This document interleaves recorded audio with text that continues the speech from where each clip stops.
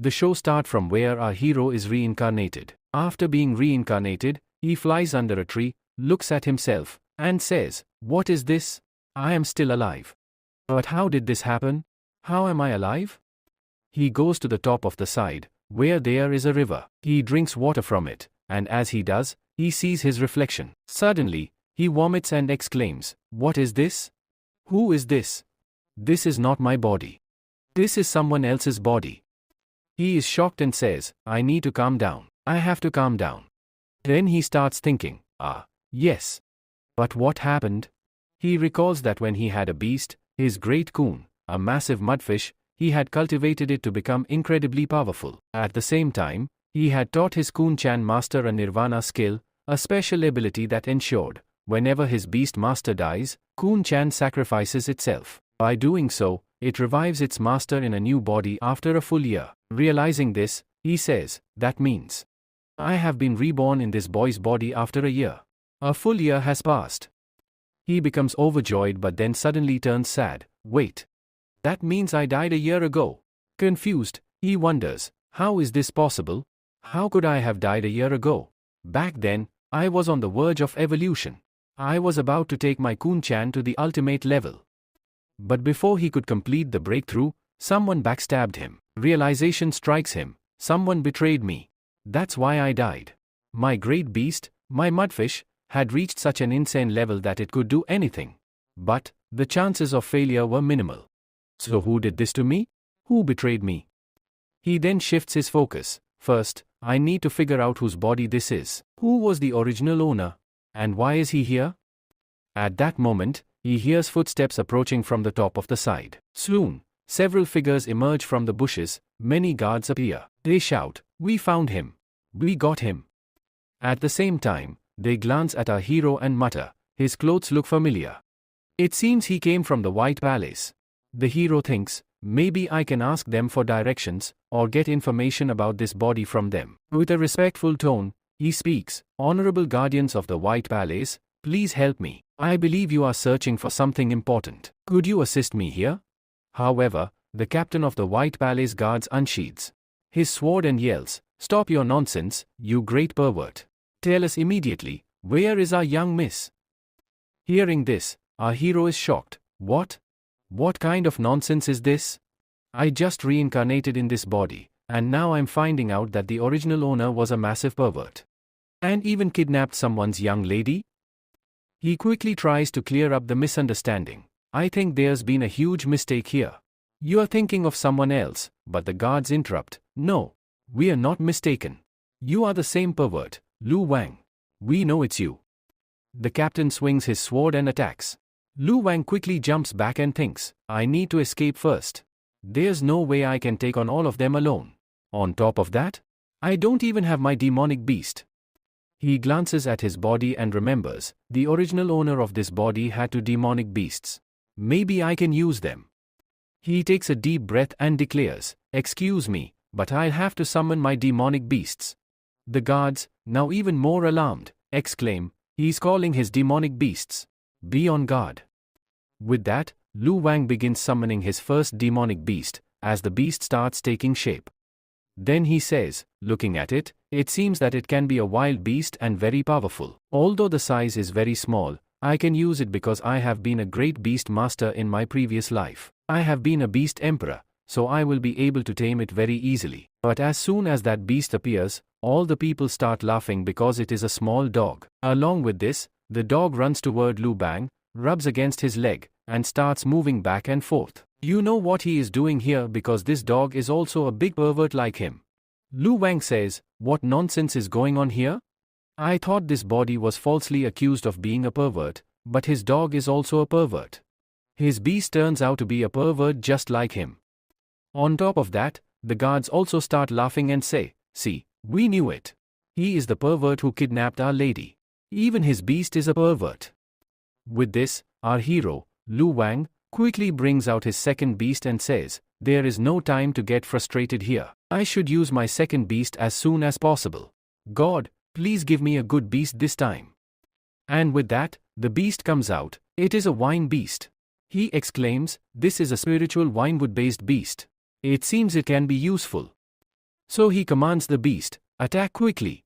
Because his original master's body had trained the beast in such a way that he was a pervert, his beast first catches the girl there, in such a way that her boobs are visible through her clothes.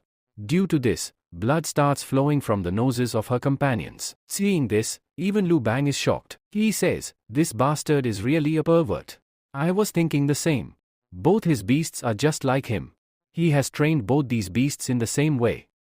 With this, the guards of the White Palace attack both beasts. They cut the wines of the first one and attack the dog. Both fall unconscious on the spot. Then, Li Bang panics. "I am going to die here." At the same time, he screams as he is tied up in ropes. The captain then says angrily, "You bastard. Now tell me quickly, where is our lady? Where is our young lady?" Lu Fang protests, "I told you, this is a big misunderstanding. I don't know anything. Let me explain." But before he can continue, the captain interrupts, "Stop your nonsense." Just then, a boy comes running from the side and says, "Captain, we found a house nearby. It seems to belong to the girl. Let's go there and check." He also adds, "Bring that pervert along with you." They drag Lu Bang along and head toward the house. Once inside, they check every corner. Lu Bang smirks and says, "See how lucky I am? There's nothing here." The captain, unimpressed, punches him in the face and shouts, "Stop your nonsense and tell me where our young lady is. Where have you hidden her?" Lu Bang, rubbing his face, replies, "Why are you treating me so rudely when you don't even have proof that I did anything? I told you, I did not hide your young lady. This house is right in front of you. Do you see anything here? Now, it's not like there's a basement behind the house where I have hidden her." Just then, a boy comes running in and shouts, "Sir, we found a basement behind the house." Lu Bang's eyes widen in shock. "I am scared. Who even makes basements behind houses?" They open the basement door. Inside, there are many girls held captive.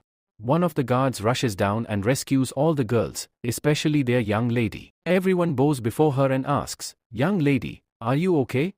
Lu Bang, now sweating bullets, mutters, "I thought I was going to die here, and now, I am definitely going to die here." The captain unsheathes his sword, places it on Lu Bang's neck, and says, "For this crime, I will punish him right here. He kidnapped a young lady. His throat will be slit." Lu Bang, now in full panic mode, thinks, "Friend, this is injustice. It's been only 1 hour since I was reborn, and I'm already about to die." Just then, young Miss intervenes. She commands, "Stop. Don't kill him." The captain looks at her, confused. "What do you mean?" She smirks and says, "I don't want to see him dead. I want to bring him with me. I will torture him myself. Take him to my palace." The guards grab Lu Bang and take him away. Inside Zhang Mi's palace, he is first thrown into a prison and tied with chains. Lu Bang sighs, "My condition is terrible. Both of my beasts were injured for no reason in the last fight. Even if they were fine, they wouldn't be able to get me out of here." He thinks to himself, "I have to find a way out of here, or else I'll die."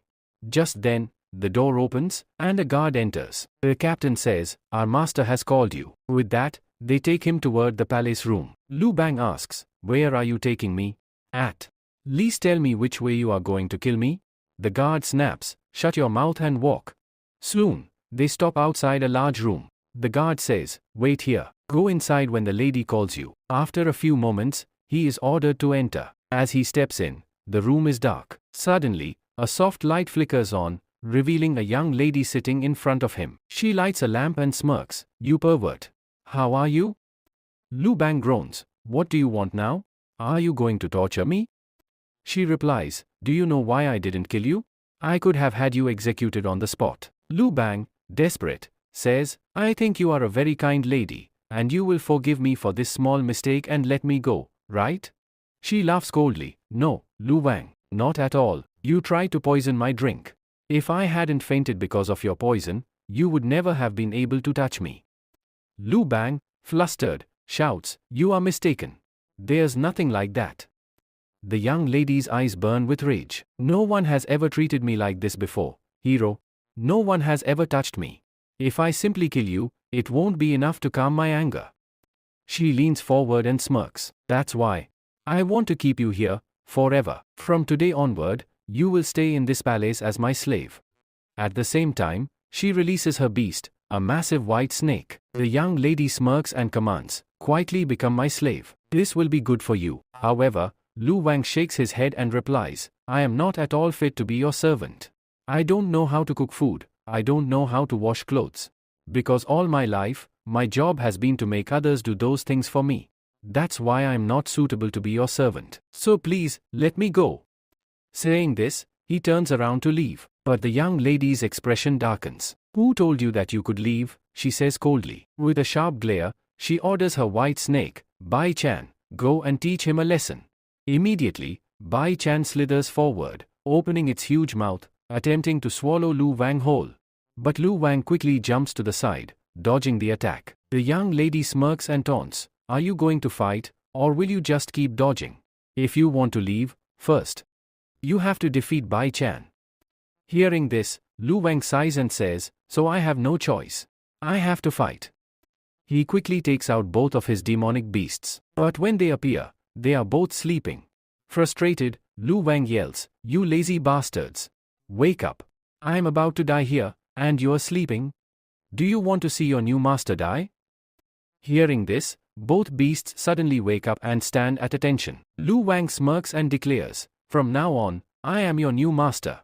If you want to keep living, you must protect your master and defeat this giant snake, Bai Chan. Show me your full power." Both beasts become furious and immediately charge at Bai Chan with full force. However, the white snake strikes first. It lunges at the plant beast and clamps its massive jaws around it. Meanwhile, the dog beast jumps to the side to avoid the attack. Seeing this, Lu Wang groans, "Damn it! My luck is terrible." But then, something unexpected happens. As soon as Bai Chan bites down, the plant beast releases its vines, completely binding the snake. Not just its mouth, but its entire body is tightly wrapped. And in a rather interesting way, it binds Bai Chan just like it once bound a certain young lady before. At the same time, the dog beast leaps forward to show its skills. But instead of attacking, it lifts its leg and pees on Bai Chan. The white snake twitches violently, and suddenly faints. The young lady's eyes widen in shock. "What the hell? This bastard peed on my snake." Even Lu Wang is completely embarrassed. He mutters, "That was a terrible move. But hey, at least it worked." However, the young lady quickly regains her composure. She smirks and says, "HMPH. You think these small-time beasts can defeat my level 5 Bai Chan?"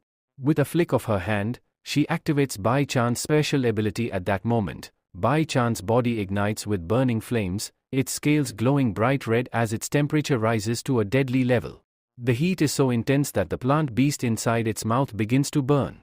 Unable to withstand the flames, the plant beast is thrown to the ground, crashing into the dog beast. Both collide with a rock and fall unconscious. Lu Wang's face darkens. "Damn it! Both of my beasts, lost." The young lady laughs. "Now, Lu Wang, who will fight for you?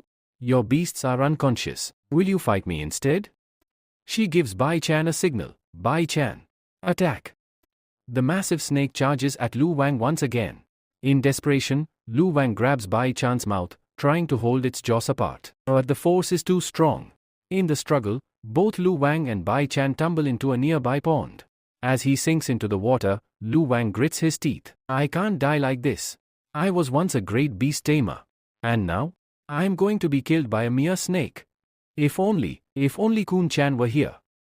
Just then, something moves in the water. Lu Wang notices a shadow. His eyes widen in shock. From above, the young lady scoffs. "It's over, Lu Wang. You have no way to win. Surrender and become my slave. It'll be better for you." She smirks. "Or, do you still want to fight?" But at that moment, Lu Wang sees it. A mudfish. With his last ounce of strength, he reaches out and tames it, making it his beast. The young lady sees this and suddenly bursts into laughter. "Are you an idiot? You tamed a mudfish?" She shakes her head. "Don't you know? That's the worst kind of spiritual beast. Only a fool would tame something like that." Then, with a smirk, she adds, "It seems, you haven't heard the story." Lu Fang asks her, "Which story are you talking about?" The young lady smirks and replies, "This is a story from a year ago. Back then, there was a very powerful beast emperor from Joykland. He had trained a massive mudfish, raising it to an incredibly high level, the ultimate guard level." She pauses before continuing, But do you know what happened next? The mudfish ate its own master. After this incident, the government banned all mudfish and ordered their extermination. There is only one mudfish left in this entire region, one that my brother has been secretly keeping in our pond. If the government finds out about it, they'll send people to kill it. It's been declared that a mudfish can never be tamed, nor can it be kept as a pet. And you? She laughs mockingly. You tamed a mudfish? You seriously think this useless fish will help you? Lu Fang smirks. You call it useless, but you haven't seen its power yet. The young lady's face darkens. Enough talking. Bai Chan, attack.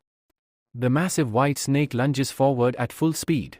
Lu Fang immediately commands his mudfish, Kun Chan, attack. Kun Chan flies forward, but before it can strike, Lu Fang grabs Bai Chan's jaws, forcefully keeping them open. With an incredible burst of speed, Kun Chan shoots straight towards Bai Chan's tail.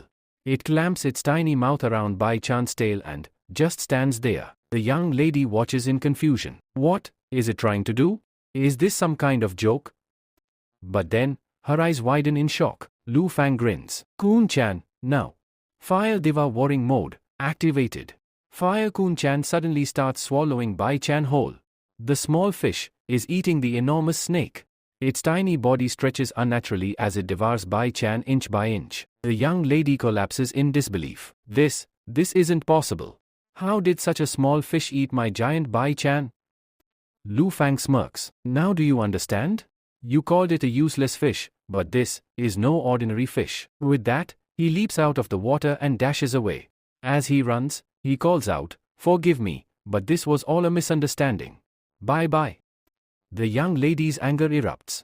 Liu Fang, you bastard. You killed my Bai Chan. Just then, her guards arrive, led by their captain. Young miss. What happened? She shouts furiously. Lu Fang killed my beast and ran away. Chase him down, now. The guards bow. Young miss, allow us to use our beasts. She growls, you fools. Of course, use your beasts. Otherwise, you'll never catch him.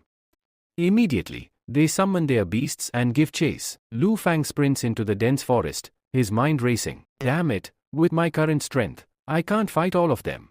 My mudfish is still just a level 1 beast. I need to escape.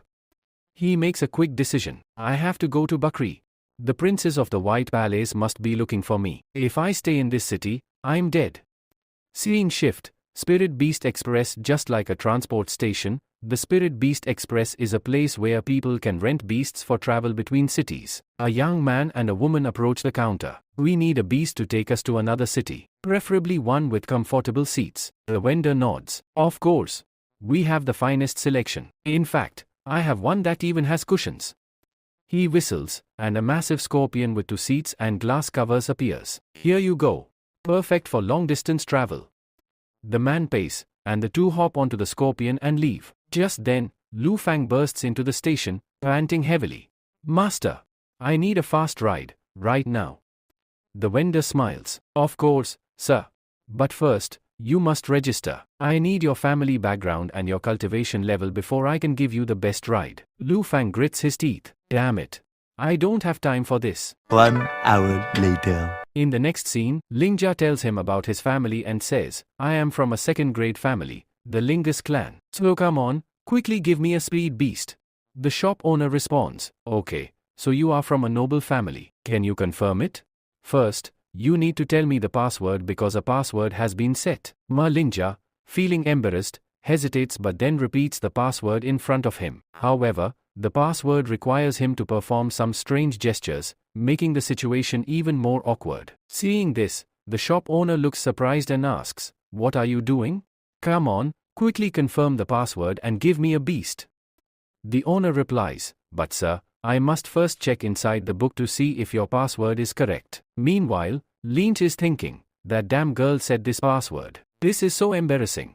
Lynch impatiently says, Hurry up and tell me if it's correct.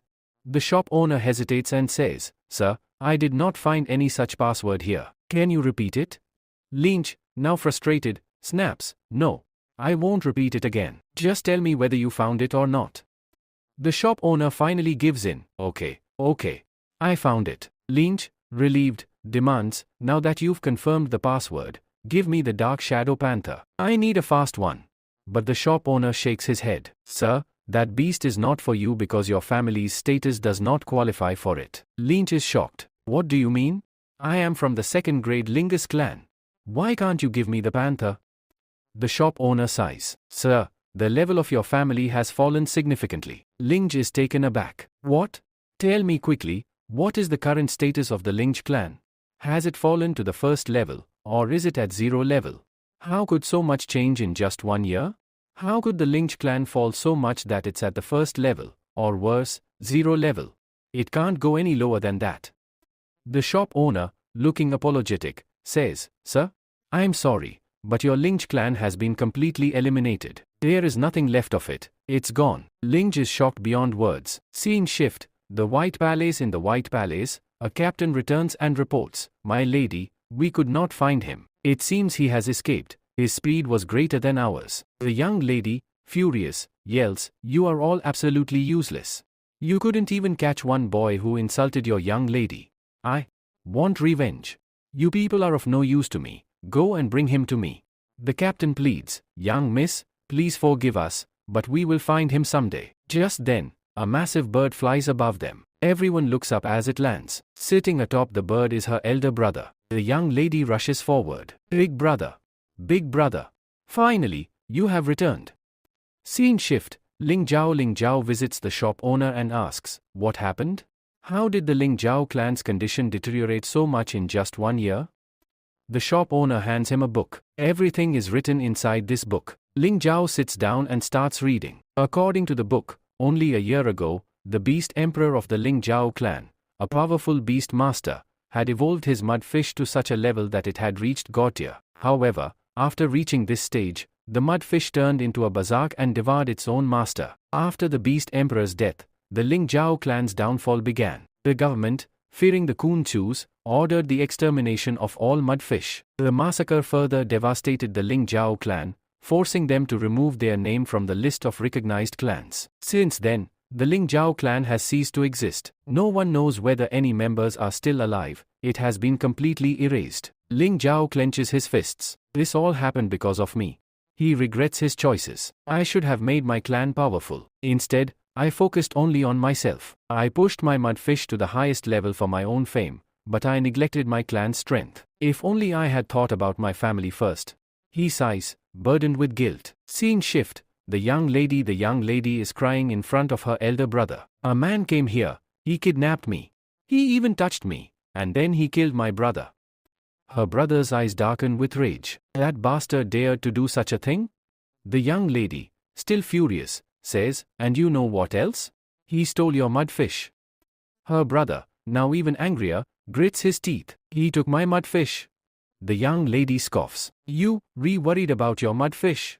What will you do with that useless thing? He insulted me. Don't you care about that? Then he tells her, No, I care about you too. The young lady responds, By the way, that mudfish of yours was very strong. So he says, No, it is very weak. The young lady tells him, But it had swallowed my whole snake. The brother replies, Yes, I know about that skill. The mudfish has a special ability, it can swallow anything. But it also has a limit. If your brother Chan had fought back even a little, I don't think that small fish could have swallowed it. He could have easily overpowered it. She says, Is that so? Then her brother tells her, Yes, that is so. I think you didn't train your white snake properly. You should have tamed it well so that you could use it in battle. You lost a very powerful white snake. It was a level 5 snake. His sister protests, But I did not lose it just like that. I fought with it. He replies, Yes, I know that you fought. Seeing transition, the next scene shifts to Ma Linja, where her mudfish comes out and licks her face. Ma tells Linja, I know you were trying to comfort me because you know that I am very sad. But you need not worry. I will not give up. Now that I am here, I will take revenge for the destruction of my sector. I will take revenge for the Lin Jiao clan. And I will also take revenge on the bastard who betrayed me.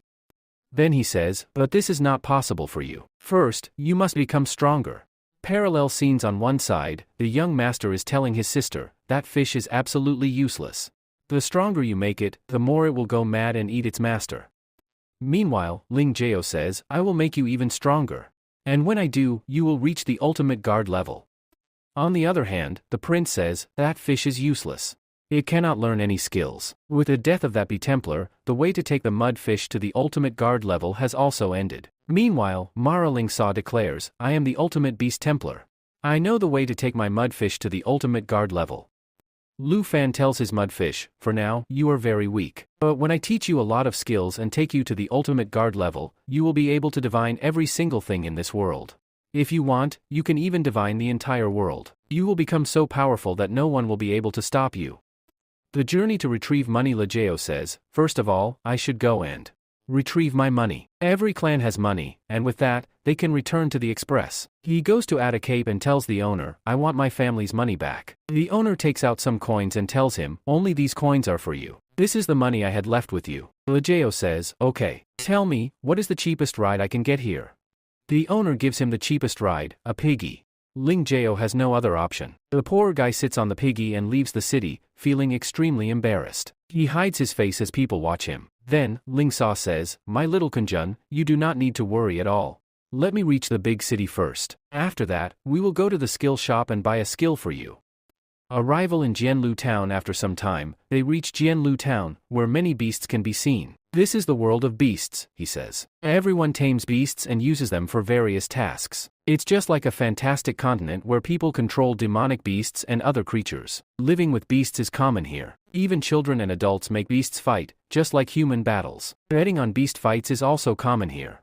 After completing his piggy ride, he tells the piggy, go back home safely. Then, Lu Fan says, let's quickly find a shop where we can buy a skill for you. A shocking discovery. As he walks, he notices a crowd gathered around some notifications posted on a board. There must be something important here. Let's check it out, he says. As soon as Ma Lu Fang looks at the notice, his eyes widen in shock. It is written, wherever you see a mudfish, catch it and kill it. Both Lu Fang and Kuan Chan scream in horror. Immediately, Lu Fang hides his mudfish and whispers, hide quickly. If they see you, they will kill you. He turns back and says, these people are extremely dangerous. Lu Fan says, let's first go to the medical store and get both our beasts healed. As they enter, a young girl at the counter greets them, sir, please tell us how we can help you. Lu Fan places both of his beasts in front of her and asks, can you heal both of them quickly? She smiles and responds, yes, why not, sir? This is not a big problem, it is our duty. With that, she heals both beasts and tells him, sir, both of them are completely healed. After resting for a few days, they will be fully recovered and ready to fight again. She hands him an envelope and says, inside this, you will find their skill details. Lu Fan takes the envelope and replies, thank you very much. After leaving the store, he checks the skills of both beasts and is shocked by how impressive they are. However, he notices a problem, their levels are stagnant, so their powers are limited. Lu Fan reads further and exclaims, Doggy's skills include the ability to paralyze enemies with his Susu, heal poison with his Susu, use the puffball skill, and also activate the Popo skill. Then, he reads about the plant beast and realizes, when it matures, it will become a very powerful tree. Lu Fan nods and says, both of their skills are impressive, but for now, their levels are low. Kuan Chan, let's go and get you a new skill. Lu Fan enters the skill shop, where the shopkeeper greets him, sir, tell me, which skill of the spirit beast do you need? Lu Fan replies, I want the Aqua Armorer skill. The shopkeeper nods, yes, why not, sir, and takes out the skill. You need to pay 4 big coins for it. Lu Fan reaches into his pocket, but suddenly, another boy steps forward and interrupts, I will buy it. I am ready to pay triple the price. The shopkeeper politely refuses, excuse me, sir, but I have already sold this skill. This young man has bought it. Lu Fan smirks and says, have you never heard the phrase, first come, first served? I bought it first, it's mine now. The boy grins and says, well then, let's see if you still think that after seeing this. Suddenly, he summons his beast. A massive lion appears, roaring fiercely. The entire shop trembles. The shopkeeper and Lu Fan both take a step back in shock. The boy steps forward, picks up the skill, and smirks, thank you for leaving this skill for me. Have you changed your mind? Lu Fan, sweating, replies, yes, okay, you can keep the skill. But in his mind, he thinks, if my old self were here, I would have picked up this big lion and thrown it away. But right now, both my beasts are injured, and my mudfish is useless. The boy suddenly starts staring at Lu Fan intensely. Lu Fan frowns and says, what now? Why are you looking at me like that? The boy suddenly rushes forward and exclaims, Brother Lu, it's you. But, you don't recognize me? His lion also starts licking Lu Fan's face. In the next scene, the boy takes Lu Fan to his house, treats him to a grand meal, and asks, "Brother, where have you been? Do you know how many days I have been missing you?" Lu Fan shrugs, "Where else would I be? I was just enjoying my boring life at home." His friend laughs, "I think you were having fun with a lot of girls at your house. I know exactly what kind of person you are." Lu Fan quickly denies, "No. It's not like that. I didn't have fun with anyone." His friend smirks, "Stop it. I know you too well. I admire you so much. I even learned a very special skill, a skill on how to woo girls. I mastered that skill, and after that, well, I had fun with many girls." He stands up, looking excited. "Just wait. Let me show you what I brought for you." He gestures toward a large, covered cage. "Look at this." He dramatically removes the cover. Inside is a demonic beast. Its name? Speedy Eris. It is a human-type beast, wearing tight, revealing clothing. The boy smirks and says, "Look at her. Isn't she sexy?" He nudges Lu Fan playfully. "You love beasts like this, don't you? You know exactly how to have fun with them. That's why I caught her just for you." Lu Fan stares in shock as the boy continues, "I caught her with great difficulty. Many of my customers love these kinds of beasts. When humans get bored, they enjoy such beasts." He steps closer to Lu Fan and grins, "Would you like to try this one first?" Then Lu Fan quickly refuses, "No, no, no. I would not like to try it at all." At the same time, he thinks to himself, "I should know very well about their clan. From this boy's memories, I know that he captures human-like female beasts and forces them into business, meaning he's a pervert. Since he's Lu Fang's friend, he must be one too. But I am not Lu Fang. I need to get out of here." He then says, "Brother, I have a request. Will you fulfill it? Can you give me the Aqua Armorer skill?" The man responds, "No, no, no. How can I just give you this skill so easily?" Saying this, he snatches the skill away from him. Lu Fang notices something strange and says, "I feel like there's something off about you." Lu Fang quickly denies it. "No, there's nothing wrong with me." But in his mind, he's worried. Have I been caught? His friend, Hong, smirks and says, "If there's nothing wrong, then why haven't you had a drink yet? You haven't taken a single sip of wine. You also refuse to have fun with the girl here." Hong then challenges him, "If you want the Aqua Armorer skill, you'll have to drink with me." The one who remains conscious after drinking wins the skill. Hearing this, Lu Fang panics internally. "In my past life, I couldn't even handle one glass of alcohol. After drinking just one glass, I used to act weird. This is bad. It seems like I'm going to lose here." Hong laughs. "What happened? Don't tell me you don't want to bet with me. Do you really not want this skill?" Lu Fang, determined, accepts the challenge. Both of them start drinking. Moments later, Hong is completely unconscious while Lu Fang remains sitting, safe and sound. He looks around, surprised. "Ha! I won. This means, this body doesn't get drunk at all. It must be immune to alcohol." With a grin, he declares, "Since Hong is unconscious, I must have one. This skill is mine." He picks up the skill scroll and says, "Kun Chan, I need to teach you this skill as soon as possible so you can become strong." As he turns to leave, he notices Speedy Aries sitting nearby. Extending his hand toward her, he gently removes her mask. "You don't have to be afraid anymore. You are free now. Leave this place and make sure you never fall into the hands of these people again." Tears well up in her eyes, but she nods, feeling grateful. The next scene takes us into a dense jungle filled with water. Lu Fang looks around and says, "This is a perfect place for training. Kun Chan will be able to train properly here." He calls out, "Kun Chan, come out quickly." Kun Chan appears, and Lu Fang asks, "Do you want to become strong?" She nods eagerly. "Yes. Yes. I want to become very strong." Lu Fang smiles. "All right, then let's start."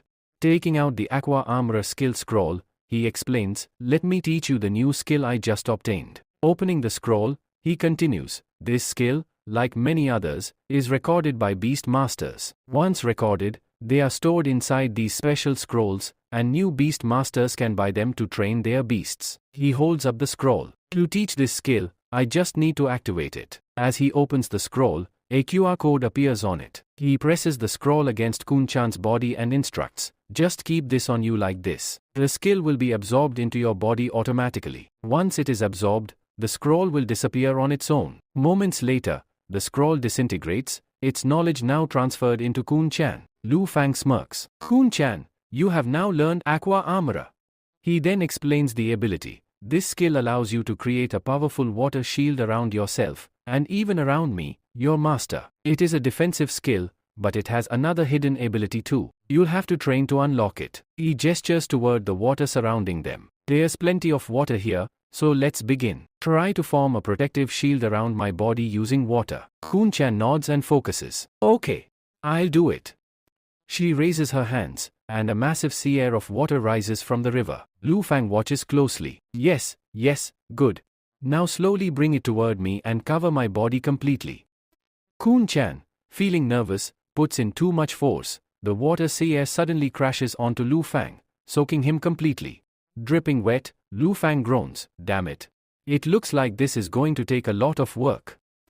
With that, she repeatedly creates a ball of water and throws it with her wings. This time, when she picks up the ball of water, it covers her entire body. Lu Fan says, I am not able to breathe. I am not able to breathe. Then, the scene shifts to a few days later. After a few days, she masters that skill perfectly. Now, there is an invisible wall around Lu Fan's body, which looks exactly like a water armor. Lu Fan says, Kun-chan, now that you have completely covered my body with the aqua arm, it is time for a very important task. I will tell you that it has another use too. Then, he tells her, now you will have to swallow me. Upon hearing this, Kun-chan exclaims, no. This cannot happen.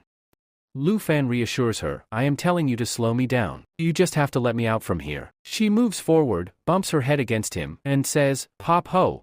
Meaning, I cannot do this. Lu Fan insists, no. You will not eat me, and nothing will happen to me. Then, he explains, because you have created an armor around my body, I will go inside your body and remain safe. After entering, I will come out again. Just trust me on this. He pleads, please trust me. Come on, quickly activate the DWOW skill. Hearing this, Kun-chan moves forward, gets close to his mouth, and activates her Riva Wang skill. As per Lu Fan's instructions, she completely absorbs him inside her body. After going inside, Kun-chan panics, wondering, did I just eat my master? Has my master died? The poor girl becomes extremely worried. But then, she hears a voice from inside. Lu Fan says, don't worry. I am inside your body, and I am absolutely safe. Kun-chan feels relieved and becomes happy. After entering her body, Lu Fan says, I came inside for a very specific reason. Inside her body, she uses a swing technique, which allows her to extract anything she absorbs. This means there is an enormous space inside her body, so vast that she could even store an entire house inside it. He continues, now, since she recently absorbed a large snake from the White Palace, its remains must have taken the form of a pill inside her body. And with that, its beast core should be present here as well. Lu Fan picks up the beast core and exclaims, this is the most important thing. This is the shortcut by which I can quickly raise my beasts to a higher level. I can take them to the guard level. Then, he tells Kun-chan, alright, take me out now. She follows his instructions, and he emerges. After coming out, Lu Fan says, now that I have this special beast core, which belongs to a fighting type beast, it must be used properly. He then calls out, Doggy-chan, come here. He hands the beast core to Doggy-chan and tells him to eat it quickly. As soon as Doggy-chan consumes the core, his power level surges. His eyes start glowing, and his entire body begins to shine. Lu Fan observes, now that Doggy-chan has absorbed it, first, his spiritual power will increase. As his spiritual power grows, his body will evolve, and his size will expand. As expected, Doggy-chan fully absorbs the energy from the core. His size increases, and his rookie level jumps from 6 to 8. Lu Fan smiles and says, this is great. Look, he has also acquired some new skills. As the beast core evolves, Doggy-chan gains new abilities. Lu Fan and his companions are thrilled with this development. Doggy-chan is also overjoyed. Lu Fan then turns to his friends and declares, I will make all of you very powerful in a short amount of time.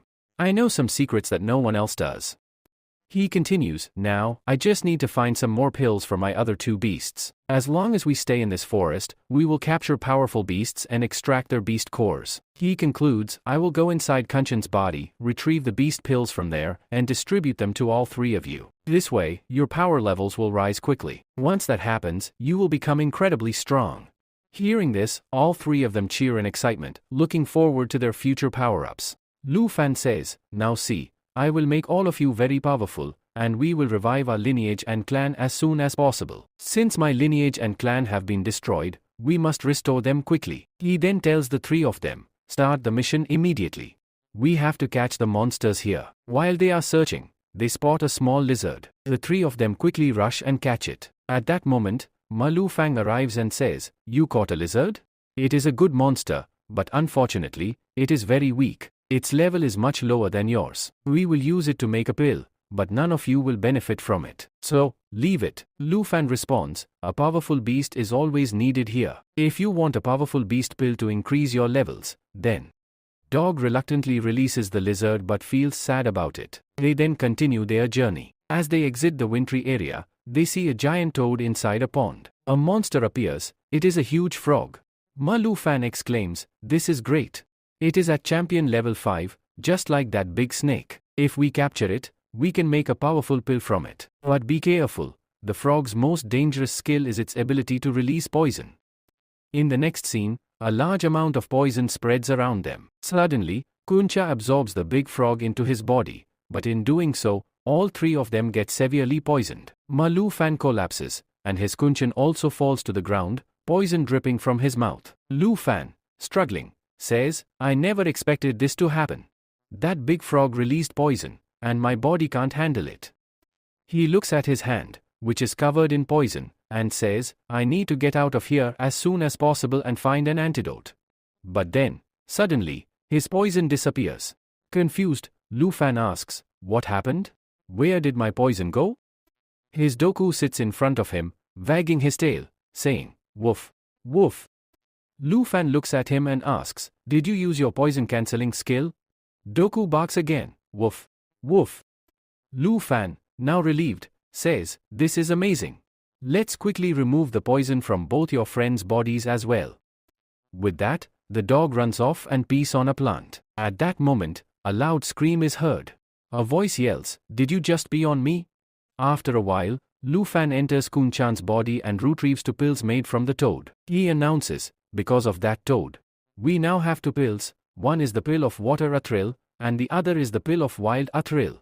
He hands one pill to Kunchan and another to Doki-chan, saying, "These pills are for you. Quickly eat them and become strong." The plant monster looks sad. Lu Fan reassures it, "Don't worry. Although plant-type monsters are rare, you will definitely find a monster soon. I will make a pill for you, and you will become strong too." Lu Fan then says, "In this forest, 1 month of training is equal to 1 year of training for others.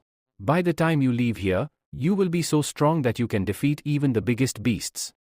The group enthusiastically replies, "Yes. Why not?" Everyone is happy, but Lu Fan warns, "However, you will have to work very hard. Your spiritual energy and level are increasing, but you need real battle experience. Training starts tomorrow." He then tells them, "Your first day of training will be tough. It will push you beyond your limits." On the first day, they are forced to run non-stop the entire day. On the second day, they battle a giant tree monster. On the fifth day, they fight against a massive monster that ends up swallowing them. By the sixth day, and after 2 weeks, their attitudes change significantly. They have become much stronger than before. They have learned to fight on their own. Ma Lu Fan proudly says, "The month of training has paid off. You can now fight with proper skill. Before, you were just pretending, but now, you can truly battle." He then declares, "Since you are fully ready, let's return to our clan and see what has become of it." Finally, he sits on his big mount and sets off for the Lynch clan. He wants to see who all are left in his Ling Jiao clan and whether his clan has been completely destroyed or not. When he reaches there, he is quite surprised to see his door because, till a year ago, his gate was absolutely safe. But now, his gate is also broken, and vines are growing on top of it. From today, he is quite surprised that so much has changed here in just 1 year. With this thought, he goes inside the door. As soon as he steps a little inside, he is shocked to see some of his companions, some of his disciples, lying there in an injured condition. Along with them, their beasts are also dead. In front of them stand people from another clan, which I believe is the Bang clan. These people from the Bang clan are attacking them. 3 boys from the Bang clan are commanding their beasts to attack and saying, "Yes. Leave this place and run away because we want to occupy it." But the boys from the Lin Chao clan respond angrily, "Why would we give you our land? This is the land of our Lin Chao clan.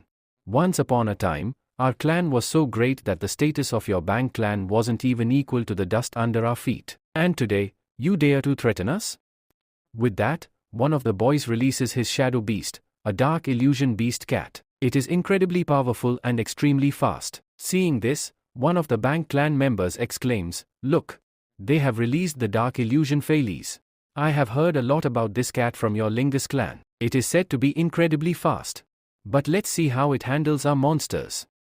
At the same time, all three of them release their beasts. The first, a bald man, releases a giant Komodo dragon. The second one releases a huge turtle. The third one has a beetle monster. The Lin Chao clan boy smirks and says, "Do you think these tiny beasts can defeat my Fairies card? It seems you have underestimated the power of the Dark Illusion Fairies." With that, he commands, "Little me, go and attack." His Dark Illusion Fairies dashes forward with lightning speed. The bald man quickly orders his Komodo dragon to move forward and attack from a distance. The beast swings its massive tail at the cat. But just as the giant lizard attacks, the Dark Illusion Fairies spins rapidly and leaps over its tail. In a flash, the cat's tail slices through the Komodo dragon's tail like a blade, cutting it into small pieces. Seeing this, the Bang clan members are stunned. The injured lizard starts retreating in pain. The second one, realizing the danger, commands his turtle, "Retreat into your shell." The turtle quickly withdraws inside its shell, but the Dark Illusion Fairies rushes toward it with incredible speed, leaps high, and slashes its claws down. With just one strike, the turtle's massive shell shatters into pieces. Witnessing this, the Bang clan members are even more horrified. The second boy shouts in panic, "It killed my turtle too." The third one, now terrified, orders his beetle monster to retreat, "Move back quickly." But before the beetle can escape, the Dark Illusion Fairies spins in a spiral motion, dashing straight through its body at high speed. The beetle is sliced clean in half, just like a spear piercing through its target. Now, with two monsters dead and the third one severely injured, the Bang clan boys are utterly terrified. The Lin Chao clan boy glares at them and declares, "You fools! Did you really think you could come here and challenge the great Lin Chao clan?" The bald man, realizing they are in trouble, whispers to his partner, "It seems we'll have to use some trickery here." His partner nods and commands his beetle, which is still alive, "Release your horn attack." The beetle charges forward with its deadly horn, aiming at the injured warriors of the Lin Chao clan. But before the attack can land, the Dark Illusion Fairies rushes back just in time and blocks the attack, preventing any harm to the wounded. However, at that very moment, the giant lizard, which was thought to be defeated, suddenly emerges from behind and bites down on the Dark Illusion Fairies with full force. With one brutal attack, the cat is crushed in its jaws, and it dies. She picks up the Dark Shadow Cat and throws it down. With this, the cat starts bleeding from its mouth, blood flowing from its body. And then, it dies right there. The poor boy hugs his cat tightly, tears streaming down his face as he cries out, "Little me, you cannot die here like this." Now that their last hope, their final beast, has also fallen, the boys of the Bang clan burst into laughter. "Ha ha ha! That was the last beast you had. You people have nothing left.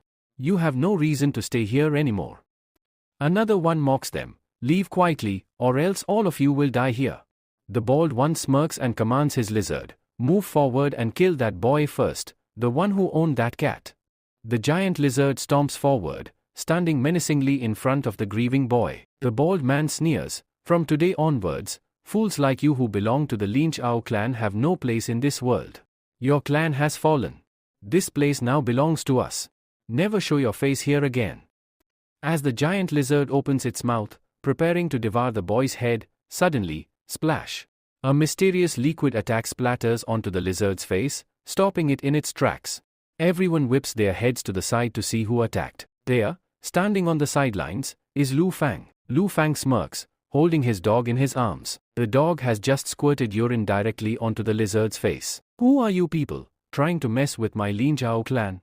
A girl standing nearby gasps as she hears his voice. For a moment, she feels as if their grandmaster has returned. She whispers in disbelief, "Ji grandmaster?" But the next second, she shakes her head, No, this isn't our grandmaster, this is someone else." She turns to her companions and asks, "Do you know this boy?" They shake their heads. "No, miss, we have never seen him before." The bald man steps forward, glaring at Lu Fang. "Who the hell are you? And why are you interfering? Do you want to die here?" Lu Fang smirks and cracks his knuckles. "Small fry like you can't kill me. Do you really think that even all of you combined stand a chance against me? He pats his dog's head and says, my little Doggy-chan alone is enough to deal with you. He then commands, Doggy-chan, go. Show them what you can do. Doggy-chan charges forward. The bald man laughs mockingly. Do you really think that this tiny dog can defeat my massive ground dragon? Your dog is just at the champion level, while my ground dragon is at the ultimate level. Both beasts prepare for battle. The moment the ground dragon strikes at Doggy-chan, the dog suddenly inflates its body using its pillow skill. Due to this, the attack doesn't affect it at all. Lu Fang grins and shouts, now, charge forward. Show them what your pop and tech technique can do. Doggy-chan responds, yes, boss. With a powerful leap, Doggy-chan punches the ground dragon straight in the mouth. A shockwave erupts as the impact shakes the entire battlefield. The power level of Doggy-chan has increased tremendously due to its training. With rapid gum-gum punches, Doggy-chan rains down powerful strikes on the dragon's face.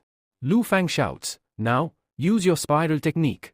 In an instant, Doggy-chan wraps itself around the ground dragon's body and spins violently. The entire dragon is lifted off the ground, spun around like a tornado, and then slammed into the wall with full force. The ground dragon collapses, unconscious. The Bang clan boys stare in shock. How is this possible?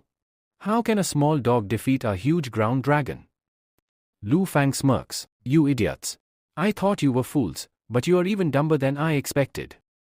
He laughs and explains, first of all, my Doggy-chan attacked your dragon with urine, which contains paralyzing poison. That weakened its strength. And despite that, my Doggy-chan still fought head-on and defeated your dragon with sheer force. The Bang clan boys panic. One of them suddenly pulls out a mysterious creature from nearby and smirks. Did you think we only had one beast? He reveals a new, even stronger beast and shouts, now you are going to die. Let's see how long you can survive. Lu Fang narrows his eyes. TCH.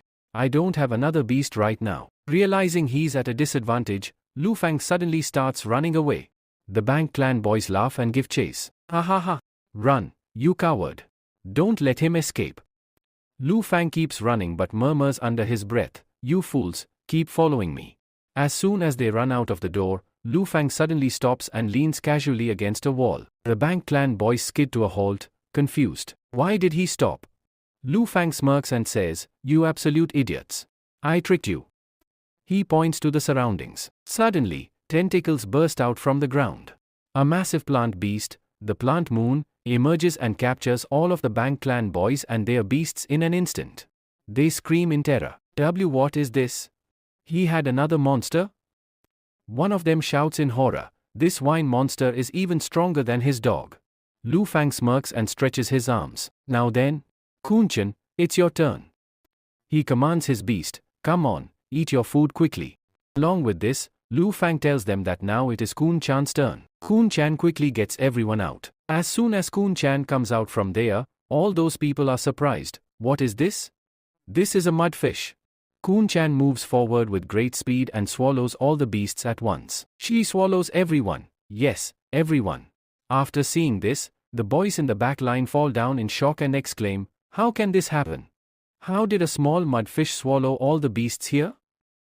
Then Lu Fang smirks and says to them, thank you very much, everyone. I was wondering where I would get more food for my Kun-chan. And you guys have served it yourselves. Hearing this, one of the backline boys realizes something and yells, wait. This is a kun. This is a kun, which is a small farm fish, a mudfish farm. When it grows, it will become a kun. But don't you know? Keeping a kun is illegal. All the kun fishes were eliminated. All the mud fishes were killed. But you have one with you? That means you are going against the alliance. If the league finds out, they will come here. You will be punished, and your kun will be killed. We will report this. We will tell everything to the Ali League. Lu Fang chuckles and replies, oh really? But tell me. If my Kun-chan swallows you all right now, who among you will be left to report anything? After hearing this, all three of them tremble in fear. What? Can it swallow us too? Lu Fang smirks. Of course. But if people like you escape my clutches, her stomach might get upset. That's why she doesn't want to swallow you. With this, Lu Fang turns to his dog and commands, Dog-chan, go ahead, touch them. The others panic. No, No. Please, keep it away. Keep it away. But Dog Chan moves forward and pees on all three of their faces. Yes. He pees on them. But this isn't just ordinary urine. It contains a new power, a special skill that can erase someone's memory. As soon as his urine touches their faces, all three of them scream in horror. What is this? Is this some kind of poison? Ma Lufang laughs and explains, no, this is not poison. This is a forget pee. Because of its urine, people will forget everything that happened here. And just like that, their memories fade away. Just then, Lufang's junior sister rushes out from behind. My hero, what happened? Are you okay? As soon as she arrives, she sees the three boys from the back line looking completely confused. They scratch their heads and mumble, wait. Why are we here? What were we supposed to do? And where did all our spirit beasts go? Lu Fang smirks and warns them, if you don't run away right now, I will take action. My spirit beasts will attack you. The boys freak out because they no longer have any spirit beasts to protect themselves. Aaron, we have to get out of here. At least our lives are safe. They flee without looking back. Meanwhile, Lu Fang's junior sister asks, where did all their spirit beasts go? Lu Fang smiles. I defeated them all and chased them away. She looks at him in awe. That's amazing. Thank you so much for helping the Lynch clan. You are truly a hero to us. Hearing this, Ma Lu Fang rushes forward and hugs her tightly. I'm so happy to see you all here. You have no idea how much. But as he hugs her, she blushes and awkwardly thinks to herself, what is he doing? Do I have to pay him with my body now? Sure, he helped the Lynch clan, but that doesn't mean he can just hug me like this. She turns red with embarrassment. Meanwhile, Lu Fang suddenly steps back and smirks. You have no idea who I really am. She frowns. Who are you, then? Lu Fang sighs. Even if I tell you, you won't believe me. Just then, he freezes for a moment. His thoughts race. What was I about to do? I was about to tell her my truth. That I have reincarnated. That I am alive again inside this body. But I still don't know the full truth. What happened a year ago? What really happened? That day. My own, _ fish swallowed me. It killed me.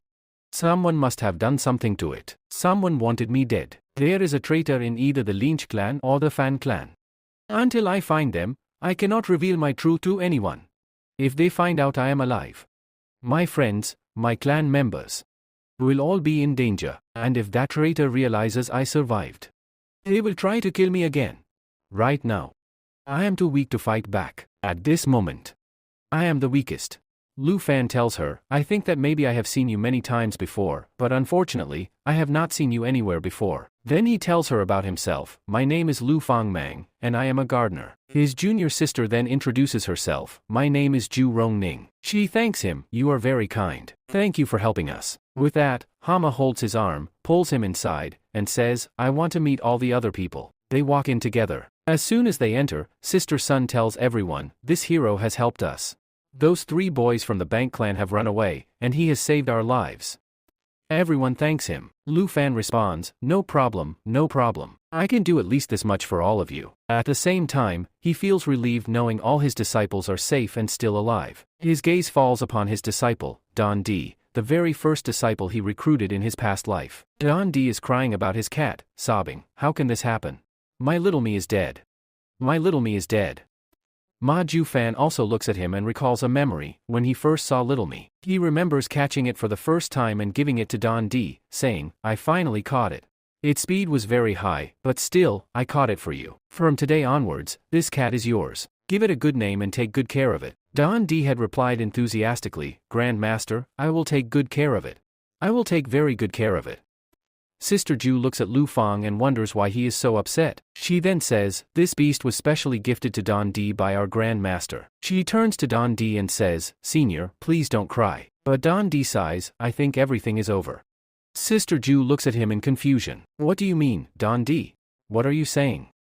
Don D replies with a heavy heart, I think all our spirit beasts are dead. We have no chance of surviving here. We all have to leave this place now. There's no point in staying here anymore. The Grand Master is dead, so there's no use in protecting this place. The Lin's clan is finished. Hearing this, junior sister protests, Senior brother, don't do this. We will protect Shika.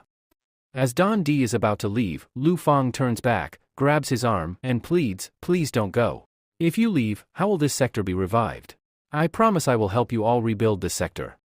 Don D, however, turns back angrily and says, stay away from us. We don't need your sympathy. Since the death of the Grand Master, there is no reason to revive this sector. We have lost our beasts, and without them, we cannot survive here. You know how powerful the other clans are and how strong their beasts are. Sister Ju steps in, silencing Don D. How can you talk to our hero like this? She then turns to Lu Fang and apologizes, brother, please forgive him. He is very angry right now because of the death of his beast. That is why he is saying such nonsense. Lu Fang then remembers the first time he was distributing flyers and recruiting disciples for the first time. That was when Don D first saw the flyer and approached him. Looking around, Don D had commented, your sector is very small. The Grand Master had replied, yes, it is small, but will you join my sector?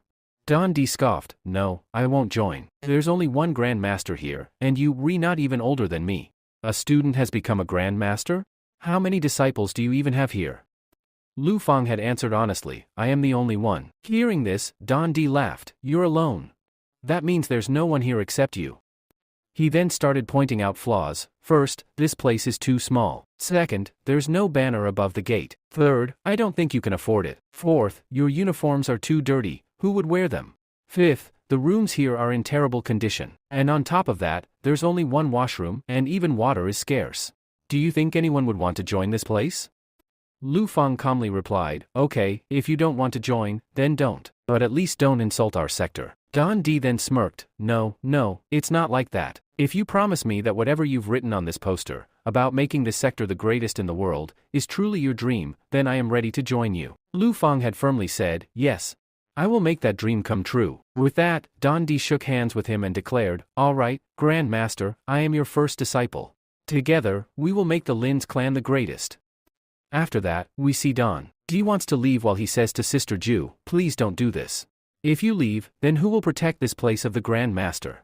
Who will take responsibility for the protection of the Lingus O clan? She replies, please think about it. You cannot leave. Then Don tells her, no, I think the Lingus clan is over now. There is nothing left in Lingus O clan. After becoming Grand Master, all rays of hope were extinguished. We have to leave. He then says to Sister Ju, please don't do this. How can you speak like this about the Grand Master? D responds, all of you see the truth, but you refuse to believe it. You all have to leave. The Lingus clan died a year ago. With the death of the Grand Master, our Lingus O clan also ended. We are merely protecting an empty place. There is no need to do so anymore. You should leave. Look at your future. Join another sector so you can become great hunters. With that, he is the first to leave. While walking out, he says, forget this place. All of you should leave. Then, he bids them farewell and goes outside. At the same time, Sister Su tells the others, Uchan, Luchan. Please, do not believe Dan Dai. Do you really think he is speaking rationally? His beast has died, and that's why he is talking nonsense. But the others say, Sister, forgive us, but there is no reason left for our Lingus clan to stay here. The clan is over. We do not have a powerful beast. Without it, we cannot face anyone. If an enemy comes, they will attack us, steal our resources, and take over this place. We must think about our future. We have to join another sector. Because that's how this world works. Please, senior sister, forgive us. One by one, the people apologize to her and say, we are leaving. The sisters try to stop them, pleading, please, don't go. As they reach the door, Ma Lu suddenly throws a fan and shouts, everyone, stop. All turn back and ask, now what does this Janaya boy want to say? The ruffian speaks, none of you need to leave. The Lingus clan is not dead yet. But then he hesitates, thinking, if I tell the truth, I and my companions will be in danger. If I reveal who I truly am, my clan members may also be targeted by the person who wants to kill me. He kneels down, struggling, I don't even remember what I was going to say. Then he looks at them and declares, you won't believe me, but I am ready to support you. I will join your Ling clan. I will help you become strong. I will make the Lingus O clan powerful once again. Everyone exchanges glances before looking at Brother Dundee. Don Dai sighs and says, we have respected the Lingus clan for years. But now, we must bid it farewell. Everyone bows their heads before the Lingus clan's board, saying, please grant us safe passage on our journey. With that, the people begin to leave. Mother Lu Fang sits there crying, whispering, please, my friends, just give me a little more time. I will go to my sailing. I will revive the clan. None of you will have to leave. The poor guy sits there in sorrow, lamenting, I couldn't do anything. All my secrets are left here. I couldn't stop Kusi. Everyone is leaving. Senior Sister Ju is also crying. At that moment, a girl named Junk approaches her and says, Senior Sister, please don't cry. Please don't be sad. I am here. Ju, surprised, looks at her and asks, You're not leaving? Junk smiles and says, No, sister. Why would I leave? You took me in when I was struggling. Since then, this place has been my home. How can I abandon it? Sister Ju sighs, It was my mistake to force you to join my sector. But now, this place is nothing but ruins. If you want to go, you can. I won't stop you. Junk shakes her head firmly. No, sister. I don't want to leave. I will stay. At that moment, another sister steps out. Her name is Ji Tong. She asks, How many people should I cook for now? Most have left. I suppose I will have to cook for fewer people. She is their maid, responsible for their meals. The sister asks, Are you not going to leave? Ji Tong replies, Where else would I go? This is my home, and my job is to cook food for you all. She explains, I made a contract with the sector master. According to it, I have to stay here for 4 years. I still have several years left. Until my contract ends, I cannot leave. Then, she smirks, but if you want me gone, you'll have to pay me for the next 3 years' salary. If you do that, then I'll leave. After listening to this, Sister Unia tells her, Okay, you can stay here. With that, they look towards Lu Fang, who is standing on the side. Then, Sister John Qi says, This is still here, but what should we do about it? She moves forward toward him and says, My hero, you do not need to stay here. This keeps happening. There isn't much left in this sector, which is why all those people have left. But you do not need to worry about them. You can leave from here. Thank you very much. But will you leave after having lunch with us? We would be happy if you did. Lu Fang looks at her and says, I want to join your group. That is, I want to join your sector. Hearing this, Sister Ju asks, Young hero, are you really telling the truth? Do you truly want to join our group, or are you saying this out of anger? Lu Fang thinks to himself, if I want to investigate everything about the Fan family and my sector, who killed me there and who backstabbed me at that moment, then I must rejoin the sector and restore it to its former glory. If I take my clan to the second grand level, I can reach high ranks where I will be able to uncover the truth. Earlier, I never paid attention to my decisions, I only focused on making myself stronger. To take my Kuan-chan to the ultimate guard level, I did something that I should not have done. Instead, I should have strengthened my decisions as well. Because of this, my decisions lost their loyalty, and all the others left after just 1 year. They told Sister Ju, we do not want to waste talent like you by keeping you here. Go and join a great clan. Join a great sector. You will not gain anything by staying with us. Lu Fang steps forward and says, I am ready to do anything. Whatever you say, I will do it. But I must join your sector. He then adds, I promise you that I will make the Lin's clan great again. Your Ling Jao clan will remain the clan of the first Grand Master. Sister Ju, seeing his determination, finally says, since you are so adamant about this, fine. You may join our sector. But first, you must complete our ceremony. You must bow your head before the picture of the Grand Master and pledge your loyalty to this sector. They take him to a place where the picture of the Grand Master is displayed. Sister Ju points at it and says, yes, this is our Grand Master. Lu Fang looks at the picture and frowns. Is this really the picture of the Grand Master? I can't see anything clearly. Just then, Zhang Lufan speaks up, my senior sister, Ju, painted this herself. According to her, this picture looks exactly like the Grand Master. Lu Fang thinks to himself, she doesn't look like me from any angle. But whatever, let's just bow our heads. He bows his head in front of the picture and solemnly declares, Grand Master Fan, I promise that I will do everything in my power to revive this sector. I will restore its glory and make it great once again. All the lost talents will return to our sector. After hearing this, Sister John Qi comments, Senior sister, don't you think he's being a bit too boastful? He just joined the sector, yet he's already talking as if he'll rebuild it overnight. She then smiles and adds, but I am happy that I have gained a junior brother today. Sister Ju looks at Lu Fang and says, I don't know how or why he is speaking with such confidence. But I think I can trust him, the way he talks. I feel like he can truly revive our clan. After the ceremony is completed, they step outside. Sister Ju tells him, Lu Fang, from today onwards, we are all brothers and sisters. Everyone here will refer to each other as junior and senior brothers and sisters. One by one, everyone introduces themselves to him. Then, they say, now, let us show you our entire sector. Although our sector is quite small, we will still give you a full tour. They begin showing him around, where the dorm rooms are, where the washrooms are, and where the kitchen is. And that is the end. Sister Ju remembers that the last time she opened the door, there were many boys inside. They used to tell her, Sister Ju, please knock on the door before coming inside. She felt very sad seeing this. Then, Unia tells Sister Jangi, earlier, there used to be a lot of people here, but now only the two of us are left. You can sleep wherever you want, but you can sleep for me too because I feel very scared alone in such a big room. Then, they show her the washroom. After that, they take her to the kitchen. The junior sister tells her, our senior sister will now tell you some passwords. Our family has special passwords, which can help you seek assistance from the league or anyone else. You can go to the lorry stand above the place and take a ride from there. She tells him the password and says, follow me. Then, he repeats after her, Lu Fang. He looks confused and says, what? I learned it on the first try? I must be really talented. Lu Fan replies, yes, your password is very unique. That's why I learned it so quickly. After that, they reach the kitchen. When they arrive, Sister G cooks food for them. Then he says to her, Sister G, you should eat with us. How will the three of us eat sitting alone? She sits with them, but the mood is heavy. They eat in complete silence, no one speaks. Sister G sighs and says, it's so strange eating here in silence. Before, there were so many people, and everyone used to make noise. Someone would say, I want this. And another would say, I want that. Everyone used to gossip. Now, they are sitting alone. John Key suggests, we should enjoy the upcoming fair to welcome the young hero. He is strong, knowledgeable, and has great prowess. I believe he can help us win the next competition. Lu Fan asks, are you talking about the league competition happening next month? Sister Ju nods, yes, we were preparing for it. We even personally trained our beast, but now everyone has left. John D's beast, his cat, has died. He is gone, and all the other disciples have left too. We have no beasts left. How can you participate alone?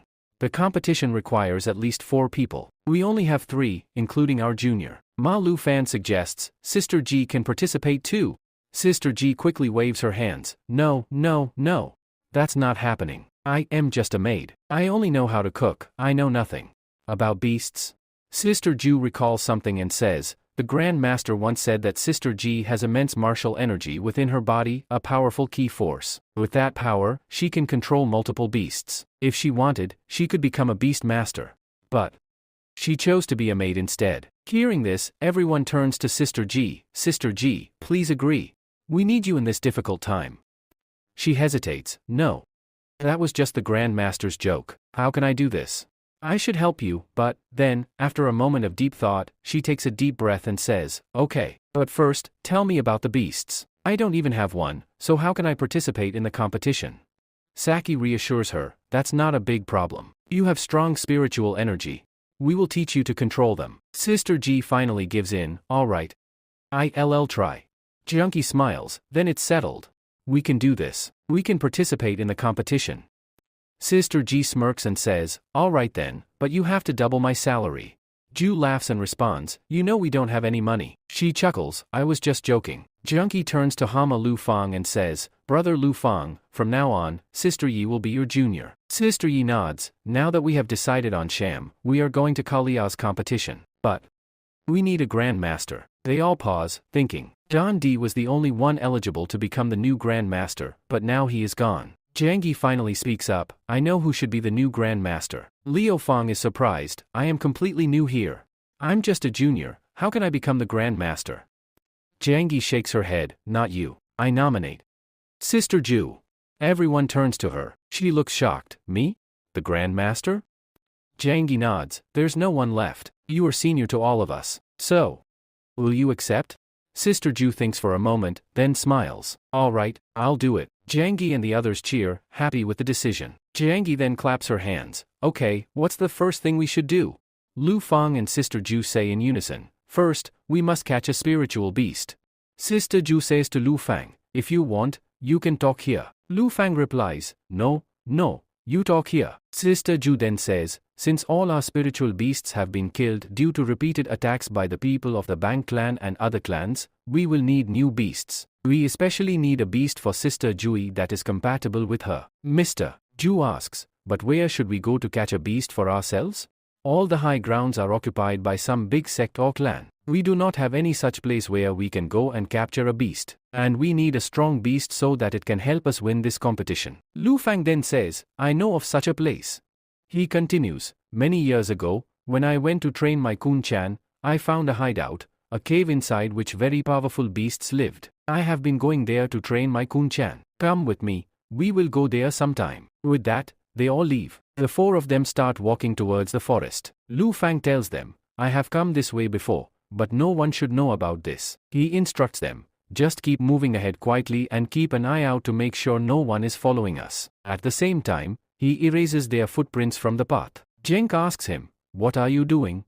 Lu Fang replies, no one should know that we are heading toward the secret hideout, otherwise, the other clans will reach there before us. Just then, Ma Lu Fan says, we have reached. Behind these stones lies the secret hideout. This is where we will find those special beasts. Lu Fang announces, everyone, get ready. As soon as they peek from behind the stone, they see many people sitting there with traps set up. All of them look at Lu Fang and his companions. Someone asks, is this the secret hideout that no one knew about?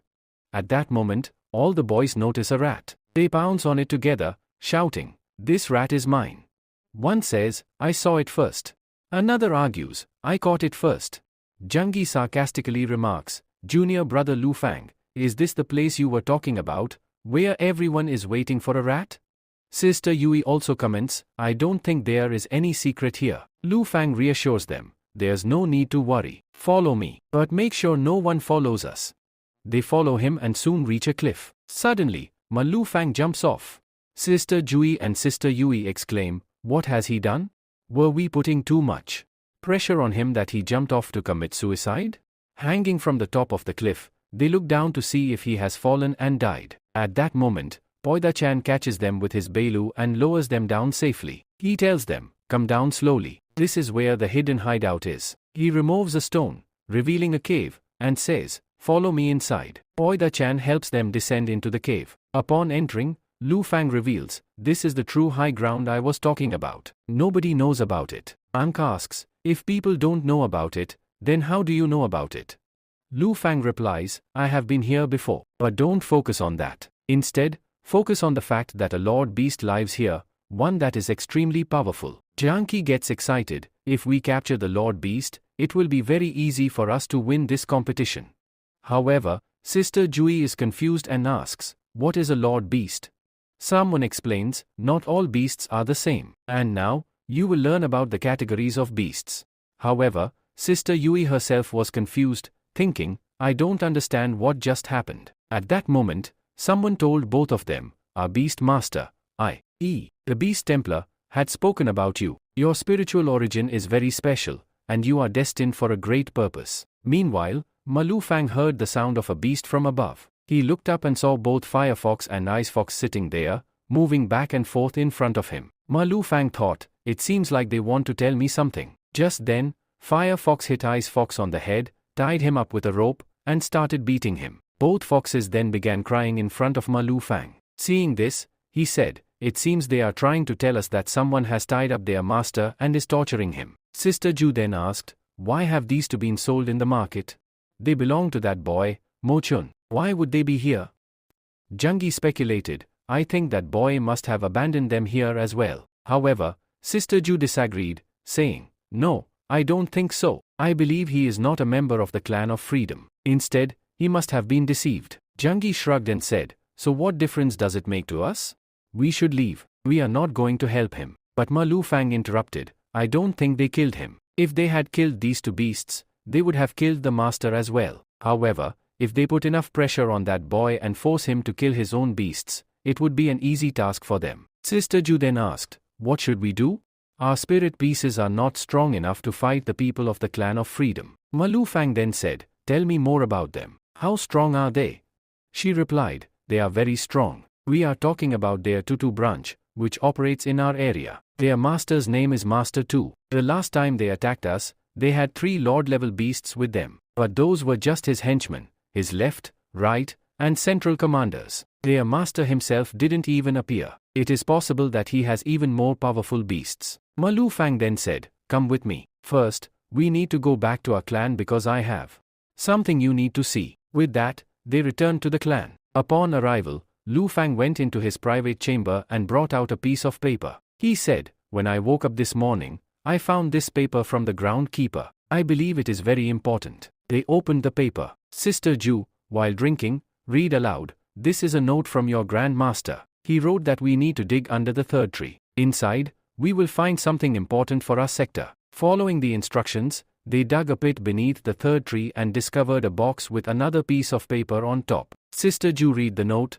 Yu Fang wrote this in his past life. It says, if you are reading this note, it means I am dead. But do not grieve too much. Do not think that your master abandoned you. I know that after my departure, you will face many hardships, but please forgive me. Do not lose hope. You can rebuild the Lynch clan on your own. I have left something for you inside this box. I hope it will help you strengthen your beasts and restore the Lynch clan. Remember, I have not truly left you. I will always be with you. They opened the box and found many beast peels inside. Sister Ju asked, how do we use these? Inside the box was also another letter. The next day, at the Tutu branch of the Clan of Freedom, Mo Chun had been tied up and was being tortured with thunder attacks. He was badly beaten. Master Tu sneered and said, give up quickly and kill both of your beasts. But Mo Chun replied defiantly, no. If I do that, you will kill me instantly. At least right now, I am still useful to you. Master Tu laughed, you are quite intelligent. You already know that you are going to die. Suddenly, loud noises erupted outside. It sounded like people were attacking his men. Master Tu frowned and asked, what is happening? A guard rushed in and reported, sir, bad news. Those two foxes have returned with another guy. There's another boy with them, and he has his own beasts. They are attacking our men and advancing toward us. Just then, the new boy was struck by thorns and injured. The guard continued, sir, he is not alone. There are 3 others with him. Those 3 girls have evolved their beasts. They have all reached champion max level. Master Tu narrowed his eyes and muttered, judging by their attire, they must be from the Linja clan. Do you really think the Linja clan can defeat us? Maybe they can overpower the Tutu branch, but last time, we crushed them. Their weak beasts won't stand a chance against us. Master Tu says to those people, what do you think? Do you believe you can come here and defeat our Tutu branch? With this, he calls his 3 generals. All 3 generals appear in front of him. Master Tu then says, I don't even need to fight you myself. My 3 generals are enough to defeat you all and throw you out. First, the right general releases his beast from beside him and says, my beast wants to have a little chat with you. At that moment, someone shows Lord Pangda. Pangda Chan quickly runs to the side, prompting them to ask, where is he going now? Pangda Chan rushes toward Mo Chavhan, delivers a heavy punch to his face, then wraps a rope around his neck and starts pulling him. Sister Jui pleads, Pangda Chan, please don't do this. This is not the time to take revenge. As Pangda Chan glares at him, Sister Yuhi says, who is the master here? Suddenly, the wall behind him shatters, and with it, Sister Jui falls to the ground. Meanwhile, the general in front releases his beast. Its name is Diamond Golem, a monster with a body made of pure diamond. As it begins its attack, the general smirks and says, girl, you, going to die now. Diamond Golem launches another attack. Just as he does, Lord Pangda steps in, blocking the punch. However, Pangda struggles to withstand the blow. Determined, Lord Pangda lifts his master and tosses him back before engaging in battle. But Diamond Golem retaliates with a tremendous punch to his face. Sister Yuhi observes, this is not going to be easy. I think I need to stay calm and analyze the situation. I must help Pangda-chan because I am his master. I have to guide him in this fight. She advises, use your painting skills and dodge from here. But Lord Pangda spits in defiance and charges indirectly. He swings a furious punch at Golem. Sister Yuhi exclaims, what is happening? He's not listening to me at all. Sister Jui adds, you should try to understand his actions. Observe him carefully and figure out how to control him. As she contemplates, she thinks, how can I control him? How will I make him understand? This Pangda isn't listening to me at all. Meanwhile, Lord Pangda is severely injured but continues to fight. However, Diamond Golem's diamond-hard body makes it nearly impossible to cause any damage. The general taunts, stupid Pangda. Do you really think your flesh body can defeat my diamond body? But the Pangda roars in defiance and charges again. On the other side, Mo Chavhan is shown breaking free. He wears his jacket and sighs, I am really lucky I can escape while they all fighting here. As he attempts to leave, both his foxes come running toward him. Surprised, he asks, what are you both doing here? The foxes point toward him and signal that they have come with their allies for support. Mo Chavhan, realizing what has happened, says, "Did you all come here with their help to rescue me?" At that moment, the third general appears before him. The general releases his beast, an elemental type beast, made of pure electricity. He smirks and says, "Mo Chavhan. Where do you think you, running off to?" Mo Chavan says, "I cannot run away from here. I must stay and support them in this battle. They have wronged me, and I must help defeat them." As the electrical beast attacks him, Mo Chavan quickly jumps backward. At the same time, he commands both of his beasts to launch a combined attack. His ice beast and flaming beast merge their powers and strike together. As soon as they attack the electrical beast, the attack passes right through its body. The general bursts into laughter and mocks him. "Foolish boy. You call yourself a beast master, yet you don't even know that elemental beasts have no physical form. You cannot harm them with direct attacks." Mo Chavan starts thinking, "How do I defeat this elemental beast? I must destroy its core. Only then will this beast be defeated." Meanwhile, in the background, Jungi and Sister Ju are fighting another general. This general has summoned his golem, which is made of clay but has special propulsion abilities that allow it to fly. Its defense and speed are both impressive. Sister Jungi and Sister Ju prepare to fight alongside their respective beasts, Lamar and Rabbit Chan. Lamar charges at Rabbit Chan, striking it in the face. As soon as Rabbit Chan gets hit, spikes emerge from its body. This surprises Rabbit Chan, and it begins to cry. Sister Ju reassures it, "No, no. You, not dirty at all." Jungi observes and says, "I think he licked the spikes on purpose so they would emerge from his body. This will enhance his defense." Rabbit Chan quickly uses healing sprinkles, and both of them prepare for a combined attack. Jungi commands, "Lamar Chan, attack with your spikes." The golem dodges all the attacks and then counters with a powerful propulsion attack aimed at Lamar. Jungi quickly shouts, "Lamar Chan, protect yourself. Become a thorn ball." Lamar curls into a spiky ball, causing the golem's propulsion attack to collide with it. However, Lamar manages to protect itself. Jungi then commands, "Now, rotate and charge at him." Lamar spins at high speed and crashes into the golem, but the impact has no effect. Since the golem is made of clay and has a high defense, Lamar is pushed backward. Jungi warns, "Move back quickly." But it's too late. An aspiring beast steps forward and releases a powerful propulsion attack. Lamar is struck, sent flying, and crashes into a wall. His body is injured, but thanks to the healing potion used earlier, he begins to heal automatically. Rabbit Chan flies upward, flapping its wings and preparing to use a dazzling technique to blind the aspiring beast. However, the aspiring beast has no eyes, so it is unaffected and counterattacks, causing Rabbit Chan to fall down, weakened. Jungi, struggling, says, "Even together, we can't defeat this aspiring beast." He looks toward Lu Fan, who is fighting Master Tu. Lu Fan stands before Master Tu, having released his beast. He says, "Judging by your clothes, you don't belong to the Lynch clan. But it seems because of you, they have become bold enough to attack our branch. You think you can defeat me with these weak creatures?" Master Tu laughs and taunts him, "Your Lynch clan was nothing when my Freedom clan existed. How dare a nameless clan like yours challenge us? I will hunt down every member and eliminate them."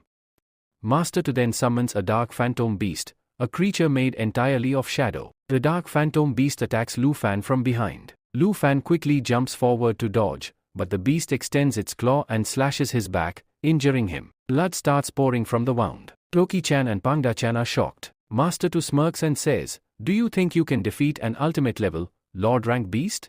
Lu Fan, clutching his wound, replies, "I don't need to defeat you. I just have to hold you off long enough for the Lynch clan to defeat your generals. Once that happens, we will all take you down together." Master Tu laughs mockingly, "Do you really believe your weak friends can defeat my generals?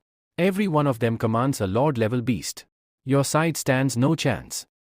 Meanwhile, Sister Yui is shown sitting against a door, looking distressed because she cannot control her beast. Suddenly, Pangda-chan crashes near her, badly injured. Sister Yui panics, "Pangda-chan, why aren't you listening to me?" The general, who was watching, notices that his own beast, Diamond Golem, is also in terrible condition. Neither Pangda-chan nor Diamond Golem is able to continue fighting. The general smirks and declares, "Since the beasts are down, it's time for the beast masters to settle this with their own hands. The one who kills the other will be the winner." He lunges forward, grabs Sister Ju by the throat, and begins choking her. He sneers, "Killing a weak woman like you is as satisfying as taking down a queen." Just as he is about to finish her off, Pangda-chan suddenly stands up. It grabs the general's head with its paws and squeezes it tightly. The general, in shock, gasps, "How is this possible? How did he get back up? My diamond golem is still down."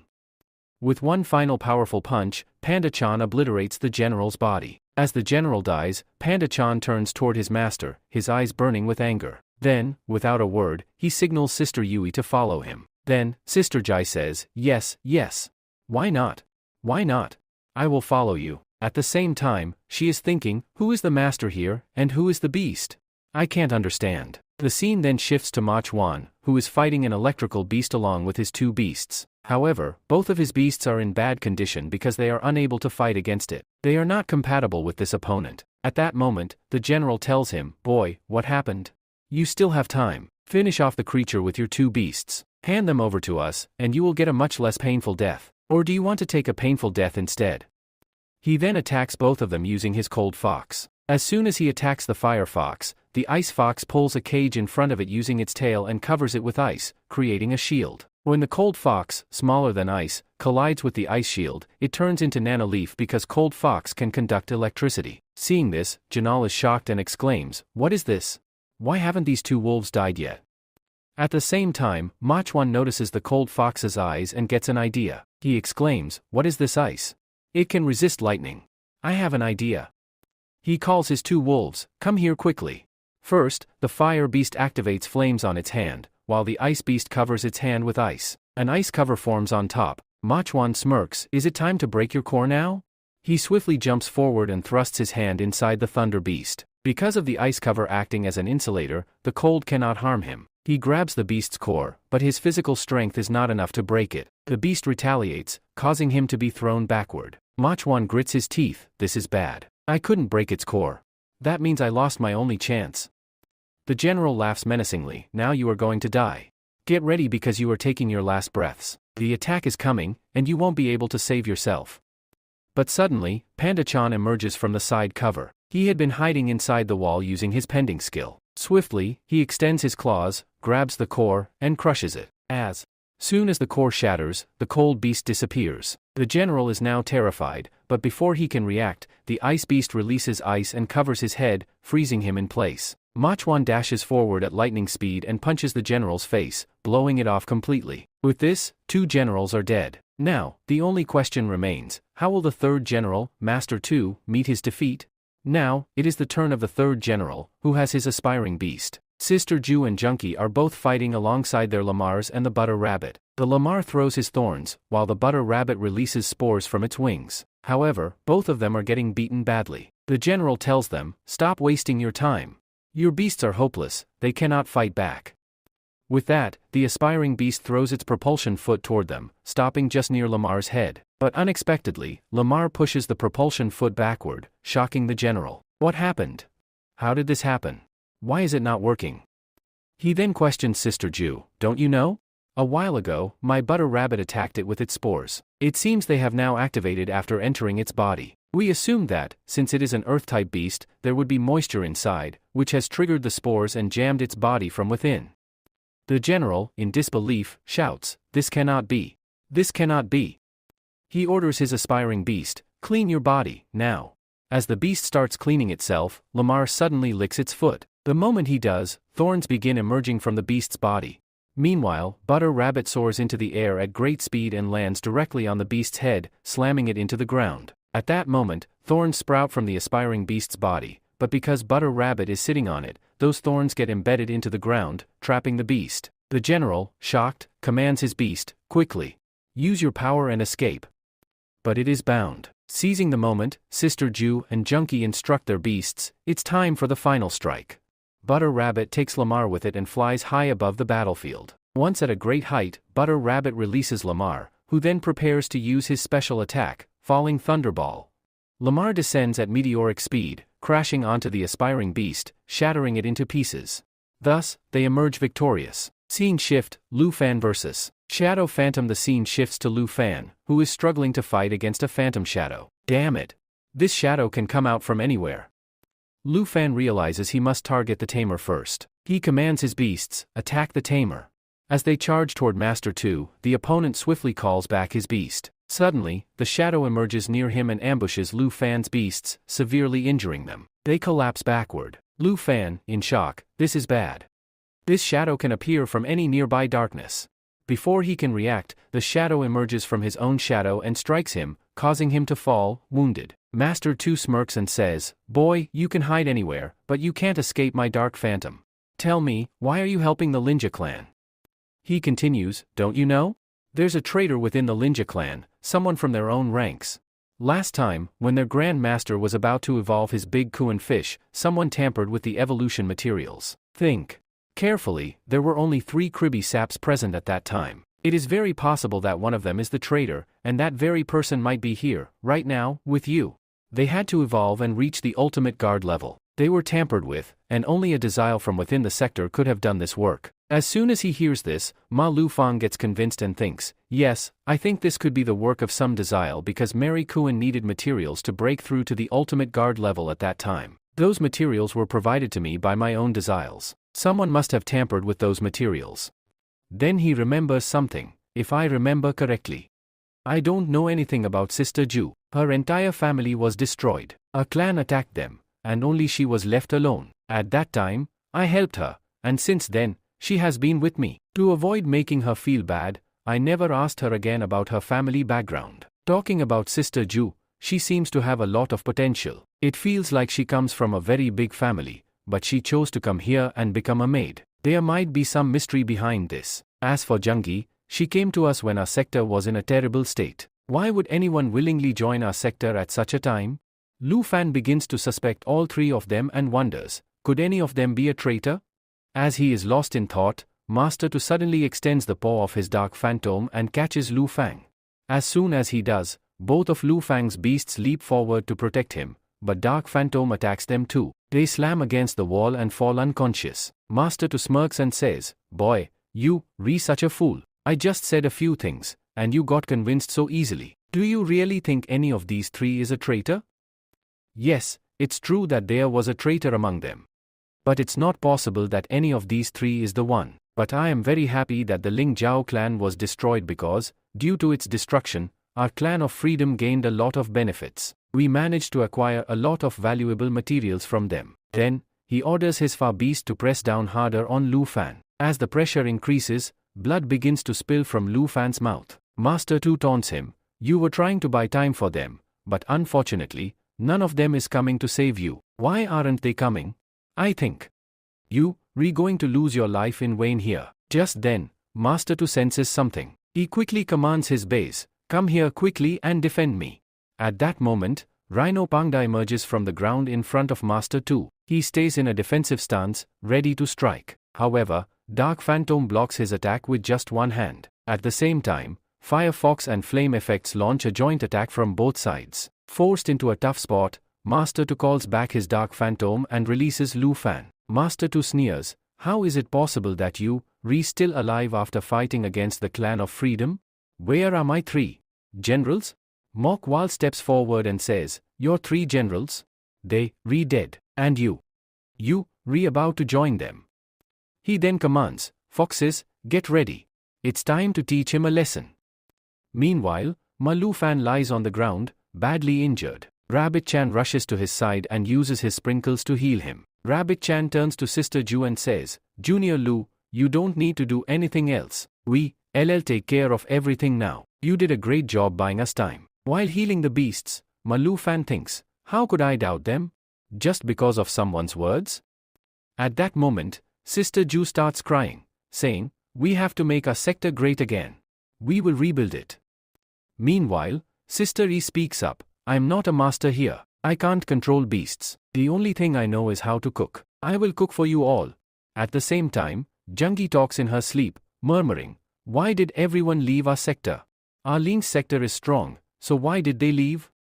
Lu Fan finally realizes, "I made a big mistake. From today onwards, I promise I won't be influenced by anyone, and at least, I will never doubt these 3 again. Anyone else can be a suspect, but not them." He tries to get up but sprains his leg. Looking at his allies, he yells, "What are you all waiting for? Do you want to see me die here? Come quickly and help me." Lu Fan smirks and shouts, "Alright, let's attack together."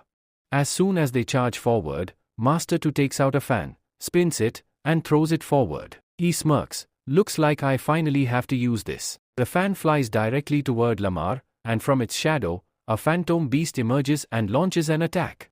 Lamar and Junkie are thrown backward. Master 2 keeps spinning and throwing his fan repeatedly. Lu Fan quickly notices the trick. Wherever the shadow of the fan lands, a shadow phantom emerges and attacks. We have to avoid its shadow. Meanwhile, Rabbit-chan continues healing the injured. Sensing this, Master 2 smirks, pulls out a binding rope, and traps Rabbit-chan. He declares, "If I kill the healer, none of you will recover. You'll all be injured, and soon, you'll all die." Master 2 says that, "The time has come to deal with all of you here." With this, he tells his phantom to attack everyone, and it starts attacking them one by one. At the same time, it is shown that Mo Chovan says to himself, "We are not able to do physical attacks here because the phantom is made of shadow, and physical attacks do not work on shadows. We have to find its core. We will have to use light attacks here." All of them look towards Pangda Moon. Then he tells Pangda Moon, "Please help here." But Pangda Moon is throwing tantrums. Lu Fang tells Sister Yui, "Sister Jui, please tell Pangda-chan to help here." Then Sister Jui, holding bamboo in her hand, tells Pangda-chan, "If you want to eat these bamboo trees, then help us here quickly." With this, Pangda-chan says, "Yes, why not?" and gets ready to help them. Before that, the phantom beast reaches behind him and starts attacking. But Pangda-chan turns back and punches him. At the same time, Pangda-chan uses one of his special skills named Shining Fist. His fist starts shining brightly. Master 2 is very surprised by this and says, "From where did he get the light-based skill?" Then he says, "Leave this Pangda here and kill all the other people first." The phantoms start moving forward to attack everyone. At the same time, Pangda-chan uses one more special skill named Lightning Ball. Many lightning balls come out from inside his body, shooting up into the sky. There is so much light that all shadows disappear. Mo Chovan says, "Where did our shadows go?" Sister Yui says, "Because of his skill, there is so much light that even our shadows are not being created." With this, Pangda-chan moves forward and, while doing Gum Gum Punch, starts attacking the phantom beast repeatedly. When he punches the phantom beast, it moves backward. Then Master 2 says, "I did not think I would have to use this here as well." With this, he takes out another beast, which is an armor-type beast. As soon as he releases that armor-type beast, it is revealed to be a high-level beast. With this, he merges both of them into his phantom beast, fusing the golden armor with it. Due to this, the phantom beast's power increases significantly. When the phantom beast gains its new powers, it grabs Pangda-chan's fist and punches him hard in the face, breaking Pangda-chan's horn. After getting hit, Pangda-chan falls unconscious. But before he can recover, the phantom beast attacks again with a light blast, sending Pangda-chan flying. He crashes into boxes, gets injured, and is unable to get up again. On the other side, his companions are in a very bad condition. At the same time, they tell each other to attack. Here, Lamar attacks first with his thumbs, but the shadow beast blocks his attack with its hand. Suddenly, it releases armor thorns from inside its hand. The thorns hit everyone, including Sister Jui, Grand Master, and Jui Ling. All of them fall backward after getting injured. Then Lu Fang tells his dog, "Dog-chan, go quickly and attack Master K." Dogi-chan takes the opportunity and moves forward to attack Master K, biting him on the neck. Master K screams as he starts bleeding. On the other hand, Lu Fang's companions are badly injured, with blood flowing from their bodies. Some have even fainted. Then Grand Master says, "Jiangyi, are you okay?" But none of them are okay here. Then Master K quickly calls back his phantom beast and says, "This dog has bitten me. Come quickly, pick it up, and throw it away." The phantom beast arrives and strikes Dogi-chan, sending Dogi-chan flying backward. Master 2, now furious, says, "How dare you try to injure me? Now I will kill all of you." He tells his phantoms, "Move ahead quickly and hit this boy too." The phantoms move ahead and punch Lu Fang. As soon as they do, Pangda-chan comes and stands in front of him, trying to block the attack with his belly. But he is unable to block it, and with this, both of them get blown away, crashing into a wall. As soon as they hit the wall breaks, and they fall inside. There, Lu Fang, injured, says, "Due to my internal injuries, I think my ribs are broken. I don't think I will be able to get up again. Now what should I do?" He then sees some herbs on the side and says, I feel like I have come to their dispensary, where they keep their herbs. He calls out to Pangda-chan, Pangda-chan, can you get up? If you can, then bring me some herbs from here as soon as possible. With this, the next scene shifts to the battlefield, where only Mochovan remains standing. His beasts are still in good condition, but they are injured. Mochovan, in distress, thinks to himself, what should I do now? If I had known this would happen, I would have run away long ago. I wouldn't have joined these people and fought with them. We are all going to die here. Then, Master Tu says, Mochuan, did you see that? The people of the Ling Sa clan were very weak. You made a big mistake by supporting them. When you had the chance to escape, you should have run away. Mochuan replies, this fight is not over yet. I am still standing safe and sound on the throne. Fight with me. Master Tu smirks and says, this fight is about to end, because you are going to die here. With this, he commands his Phantom Beast to attack. The Phantom Beast first targets the Icy Flame Icy Beast, attacking it fiercely. At the same time, it unfolds its massive wings and strikes at Mochuan. However, just as its wings expand, Belle wraps herself around them, blocking the attack. Master Tu, in shock, exclaims, how is this possible? What just happened here? His entire body gets wrapped inside the bell, which belongs to Grandson Chan. At the same time, he notices something astonishing, Grandson Chan's power level has increased. Impossible. He has reached ultimate level 1. He has evolved. Master Tu shouts in disbelief. Just a while ago, he was at the champion level. How did he suddenly reach the ultimate level? Just then, Frank steps forward and says, you stole all the materials from the nearby sectors and the Mylingus-ao clan. I used those same materials to level him up. Master Tu shakes his head. Even so, you cannot reach the ultimate level just by using those materials. What is the secret behind this? He scoffs and adds, with just one ultimate beast, you cannot defeat my ultimate 7th level beast. With this, he summons his Kuan Chan, who immediately grabs the ultimate beast by the head and starts pummeling it mercilessly. Master Tu looks on in shock. Mochuan, also surprised, exclaims, this is a mud fisher. The leader had ordered the elimination of the mud fish here. At that moment, Grand Master Jailing also notices and says, this mud fish. It is the same as the one our Grand Master had. Lu Fan, standing nearby, commands his Kuan Chan, start breaking it. Master Tu immediately counters, no. Move Kuan Chan away first. He swiftly raises his hand, extending sharp claws that pierce into Kuan Chan's body, injuring it. However, Kuan Chan manages to escape from the Phantom Beast's grasp, revealing its core. Lu Fan exclaims, the core is exposed. He quickly shouts at Mochuan, White Walu, Wa boy. Go ahead and break that core. Mochuan signals his Flamey Fox, go, break it now. The Flamey Fox dashes forward, sinking its teeth into the core in an attempt to crush it. The core begins to crack, but it does not shatter completely. Master Tu laughs sinisterly, foolish move. He commands his Dark Shadow Beast, push them back.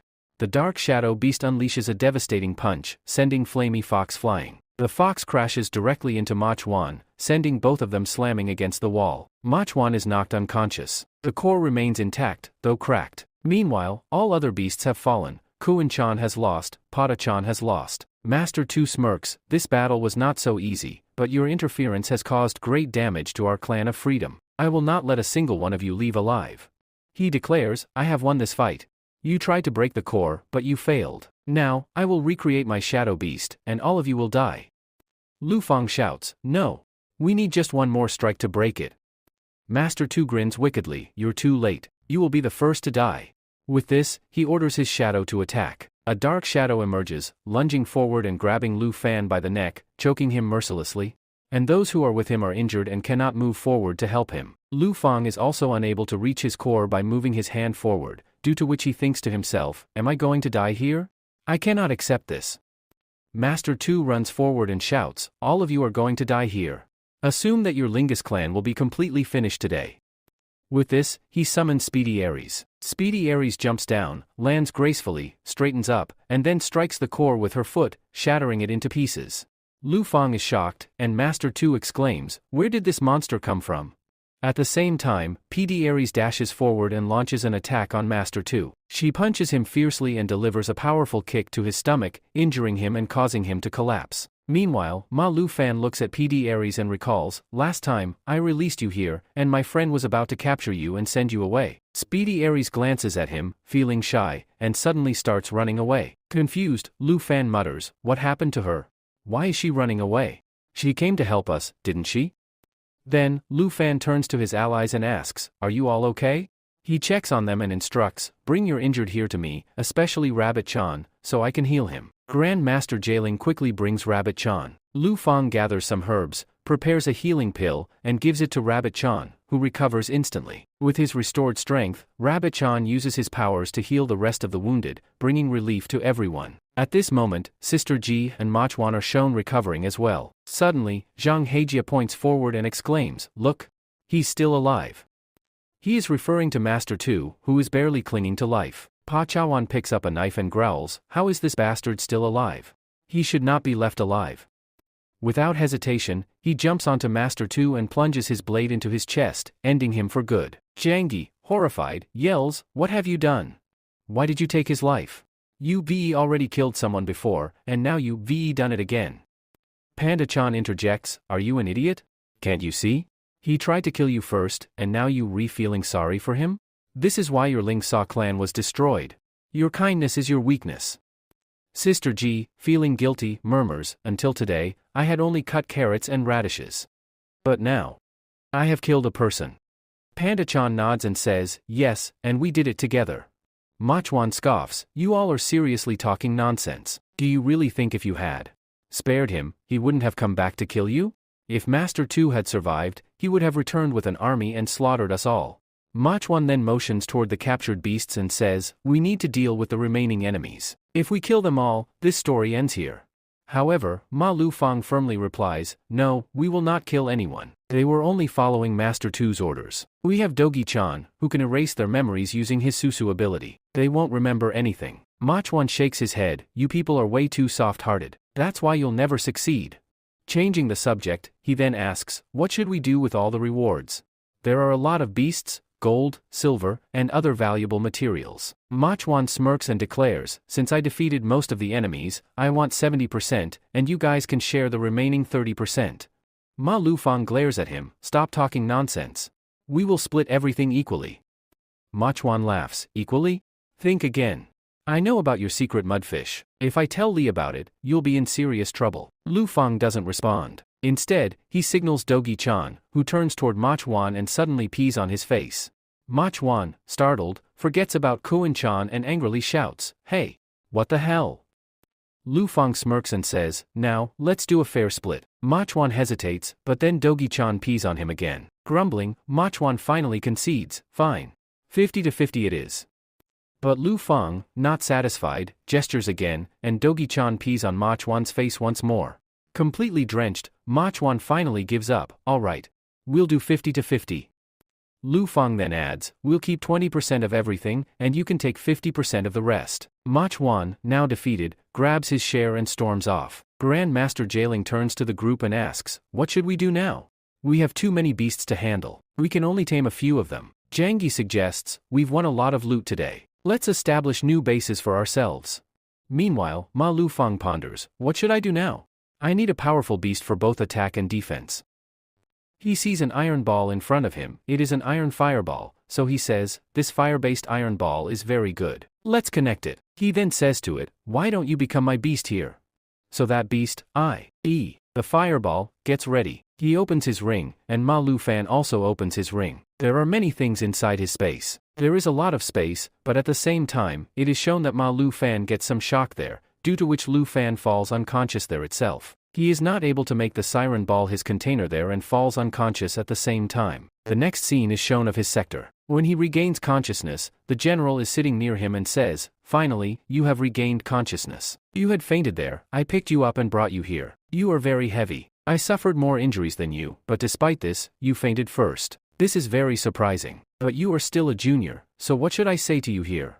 Along with that, he says, now we are leaving from here. You keep practicing so that you can make yourself stronger. After they leave, Lu Fan is thinking, what happened to me? I had a lot of space there. I could have made a general level beast my container. I could have kept him in my space. Then where did the backlash suddenly come from? Is it because of my Kuan-chan's Nirvana skill? Because of the reincarnation, do I have to face this backlash here? Or maybe I am not compatible with this body, and that is why I have to face this here? Then he releases Kuan-chan and thinks, if I want to take Kuan-chan to the ultimate level, then I will need more material. Along with this, he says to Kuan-chan, Kuan-chan, now that you have reached the ultimate level, let me go inside you. I will go and see what the condition of the space inside is. He goes inside, and after entering, he sees that his space has become much bigger than before. So he says, now that its space has become bigger, I have got a new skill here. The time inside will run very slow compared to the time outside. If I spend 10 minutes inside, only 7 minutes will pass in the outside world. I don't know how I can use it. You can say slow or fast, but it works like this. He then says, I will get a lot of time to train here. Then he starts thinking, what should I do now? I have very little time, and I cannot bring all the other people inside the spiritual space and train them here, nor can I tell them about my mudfish. Then he says, but Gowling already knows. He had seen my mudfish. I think that none of these three can be a traitor. But despite this, this is a secret, and I do not want to reveal it. No one should know that there is space inside the body of the mudfish and that we can also practice there. So, first of all, he decides to go and meet Gowling and learn about her background. He goes to meet Gowling, and she is sitting in the main office, crying. Then she says, thank God you are fine. I think it must have been very difficult for you because you just joined our clan, and you still had to fight a hard battle here. He asks, why are you crying? She replies, I was just remembering my grandmaster. I think he will be very happy that today we took steps to improve the Ling Jiao clan and proved ourselves here. Then Lu Fan says, yes, we won here. He then tells her, you have seen my mudfish. Would you like to say anything about it? He sits in front of her and says, I will tell you about the mudfish. That mudfish was about to have an accident, someone was going to kill it. That is why I made it my comrade and kept it hidden. Gowling tells him, I have no problem if you have kept the mudfish because, when I see it, I remember my grandmaster. It is a very good thing that you saved the mudfish. Then Ma Lu Fan asks her, Grandmaster, now you answer one question. What is your origin? From where did you come? Why did you join Li Lin's clan? However, she ignores his words, takes out his poster, and says, we will talk about that later. First, let's talk about your background. Are you really a pervert? With this, Lu Fan says, I am finished. The people of the White Palace really want to kill me. They have also put a bounty on my head and declared me a traitor to the whole world. Then he says to her, please trust me. I had a dispute with the White Palace. I had a small fight with them, due to which they have blamed me, but there is nothing like that. Then he says, I trust you. I don't think at all that you are a pervert. Then he says, thank God, I got saved. He also says to her, why do I feel that you are very much related to our Grand Master here? Your appearance also looks like him, and at the same time, your nature is like his. You talk to us like him. Along with this, you believe in forgiving your enemies, and at the same time, you also have the mudfish. I think you are very close to the Grand Master here. I think you must have some relation with him. So tell me, what is your relationship with him? Lu Fang was thinking, what should I do now? How should I answer his questions? He was unable to think clearly. Then Grand Master Jiaoling says to him, I am asking you, tell me, what is your relation with Grand Master Fan? At that moment, Ma Lu Fan thinks, I have no other option. If I want to avoid this question and not have any relationship with the Grand Master here, then I will have to act like a pervert. He moves his hand forward and places it on her boobs. The master is completely shocked by this. In the next scene, he is shown tied with a rope. He says to Jungi, do you not know what you were doing? You are a complete bastard. How can you say you, not a pervert when you were even putting your hands on the Grand Master? Grand Master Jiaoling says, I thought he was like our Grand Master, humble and kind, but he is not like him at all. The Grand Master was a very good person, but this guy, he is a complete pervert. He put his hands on me. Both the girls are thinking, what should we do with him now? Jungi asks, Madam, tell us, what should we do with him?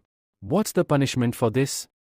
She replies, for now, take him away, lock him in his dome room, and I want none of you to tell anyone about the mudfish. You all heard that he has it, but this secret must not be revealed. At the same time, Jungi slaps Lu Fan on the head and says, how can you keep secrets from us? You didn't tell us about the mudfish, and you didn't tell us that you are a pervert. Mr. Jie then says to Jungi, brother, can you take him away? Take him inside the dome room. I want to talk to the actor master in private. Jungi responds, why not? I'll take him. With that, he takes Lu Fan with him and leaves. Meanwhile, Sister Yui says to Jiaoling, Miss Jiaoling, what do you think about this? Do you really believe he is a pervert? Don't you think he should be thrown out from here? Jeoling replies, no, we cannot throw him out. And I don't think this has anything to do with the Grand Master. It's just a coincidence that he has the mud fish. Just having the mud fish doesn't mean he is like the Grand Master. Now, I have come to know that he is a pervert, but what can we do?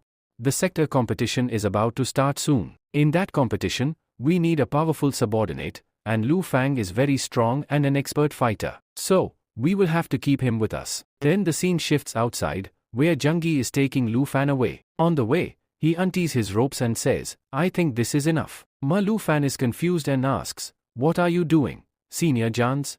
Zhengyi smirks and asks, tell me honestly, what did you feel when you touched the Grand Master's boobs? Were they soft? Lu Fan, shocked, responds, what are you talking about? Zhengyi laughs and says, come on, friend, what is there to hide? I am also a guy like you. You know how boys talk. Honestly, I was looking for an opportunity for a long time to touch something soft too. After hearing this, Lu Fan is disgusted and says, you are a very cheap and lewd person. I am leaving. He walks away, leaving Zhengyi stunned, his mouth wide open. He left me after seducing me, whereas he was the one who put his hands on the Grand Master. Later that night, Lu Fang is shown looking at his hand before sleeping. Maybe he was feeling something soft. At the same time, he starts swaying and murmurs, what have I done? But if I really felt it, then that softness was quite amazing. The morning bell rings loudly. Someone asks, who is ringing the bell so suddenly? Both Lu Fang and Zhengyi jump out of bed, hurriedly put on their clothes, and rush outside. Grand Master Jeoling is standing there, ringing the bell. All three of them stand in front of her. They ask, Grand Master, why are you ringing the bell? She announces, you all know that the competition is going to start in 20 days. The competition is approaching, and everyone will have to undergo double training from today. I will personally oversee your training. She continues, first of all, Zhengyi, you need a lot of training and practice to bring your beast to its ultimate form. Then she looks at Sister Yui and says, Sister Yui, you have not yet been able to control your Pangda-chan. You need to master him within 20 days. Finally, she turns to Lu Fan and says, Grand Master Jeoling, tell me, what practice do I have to do? She glares at him and responds, you only have one thing to practice, work on your morals. Never again put your hands on a girl. You are a dirty, perverted person. Zhengyi is shown training his lamar with great effort, while Sister Yui is practicing with Pangda-chan. Lu Fan is given a book about manners, in which it is written how he can improve himself and how to talk to girls politely. Lu Fan says, I do not want to train here, and he goes inside his space. After entering the space, he says, by coming inside the space, I can release my beasts and make them stronger than before. I can also improve their training because, in this space, I have 3 advantages. First, the space has become very large. Second, I can control my beasts all at the same time. Third, I can significantly improve their aiming skills with great speed. Lu Fan thinks, I need more beasts because I am becoming stronger, so I require stronger companions. However, I feel that the backlash inside my body is not enough. It won't let me make more contracts. I must get rid of the siege first. Fan says, I have to take a risk because my body is too weak. With this condition, I cannot make myself stronger. But if I want to become powerful, I must take this risk. If the Liu clan is to rise again, this risk must be taken. After 20 days, all these people are seen sitting on their piggies because they do not have enough money to afford a luxurious ride. That is why they are traveling to the location in this manner. Zhengyi says, this is my first time attending this competition. I was so excited that I couldn't sleep last night. Another person responds, yes, I couldn't sleep either. At the same time, he looks at Lu and says, it seems like this is also Lu's first time going to the competition. Then, he turns to Goling and says, Grand Master, have you participated in this competition before? Goling replies, yes, I have participated before, but don't ask about the rules because they change every time. The rules are only announced after reaching the competition area, not beforehand. First, they have to reach the competition area. There are multiple competition areas because this is a district-level competition where teams from every district participate. Many different sectors come together here. A pre-battle is conducted, and only those who are selected get to enter the competition arena, where the final competition takes place. One of them asks, Sister Ju, How many clans can compete in one competition area? She replies, 3 to 4 clans, no more than that. Sister Ju asks, will all of them be strong?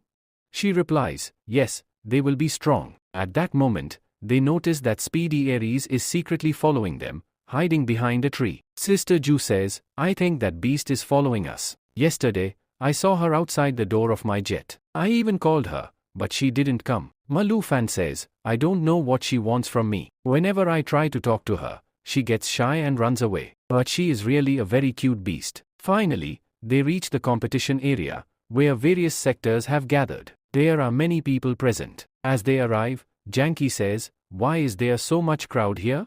Have all these people come to participate in this competition? Suddenly, others start mocking them, saying, look who has arrived. The members of the Linja clan are here. Finally, the great Linja clan has come. Hearing this, the members of the Linja clan feel embarrassed and quietly walk away. Ignoring all of them, the people of the Leo clan go straight to the registration counter, where a man named Observer Lee is sitting. He knows Jailing and tells her, Jailing, it seems that you have become the new Grand Master of the Ling clan. So, come on, quickly register your name here. Jailing replies, yes, why not, Observer Lim? I will sign here. But tell me, why are there so many people here today? Observer Lee explains, all this has happened because of you. It has happened because of your Ling clan. Your clan's people have registered their names here. After your clan was destroyed, your resources were looted by nearby clans and small clans. After looting your resources, they became stronger, which allowed them to qualify for this test. Usually, only 4 teams can participate here, but this time, there are 8 teams. Hearing this, all the team members start laughing and say, look, Lins, we should thank your clan. Because of them, we are here today, eligible to participate in this competition. Yanni interrupts, stop this nonsense. Do you guys want to fight? Meanwhile, Master Lin calms everyone down. If anyone makes noise here again, I will disqualify them, and they will not be able to participate in this fight. Then, he addresses everyone, as you all know about the griffins here, we will use them to go to the arena. However, I have only 5 griffins. 1 is for me, and the others are assigned for transportation. This means that 4 sectors among you will have to accept defeat. Decide among yourselves which 4 sectors will not move forward. If you settle this peacefully, it will be easier for all of us. Hearing this, a boy from the B clan laughs and says, I think the Lin's AO clan did us a favor by binding their material to all of us before their destruction. So even today, they should sacrifice. The first clan to be eliminated should be the Lin's clan. All the others start laughing. Jailing furiously tells them, stop this nonsense. Meanwhile, a boy from another sector smirks and says, look who's here. She's the new master of their sector now. But I want to have some fun with her. Last time when I went to their sector to take their materials, I saw this girl, but I didn't get the chance to enjoy her. Today, I will have my fun. As he moves his hand forward to touch her, Lu Fang steps in front of him. The boy sneers, what's this? Where are your soft boobs, Lu Fang? The boy then mocks him, are you gay? You know that your Ling clan is weak, yet you still came to participate in this competition? I think you are unworthy of competing here. You should just leave quietly. However, Ma Lu Fang turns to Grand Master Ju and asks, do you remember the faces of these people? Grand Master Ju replies, yes, I remember them. I know exactly which sectors they belong to. They are from Hong Fu Warfield Sector, Bjark Seed Sector, Unison Direction Sector, Super Female Clan Sector. These were the sectors that attacked us and looted our resources. Ma Lu Fang smirks, then it's settled. These 4 sectors will be disqualified. He then commands, quietly accept defeat. At the same time, he releases Doggy-chan. Doggy-chan has now reached Ultimate Level 8. Everyone is shocked. An Ultimate Level 8 beast? How is this possible? How can a weak clan have such a powerful beast? We thought all their beasts were dead. Even Observer Lee is taken aback. Ma Lu Fang reassures him, don't worry, these 4 sectors are out of the competition. The remaining 4 will proceed. Then, he smirks and warns, you still have a chance. Withdraw now. But instead of backing down, the opposing clans start laughing. A boy from the Nissan sector sneers, big words. A boy from Bazard B sector adds, we will not accept defeat. The Master of Warfield sector glares and challenges, there are 4 of us. Do you really think you can win with just your 1 clan? While Master Liv tells them there, Jeoling, you know very well that you will not be able to win this fight here because your sector is much weaker than all the others. There is still a chance here. Do not create a scene. Accept defeat. While she says, until we fight, how will we know whether we are strong or not? Then everyone says, Li, yes, why not? For this, he also sits there and says, "Don't kill anyone. Other than that, do whatever you want to do. I will help you until 4 sectors among you get disqualified." But the elder of the Bjag Beast clan tells them, "I think you are not going to back down here, so we should teach them a lesson. We are 4 clans, so 4 people from each clan will go ahead and fight with their members since they have a total of 4 members." With this, they say, "Yes, why not?" Then Yusan actor's son says, "I want to have fun with their Grandmaster Ju, Rihui, whoever you guys want to fight with." While the super female says, "I find this girl very strange. Just look at her clothes. I think they must be having fun with her. That's why they made her wear strange clothes. So, I will fight with her." From the other side, near the jungle, the Zag Beast boy says, "I have to fight with this boy here. He is very skinny and small. I think this boy is not even given food. So, I will fight with him." Meanwhile, the guy from Warfield, who looks very old, says, "I will fight with Lu Fang. I have specially hired 3 Marson for this fight. These warriors poses ultimate level beasts, and they also release their beasts." Master Fu says, "Now it is too late if you are regretting your decision." Lu Fang tells him, "Van Futh, do you realize what you just said? Last time, when your sector was in a terrible state, Master Fan helped you so much. The Grand Master of our Lingus O clan saved you at that time. Have you forgotten about that?" With this, he says to Master Fu, "What world do you think we live in? We live in a world where the strong prey on the weak. Even if your Grand Master helped you back then, what difference does it make now? Your Grand Master is dead. After his death, your people have no value left." Then Lu Fang responds, "You yourself said, do not prey on the weak." Master Fu says, "There is no need to worry. I will also not prey on you." With this, he orders an attack, but no one is able to move. He turns back and asks, "What happened?" When he looks back, Poida Chand has not only caught his beast but also his 3 Marson is by their throats. He is very surprised and says, he has a wine monster which has reached ultimate level 7. Lu Fang says to Dogi Chand, "Dogi Chand, did you hear his words? He said, do not prey on the weak. So, go ahead and show him what that really means." Dogi Chand moves forward with great speed. He reaches close, slashes him with his paws, and injures him, causing him to fall backward. Master Fu exclaims, "There was poison inside him." He then yells at his companions, "What are you all doing? Help me!" But he is shocked to see Janki using his big lamar to defeat everyone there. On the other side, Pangda Chand is beating up his opponents while keeping the girls in his lap and tapping their hands. Meanwhile, Jeoling uses his butter rabbit to release a poisonous smell, causing all of them to fall unconscious. Master Fu gasps, "I never even imagined their power levels would rise so much. A clan that was once destroyed has now revived."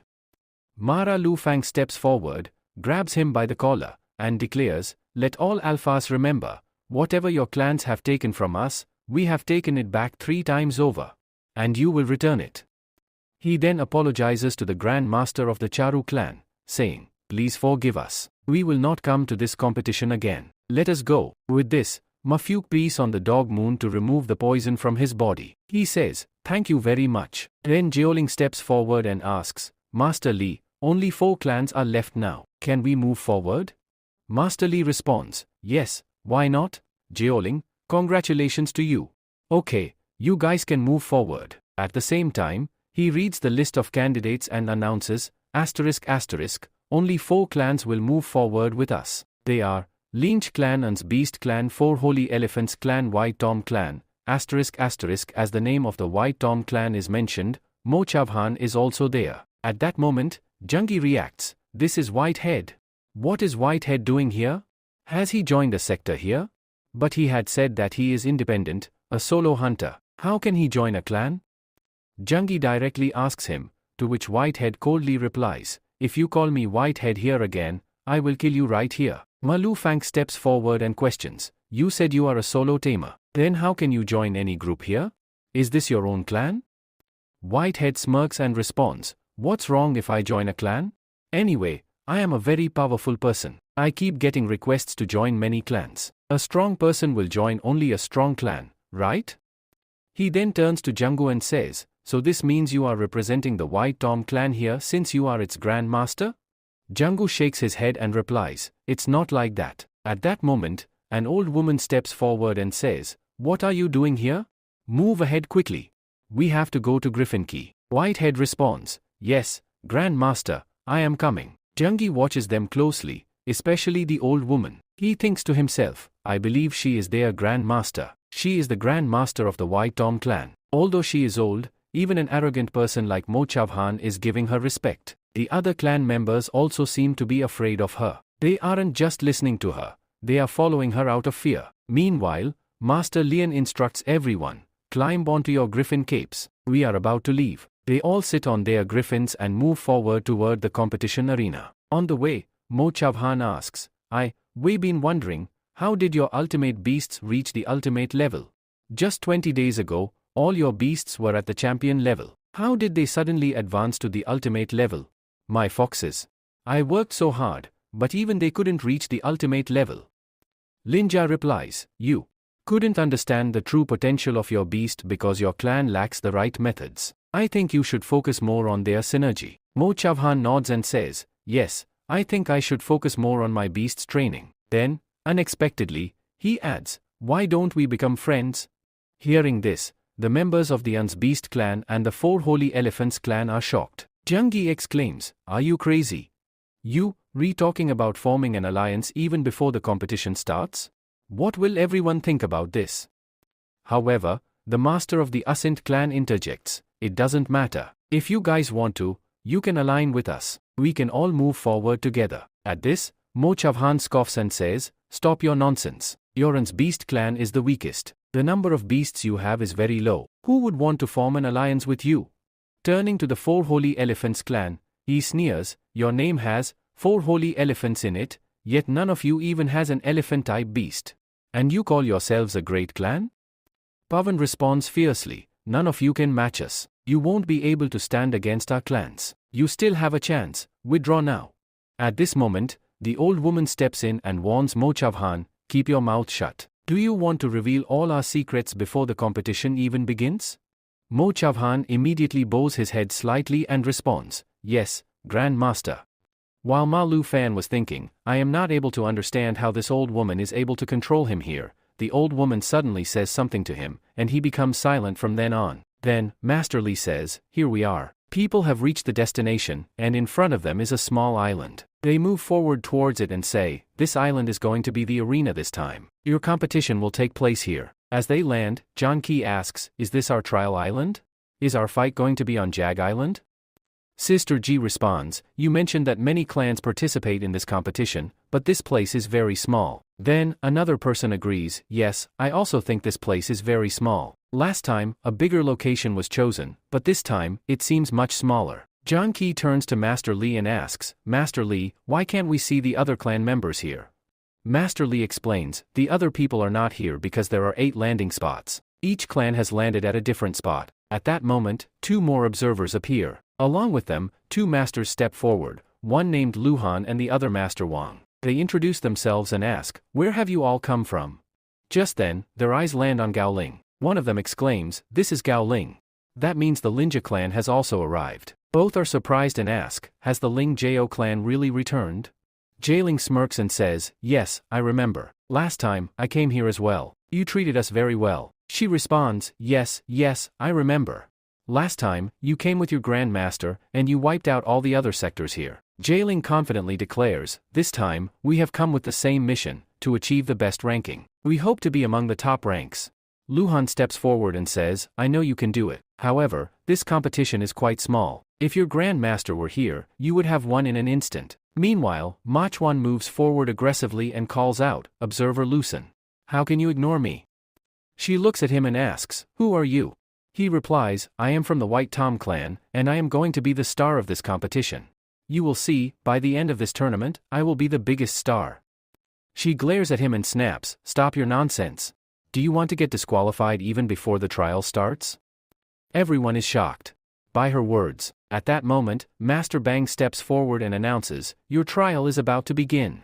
He continues, as you can see, this island is very small. That means we can only accommodate a limited number of participants. Only 3 clans can remain on each platform. In total, 24 clans will compete in this arena, meaning one of you will have to leave. Master Wang adds, we will use the duel method. 2 clans will fight, and the losing clan will be eliminated. He then explains the voting process. I have 4 cards. Each card represents a vote for a clan. The two clans that receive the most votes will battle each other. The losing clan will be eliminated. Do you understand? He asks. But what if no clan is voted against? Someone asks. Master Wang replies, if all 4 clans vote differently, we will repeat the voting process until at least 2 votes match. The 2 clans with the highest votes will fight. Then, he announces, you have 30 minutes to discuss and decide your votes. The Grand Masters may gather and deliberate. The clans begin their discussions. First, the elders of the 4 elephant sector and the 8 sectors enter a room. Inside, they strategize and agree, we must vote against that white-haired boy who stands against us. Meanwhile, the White Tom sector of Lu Feng meets with the Lingus-O clan.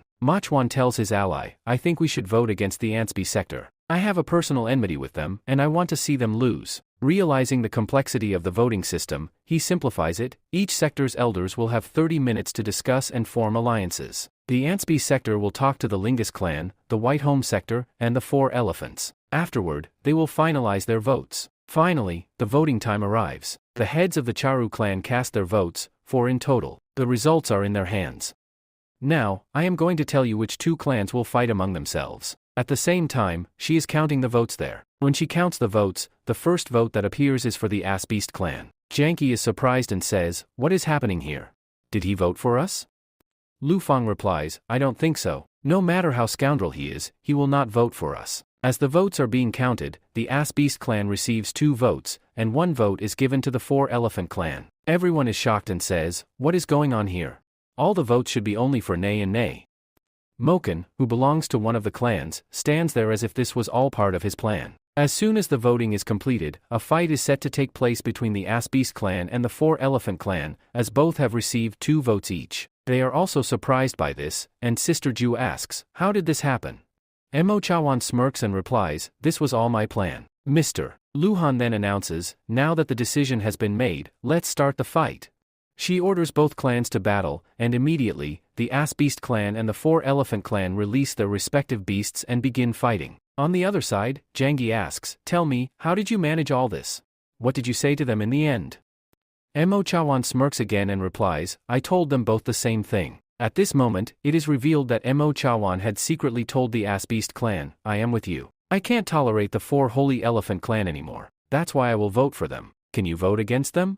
At the same time, he told the 4 Holy Elephant clan, you have to vote against the Ancient Seed clan. He manipulated both sides. Eventually, Doni agrees, and both clans vote against each other, leading to a tie. Since neither clan received additional votes, they are forced to fight among themselves. Moken grins and says, this was simple. I just played a little game here. The votes were already divided between the 4 Holy Elephant clan and the Ass Beast clan. I just had to convince both sides. Jangi, sensing Mo Chawan's cunning nature, tells Gowling, Grand Master, I think we should stay away from this man. He is very tricky and can deceive us again. Meanwhile, the battle concludes, and the Ass Beast clan's master emerges victorious. The 4 Holy Elephant clan loses. Mo Chawan is shocked and says, I thought the Ass Beast clan would lose because their beasts are weak.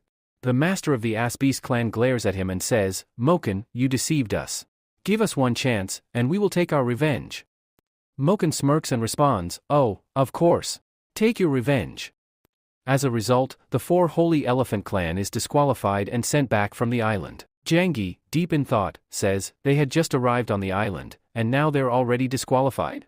Meanwhile, Lu Feng addresses the group, whatever happens in this competition will affect our clan. If we perform well here, our clan will thrive. If we do poorly, our clan will suffer. We cannot trust anyone except our own teammates because everyone here is working for their own clan's benefit. Everyone exchanges cautious glances, and Moken also realizes that trusting anyone is dangerous. Master Lin then makes an announcement, now that the competition is about to begin and all teams have been selected, you will be taken to the battleground where your match will start. Then, Luhan says, the Lin's clan will come with me, and all the other clans should go with their representatives. Sister Javi asks, but why do we need to split up here?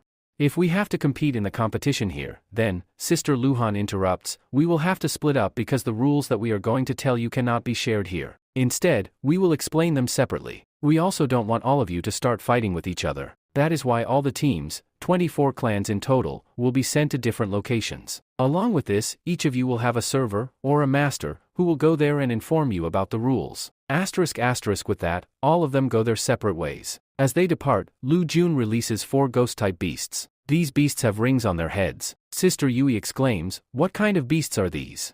Lu Jun removes the rings from the beasts' heads, places them on her arms, and explains, these are bracelets. You will have to wear them on your arms. These bracelets are crucial for the competition. Our league has specially created these beasts for this event, and I will explain the importance of the bracelets in a little while. At this point, the scene shifts to the headquarters, which is a massive ship floating on the waters of the island. Inside, the master of the Senate League stands as reports arrive. He is informed, all 24 clans of Theru have been sent to the top of the island. The master orders, tell all the observers to inform everyone about the rules. Then, he asks, I heard that a master from the second Grand Clan is coming to serve them. Has he arrived?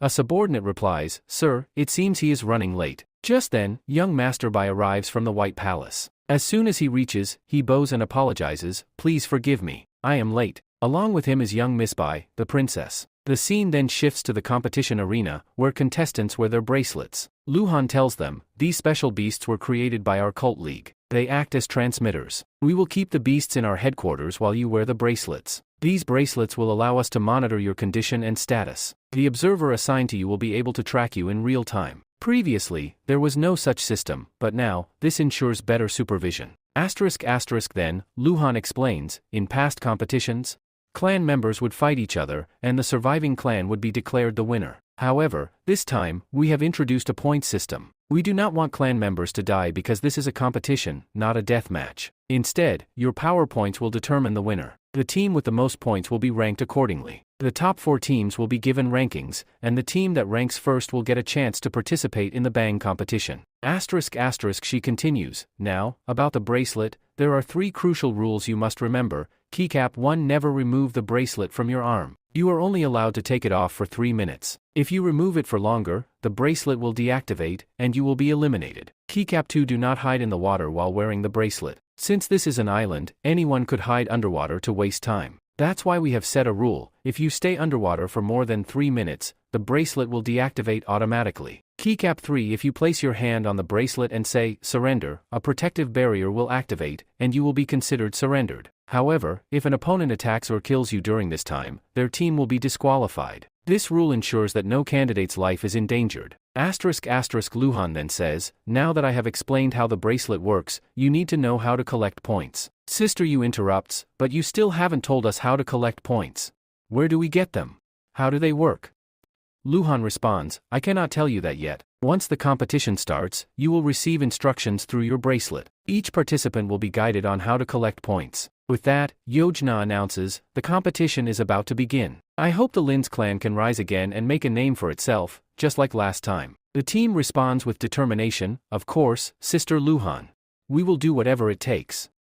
As the final preparations take place, all the observers mount their griffins and return to their headquarters. And Arlucin returns to the end of the clan. Then, the leader tells him, you should return as the end keeper. Lucin replies, I was clarifying things there. I was explaining all the rules clearly. I don't know how the others must have explained them. Then, the others respond, we also explained it properly. They are instructed to place the beast on their shelf, and all the beasts are placed accordingly. With this, they are told, now, it is time to start the competition. At this moment, the White Palace princess moves forward and says, what?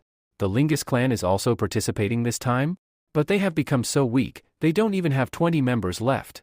We think they might be able to start again. To this, others agree, yes, we think this is possible. Meanwhile, Luhan asks, who is this girl? Master Wang responds, she is the mistress of the White Palace. The set leader then addresses everyone. Today, we have very important guests from the White Palace. It is a second grand level palace, and young Master Bai has come here specially to observe the event. His sister has also personally arrived to observe everyone here. That is why she is present. Hearing this, Luhan whispers, I have heard that the death of Grand Master Fan of the Lin's O clan is related to the White Palace. Upon hearing this, Master Bai reacts, this is nonsense. It's a lie. There's nothing like that. Why would we kill Grand Master Fan?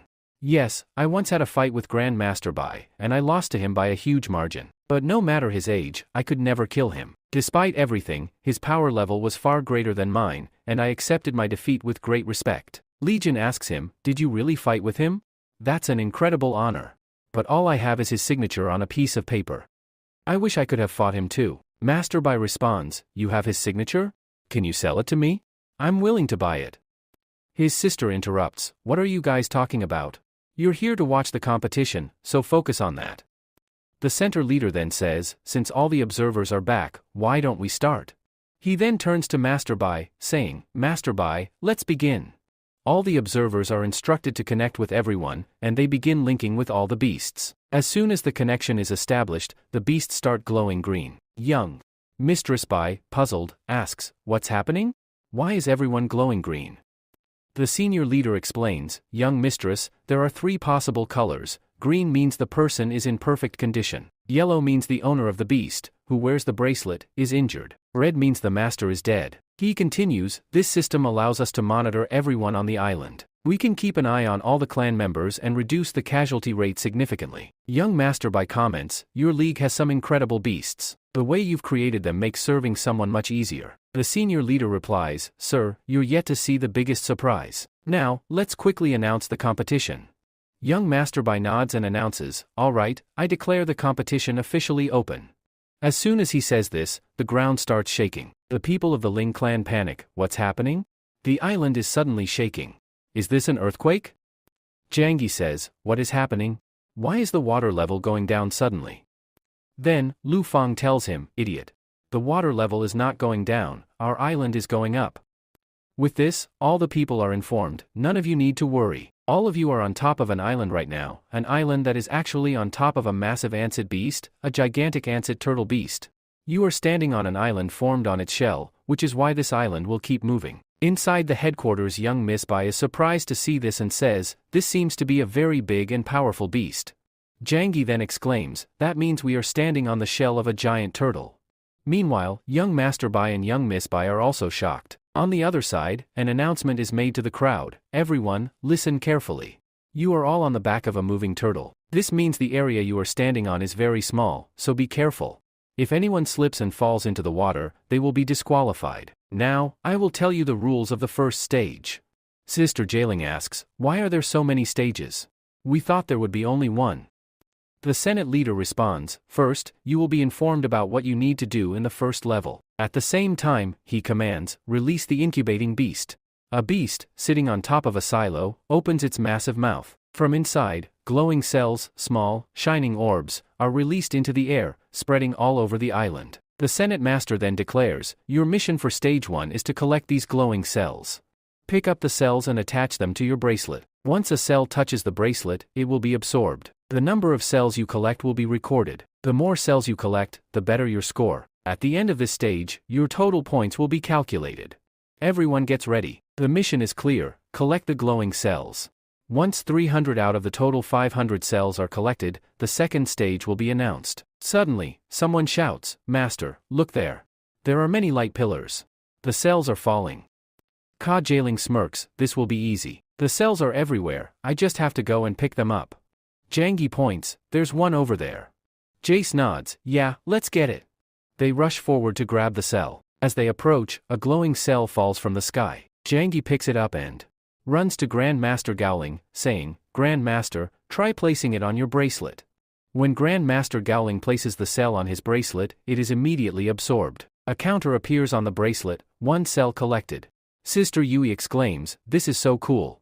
This is going to be easy. We won't have to fight or kill anyone, just collect the cells and store them in our bracelets. Suddenly, someone shouts, there's another one over there. Hurry up. As they rush toward the cell, something unexpected happens. A mole beast bursts out from the ground, snatches the cell, and disappears underground in an instant. Jiangyi is shocked, what just happened? Where did that beast come from? It stole our point. Mr. Gowling frowns, how can a beast do that? How can it steal a cell?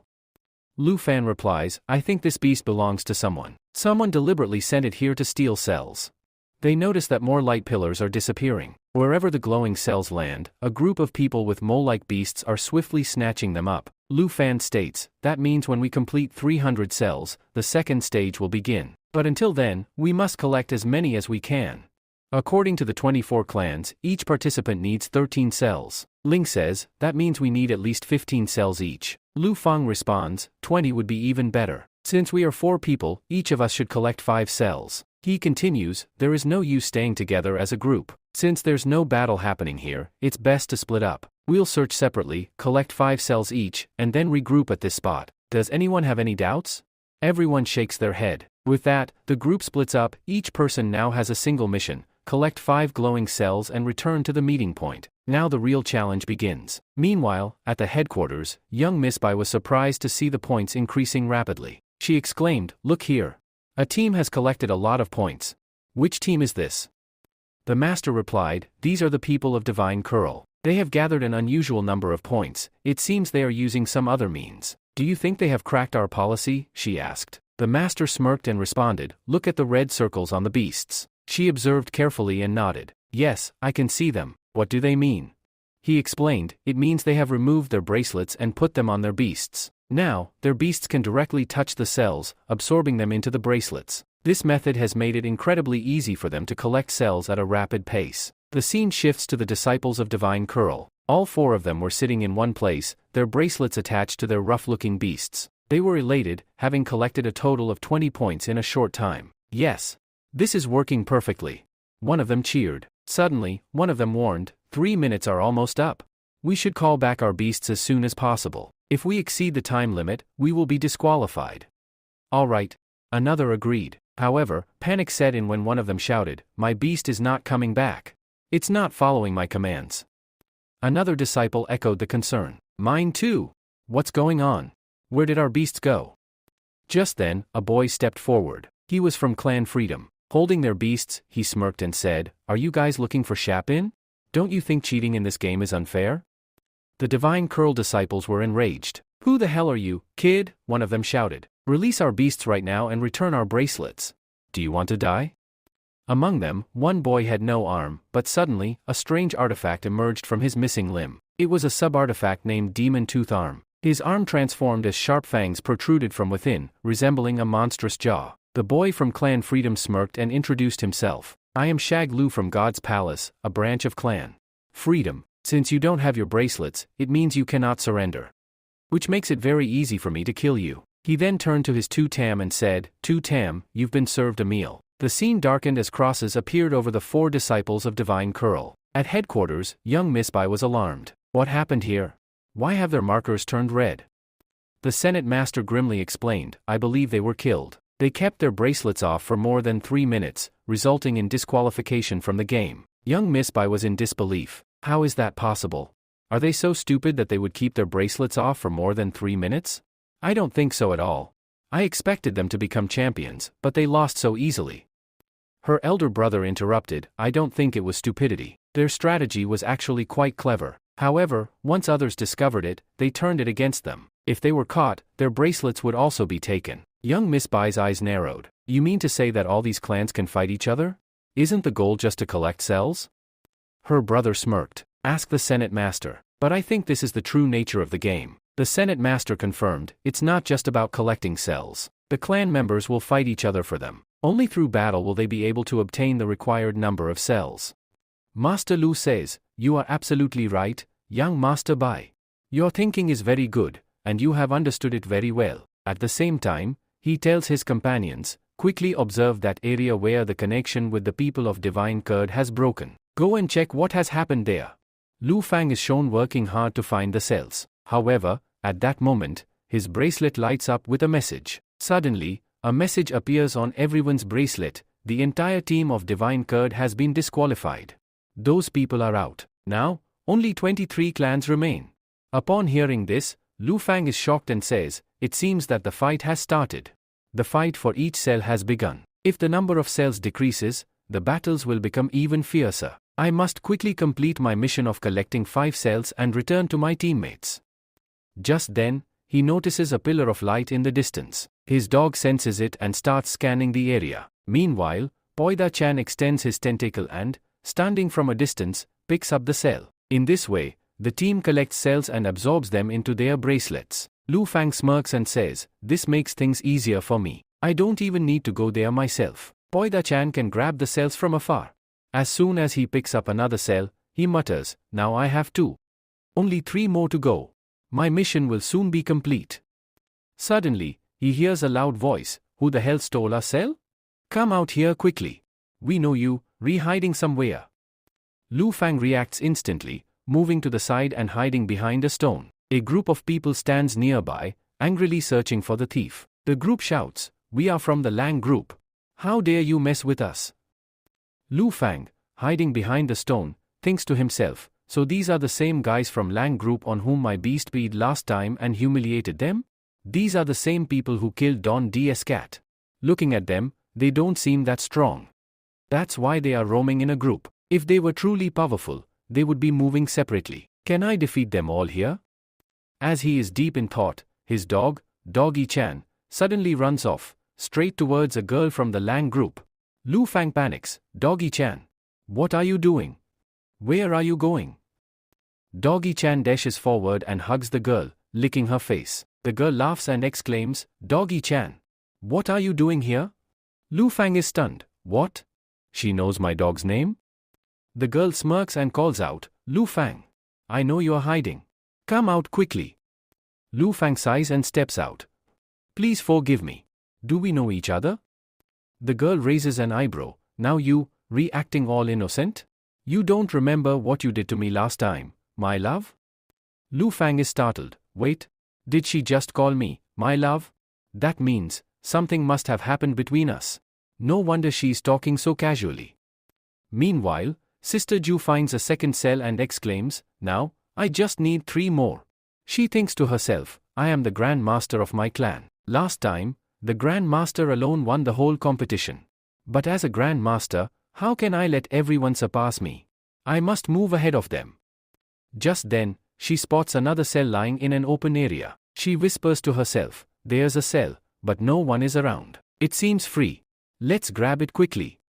Excited, she rushes forward, picks up the cell, and grins, "I'm so lucky. I keep finding cells so easily." However, at that moment, 2 figures emerge from the top of a hill. 2 clan members stand before her and smirk, "We placed that cell here deliberately to lure someone in, and you took the bait. Now, hand over all your cells."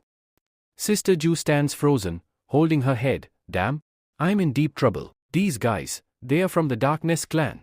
They must have set this trap to steal other people's cells." The 2 clan members laugh. "You really thought you could take this cell so easily? Now, be a good girl and hand over all your cells." Sister Ju narrows her eyes and says, "You think 2 of you are enough to handle me? I am more than enough to take both of you on." One of the Darkness clan boys grins, "Ha! Wiping out other clans and stealing their points is much easier than hunting for cells one by one. Just tell us which sector you re from, so we can hunt down your teammates too." Before she can respond, a voice echoes from behind her. "I know him. His name is Jeoling, and he's from the Ling Ao clan." Sister Ju quickly turns around and is shocked. "Wait, Dan Dai? What are you doing here?" Then, Gowling says to him, "This means that you have joined another clan. Tell me, which clan have you come here with?" Meanwhile, the boys of the Darkness sector tell Dandy, "Boy, get out of here, or else you will also be killed along with this girl."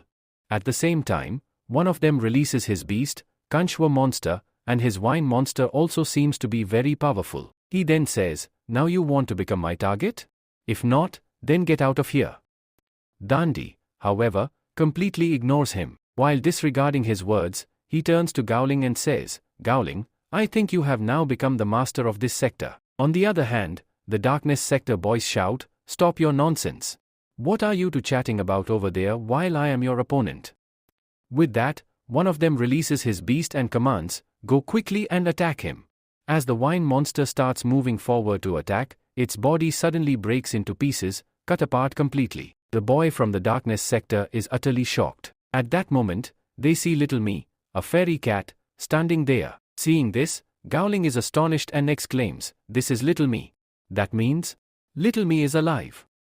However, as she emerges from the smoke, it becomes evident that Little Me's body is mummified. She has turned into a zombie. She is dead, yet still alive, resembling a monster. Seeing this, everyone is stunned. One of them exclaims, "How did this happen? How did you do this?"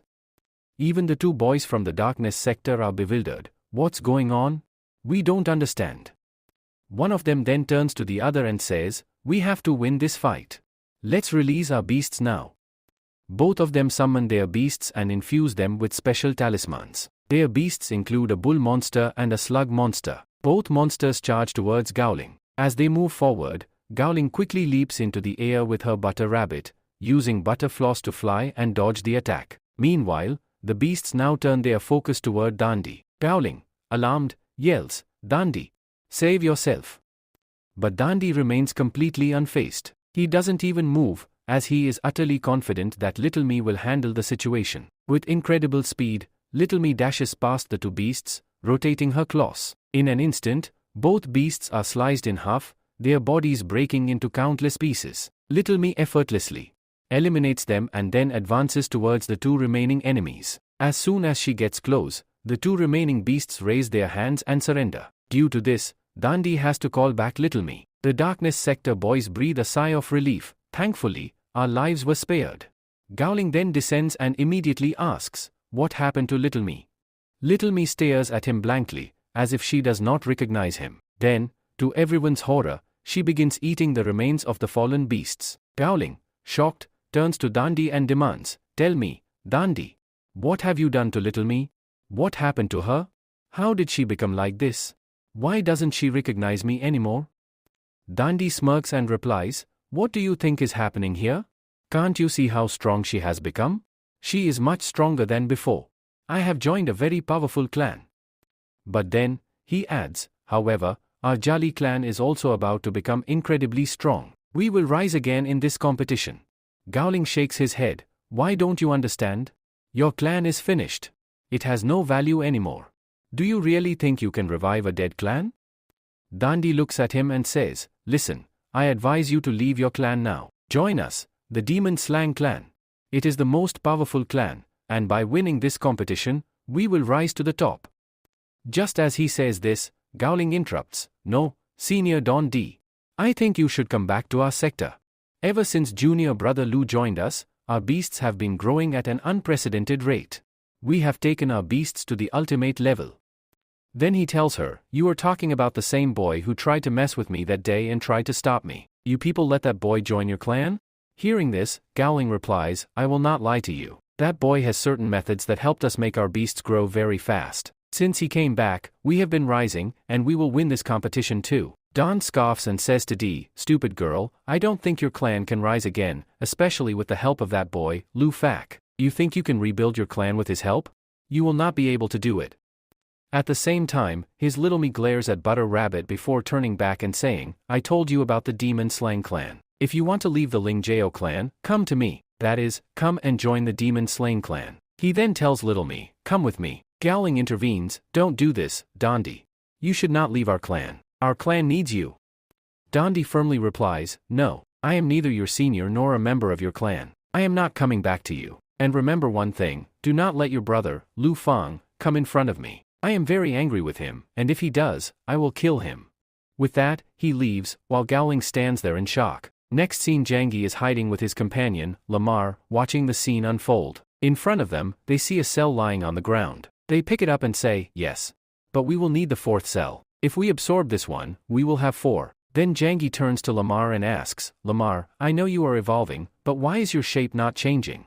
I know you've become stronger, so why isn't your form shifting?" He recalls, "Last time, when we fought Master 2 from the Clan of Freedom, a pike hit his head. I think that injury affected his mental condition. He keeps laughing all the time and acts like a madman." As Lamar, who is with Sussy, approaches the cell, he cautions, "Look around first. Have you gone there alone?" Then he says, "Is there no one here?" At the same time, Jangi rushes forward and grabs the cell. Just as he does, a voice comes from above, "That cell is mine. Give it to me quickly if you don't want to die. If you don't return it, I will teach you a lesson." Jangi looks up and sees a young boy who appears even younger than him. Smirking, he says, "Little kid, do you really think you should be participating in this competition? I think that's a big mistake." The boy snaps back, "What nonsense are you talking about? How dare you speak to me like this?" He then proudly announces his clan name, which starts with Silas Dragon. However, it's such a long name that Jangi bursts into laughter. Who gives their clan such a long name? It takes forever just to say it. Furious, the boy, Long Nien, yells, "Stop your nonsense. That cell belongs to me. Hand it over." Jangi, however, absorbs the cell into his bracelet and mockingly says, "Oops. My hand slipped." Long Nien glares at him and declares, "Prepare yourself. I will kill you here. I will not let you leave." Jangi smirks, "Let's see what kind of beast you have. I bet a baby boy like you has a baby beast." Maybe a cute bunny or a fluffy kitten? Let's find out. As soon as Long Nian opens his spiritual space, a tremendous aura erupts, shocking everyone. His beast's level is extremely high, higher than anything seen on the island. The crowd gasps. How is this possible? Meanwhile, the young miss of the White Palace anxiously asks her brother, "Brother, what is happening over there?" Even her brother is stunned. This cannot be. Someone on this island has an emperor-level beast? Just then, Long Nian releases his beast, an emperor-level dragon. It is massive, towering over everyone. He taunts Jangi, "Let's see how you stand against me now. This is my rebellious dragon." He commands his dragon, "Go, show them your power." Jangi is left speechless. This cannot be. How do you have an emperor-level beast? Meanwhile, in another part of the island, the master of the Senate receives a report from an observer. "Sir, this is true. There is a boy from the Long family who possesses an emperor-level dragon." Then, he says, "How is it possible that there is an emperor-level beast there?" He is then told, "Sir, this person here is from the Long family. Long Tia has released the dragon." They respond in shock, "But how is this possible? We thought he only kept the Long name for his sector to appear high and mighty. But he really has a very powerful emperor-level dragon here?" On top of that, they wonder, how can such a small child control such a high-rank emperor-level beast? He shouldn't have enough spiritual space. Master Bhai interjects, "It is possible." Saint Master asks, "Are you talking about a spiritual beast here?" Master Bhai nods, "Yes, I am talking about spiritual beasts. Spiritual beasts are creatures that are placed inside a child's body at birth. Once the beast is placed inside, it forms an immediate connection with the child. As the child grows, their spiritual space expands along with them, and the spiritual beast tied to them grows as well." Upon hearing this, the main sister exclaims, "If that's the case, then why didn't my father put a powerful internal beast inside my body?" Her brother scoffs, "Because you, an idiot. You wouldn't be able to handle a powerful beast." She becomes furious and snaps back, "What nonsense are you talking about? There's no such thing." Meanwhile, the scene shifts back to the battlefield. A warrior exclaims in shock, "How can this be? This is an eternal spirit monster."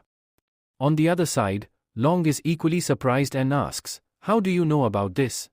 Jangi then reveals images from his past. The images show his father repeatedly trying to implant an internal beast inside his body, not just once, but many times. He recalls, "No matter how many times they placed the embryo inside me, no matter how many times they attempted to fuse an internal beast within me, it always failed. In the end, my father deemed me useless. He abandoned me and left, believing I had no worth." With a bitter expression, Jangi remembers, "I called out to my father, but he simply said, 'Forget it. You were never my son.'" As his memories end, Long turns to a girl and says smugly, "You should leave. If you understand what's happening here, you must be feeling quite jealous." Jangi, irritated, retorts, "There's nothing special about an internal beast. Just because you have one doesn't mean you are superior to us." Long smirks, "Then I'll show you what I can do." He commands his dragon, "Go and bite him." The dragon charges forward at great speed. But just as the attack is about to land, Jangi quickly pushes his Lamal aside, preparing to face the attack himself. As the dragon lunges, young Miss Bai observes, the fight is about to start. But this is going to be one-sided. On one side, there's an emperor-level dragon, and on the other, its opponent's boost is at the ultimate level. They are not even compatible with each other. Her brother interjects, "It's not that simple. It depends on who is controlling the emperor-level beast. That boy is too young. He can't properly control such a powerful creature. If there were a strong master controlling the emperor-level beast, he could have wiped out this entire island by now." At that moment, Jangi and Lamar look around in confusion. Where did that dragon go? They glance to the side and see the massive dragon sprawled on the ground. It struggles to get up, visibly furious. Jangi mutters, "What just happened? It was about to attack us." Meanwhile, Long shouts at his dragon, "You stupid beast. How could you miss your target from such close range? You are completely useless." The dragon glares at Long and growls, "That's your fault. You can't control me properly. Your spiritual power is too weak." The two begin arguing, bickering like master and beast at odds. Jangi watches them in disbelief. What is going on here? A tamer and his beast fighting with each other? It seems they are completely incompatible. Turning to Lamar, he says, "Lamar Jan, let's fight them. I believe we can win. We will be enough to defeat this emperor-level beast." With that, Jungi hands Lamar a special stone. Lick this, he instructs. Lamar does as he's told, and after licking the stone, Jungi hurls it into the air. Long says, what is he doing now? Why did he throw the stone in the air? With this, he tells Lamar to throw a spike at him. As Lamar attacks, the stone shatters into pieces in mid-air. Because Lamar had licked it earlier, his spit remains on the fragments, causing all the pieces to turn into spikes. Jungi then tells Long, now taste my attack. This is called falling spikes. With that, the falling spikes begin to rain down on young Master Long. Just then, his dragon moves forward at great speed, releasing its energy. As it does so, it attacks with its fire breath. The moment the dragon attacks, all the falling spikes turn to dust and scatter in the air. However, at the same time, the poor turtle, the very island they are standing on, also gets hit. The attack strikes the turtle's skin, causing it to writhe and move. Long shouts, "You stupid dragon! What are you doing? Do you want to kill this big old grandfather turtle? If it sinks, we all drown." Meanwhile, Lamar and Jungi charge toward Tamer, preparing to attack. As soon as they get close, Long commands his dragon, "Dragon, give me 5 points of power." The dragon transfers 5 points of power to him. As a result, Long clenches his arms and then spreads them wide, triggering a tremendous explosion of energy. The blast sends Lamar and Jungi flying backward. Jungi, struggling to get up, exclaims, "What just happened?" He asked the dragon for power, and the dragon actually gave it to him? Have we ever seen a beast transfer its powers to its master before? Lamar glares at Long, "You fool. Looking at your face, I can tell you had no idea about this special technique." He smirks and continues, "This is an advanced and rare ability. Only those at the Emperor level can lend their power to their beast tamers, but only for a limited time." With this, Lamar dashes forward, spinning at high speed to attack. Just as he is about to strike, Long commands his dragon once more, "Dragon, give me 10 points of power." Receiving 10 points of power, Long throws a devastating punch at Lamar, sending him crashing into the ground. Lamar is knocked out cold. Jungi rushes toward him, yelling, "What have you done? You hurt my Lamar." At the same time, he gathers energy in his fist and prepares to strike Long. As he lunges forward, Long's father suddenly appears and orders him to stop. Long, startled, exclaims, "Dad? What are you doing here?" In that instant, he misses his punch and lets Jungi go. He turns to his father, frustrated, "Dad, why are you interfering? I was just about to have some fun and teach this little boy a lesson." His father scolds him, "I told you not to release your full powers. You could have killed someone." Long defends himself, No, Dad. It's not like that. I wasn't going to kill anyone, I had already restrained my powers. When I got close, I was just looking at his face." His father shakes his head. "Then why did you summon an immortal level dragon? Do you even understand the mess you've created? Everyone on this silent battlefield saw you. Now the secret is out, people will know there's a camper level beast here." Long clenches his fists, "But Dad, I was angry. I had no choice. It even stole my sports." His father steps forward angrily. "Boy, do you finally understand the difference between your power level and ours? Will you return what you stole, or will you lose your life?" Jungi, burning with rage, shouts, "I will never surrender. I will never return the sports." Hearing this, Long's father sighs and mutters, "I thought if I used a tough stance, he'd give in, but it seems he won't back down." Long smirks at his father. "Dad, being angry doesn't suit you. Even when you act tough, you still look like a fool."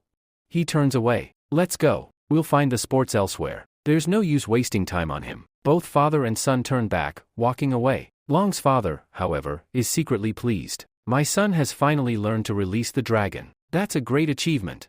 Meanwhile, Jungi stands there, lost in thought. Then, raising his head, he shouts, "Long Meet Yen. Listen to me. My name is Jungi. Remember it well. I am Linz Clancy, and one day, I will fight you and defeat your Emperor-level beast." Long smirks. "Why not? I'll definitely fight you. And next time, we won't hold back." We see that when Sister Yui spots a cell, she moves to pick it up. At the same time, Panda-chan appears and uses his painting technique to retrieve the cell, which was mixed with the soil. Sister Yui asks him, "Did you find it?" Without a word, Panda-chan tosses the cell toward her. She catches it and says, "Thank you so much. You've given me a lot of points here." Just then, he notices another light. Pointing toward it, Panda-chan says, "Look. There's another cell." Without hesitation, he moves forward to pick it up. Meanwhile, Sister Yui thinks to herself, "I must follow this one. Without it, I can't do anything here. I have no control over this place." She quickly calls out, "Panda-chan, wait. Let me come too."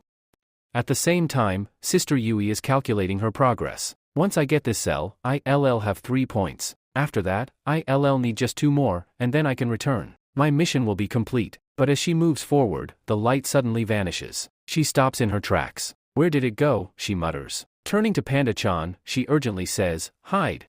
Come here quickly. I think someone else has already picked up that cell. If we go any further, we might get caught. However, Panda-chan isn't one to follow orders. He is short-tempered and glares at her with defiance. Sister Yui tries to pull him back into her spiritual cell, pleading, come back quickly. But Panda-chan is already outside her spiritual control. Ignoring her words, he charges forward in anger. Sister Yui sighs. All right, fine. Do whatever you want. Just then, 3 girls emerge from the shadows. Sister Yui quickly hides. I think I hear voices. There are multiple girls here, she thinks. The 3 girls step forward, and their eyes widen in surprise as they spot Panda-chan. What is a panda doing here? One of them exclaims. Is it a spirit monster that lives on this island? But how is that possible? Another girl wonders aloud. Sister Yui notices something strange. Why are they holding their spores in their hands? Why haven't they stored them in their bracelets? Confused, she continues observing. Meanwhile, the girls whisper among themselves. What should we do now? One of them says, we have no choice. We have to defeat this panda. Quickly!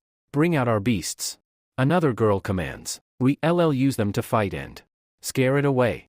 All 3 of them summon their beasts and send them to attack Panda-chan. But with just a single punch, Panda-chan knocks all of them down. The beasts collapse to the ground in an instant. Sister Yui watches in disbelief. Is that it?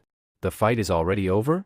That means these girls are weak. Their spores must be so powerless that they're just keeping them like pets. Sister Jai, seeing the situation, steps out from hiding. Smirking, she says, looks like I can act tough now. She confidently walks toward the girls and commands, hand over your spores if you want to live. If you don't, well, that's fine too, but don't blame me for what happens next. The girls tremble in fear but refuse to hand over their spores. Sister Yui frowns. Why?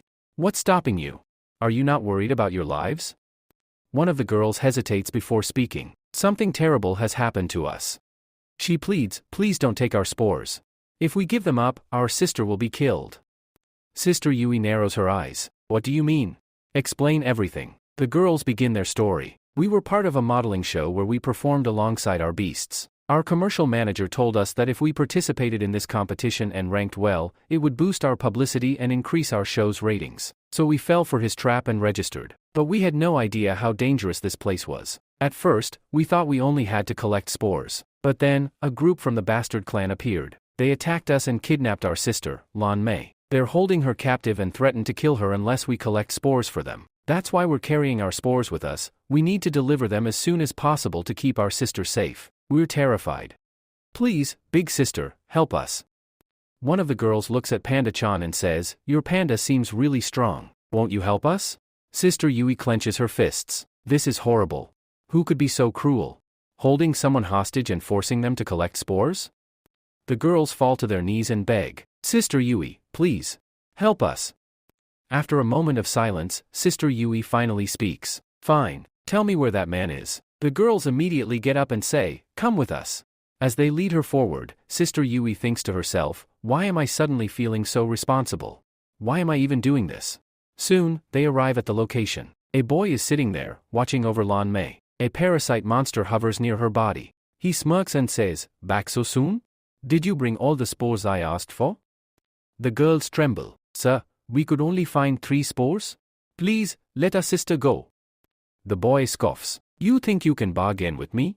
I told you, I don't negotiate. Killing this girl is child's play for me. He snaps his fingers. Watch as she dies right in front of you. One of the girls cries out, please don't. We have a way to win this. And with that, the scene is set for an intense showdown. The boy asks her, what method have you found? Tell me. The girl replies, we should gather spores here so that we can win. But we found a better method, one that will help us collect spores more efficiently. Hearing this, the boy insists, come on, quickly. Tell me what method you found. But instead of answering, the girl says, wait. Look at my hand. She slowly moves her hand forward. As soon as the boy looks at it, Panda-chan suddenly appears from behind her. He grabs the boy's arm, and also catches his beast. With a powerful grip, he holds both tightly and delivers a strong blow. Shocked, the boy exclaims, what is this? You tricked me. Meanwhile, the girls cheer, our sister has been saved. Nami is safe. But Pangda-chan isn't done yet. He claws at the beast, tears it into 2 pieces, and delivers another crushing blow. He begins pummeling the boy relentlessly. At the same time, Sister Je shouts, Pangda-chan, teach him a lesson. However, the boy smirks and says, before you do that, take a look at the back of this girl's neck. Everyone freezes. The boy continues, you thought you could punish me? But I already placed a small beast on her neck. If I die here, she won't survive either. This parasite will explode, and so will her neck. Suddenly, the girl starts screaming in pain. Jan cries out, the other girls panic, and fear spreads among them. Sister Yui rushes forward, yelling, Pangda-chan, stop. But she knows the truth. Her Pangda never listens to her orders. Pangda-chan lets out an angry roar and charges at the boy again. I said stop. Sister Yui shouts. This time, Pangda-chan is forced to stop. The boy laughs mockingly. Did you think I was scared? I thought I was going to die, but unfortunately for you, it's all of you who will die now. Then he asks, do you even know why I brought you here?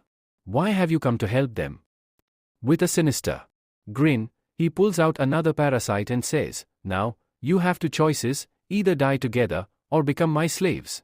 Gather sports for me, or I'll place a parasite on all of your necks. Fear spreads among the girls. Pangda-chan clenches his fists in anger. He won't let this happen. Sister Yui stands frozen, while Pangda-chan roars, fight back. Fight back. But she remains silent. The boy smirks and says, this is your choice. Will you accept the parasite on your own body, or let it be placed on your friends? Hearing this, Sister Yui suddenly recalls a painful memory. Someone had once told her, you have a choice, save this girl, save this boy, or save yourself. In that moment, Sister Yui's body trembles. Her past wounds resurface. But then, something inside her snaps. With a furious scream, she flips backward like a witch, spinning midair, and catches the boy in a leg lock. I, Vayu Hitong, will never bow to anyone, she declares. With incredible strength, she throws him to the ground, and in one swift motion, she snaps his neck, killing him instantly. Silence falls over the battlefield. Suddenly, something enters Sister Yui's body. Memories of the past begin flooding back. What is happening inside her? What memories are being unlocked? That we will find out in the future. For now, the danger has been avoided. But only one remains, Lu Fang. What trouble awaits him next? That remains to be seen. At the same time, Sister Lan says, thank you very much, Big Sister. However, Big Sister is acting strangely. Her eyes are glowing, and she suddenly warns, stay away from me. Sister Lan, startled by this, steps back in fear. Just then, Sister Yui collapses with someone and falls unconscious. A while later, when she regains consciousness, she finds all 4 girls standing around her. Big Sister, you are so strong. Thank you for saving us, they say in admiration. Sister Yui, still disoriented, looks around and asks, what happened here? Where did that bad man go? Who killed him? The girls exchange glances before one of them answers, that bad man is already dead. You killed him. Sister Yui's eyes widen in shock. How is that possible? I killed him? Are you joking? I am just a cook. I know how to prepare food, not how to take lives. But even as she speaks, strange memories begin to surface in her mind, memories that feel like hers but remain unfamiliar. She wonders, what is my origin? How am I able to summon such a massive spiritual ring? A ring that can contain so many Lord Pandas? And who were that boy and girl I saw in my vision? They looked like they had been through hell. A terrible thought crosses her mind. No. Could it be that I come from a powerful background? At that moment, Sister Lan steps forward and asks, Sister, tell me, which sect do you belong to? Sister Yui hesitates before replying, I am from the Lin's clan. As soon as they hear this, the girls bow their heads respectfully. Then we will all join the Lin's clan. Sister Yui is taken aback. Wait. What do you mean? Why are you saying this? One of the girls smiles and explains, Sister, we were just models before. But now, after seeing your strength, we realize that we want to be part of something greater. If we join a strong sect, maybe we can become strong like you. Another girl chimes in, you are our role model, our hero. That's why, after this competition is over, we will come directly to Lin's clan and join your sect. Then, they hand her 3 spots, saying, take these. We have no use for them anymore. The competition is getting too intense. If we stay, we won't survive. Sister Yui reluctantly accepts the spots. Meanwhile, the scene shifts to Lu Fang, who is walking ahead when he suddenly turns and asks, "Since when have you been following me? Why don't you go back to your agency? Why leave your sector members behind?" The girl following him shrugs. "I'm not following you. I'm following this little puppy. He missed me, so I came along." Lu Fang sighs. "Fine, fine. But don't you care about your teammates? Your Lang group is still in the competition." The girl laughs. "Winning this competition is nearly impossible for us. Our Lang group is too weak. I doubt we'll make it far." She turns to the little dog and asks, "What do you think, little doggy?" The dog lets out a small bark, as if agreeing. Lu Fang watches her closely and thinks, "She's getting way too close to my dog, and maybe to me as well. I need to figure out what kind of relationship we had in the past." Finally, he asks, "Tell me, what do you think about me?" She stops, crosses her arms, and smirks. "Oh no, here we go again. You asked me the same thing last time." She steps closer, looks him in the eyes, and teases, "You bastard, my love." Lu Fang blinks in confusion. "Wait, what?" The way she looks at him flusters him. He quickly turns away, blushing. "I was being serious. I don't remember what happened between us. I don't know what's wrong with me. I just feel this terrible pain in my head. It's like I've lost so many memories." Hearing this, the girl frowns. "You mean your strange illness is getting worse again?" Lu Fang's brows furrow. "What illness are you talking about?" The girl blushes and pouts. "Oh, come on. You always use this excuse. Every time, you tell me you have a mysterious disease, and then you take advantage of me." Lu Fang, taken aback, stares at her. "Wait, what?" But before he can say anything else, a sharp pain shoots through his head, and he collapses. The girl sighs, watching him. And there he goes again, pretending to be sick. Little does she know, this time, his pain is real. His past is unraveling, and it's far more terrifying than he could have ever imagined. With this, Lu Fang steps forward and says, "Tell me quickly, what is that disease?" She starts blushing even more and snaps, "Stop talking nonsense. What are you doing?" She turns away and adds, "I won't tell you anything. This is very embarrassing." Lu Fang pleads, "Don't do this, please. Just tell me quickly, what is that disease I've been asking about?" But before he can say another word, she slaps him hard across the face and says firmly, "Don't ask me again."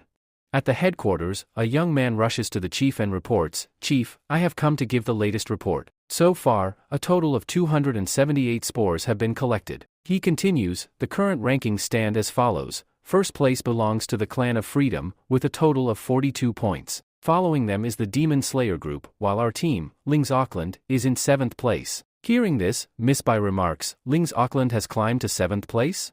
That's a great achievement."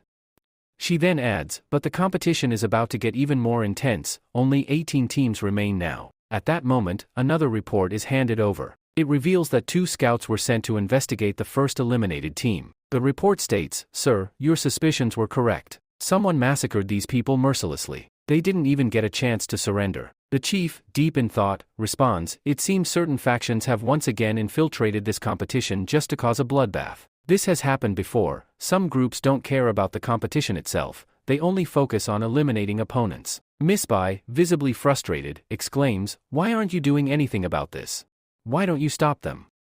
The chief replies, "Regardless, they will have to face combat in the next stage. We will do our best to minimize casualties." Miss Bai frowns. "What do you mean? What are you planning?" Scene shift, Lu Fang's mission. Meanwhile, Lu Fang finds 5 spores and declares, "My mission is complete." He then looks at the girl beside him and asks, "Are you just going to stay here and play with the fake moon? Are you not going to find a spore for yourself?" She sighs. "What's the point?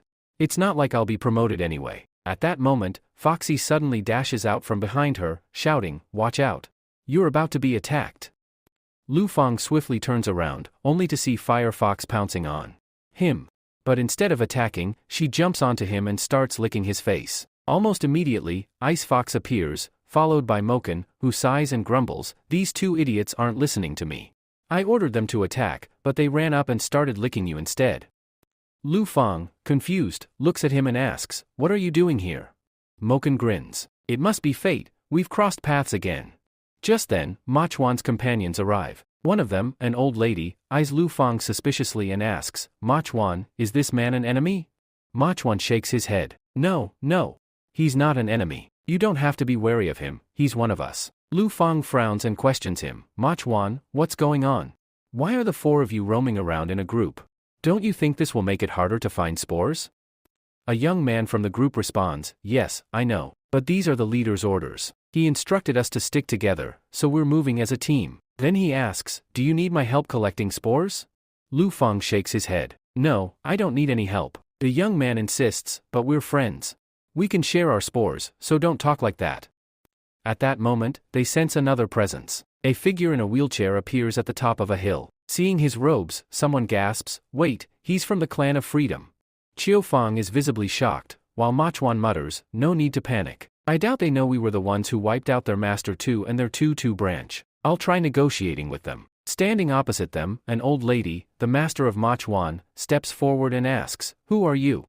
From the other side, the man responds, my name is Nising, from the Clan of Freedom. The two elders face each other, both radiating an ominous aura. A dangerous battle is about to unfold. The tension in the air is palpable. This is not going to be an ordinary fight. The mysterious old woman, who has been silent all this time, finally reveals her presence. Then, Mok Man steps into the center and says, please, master.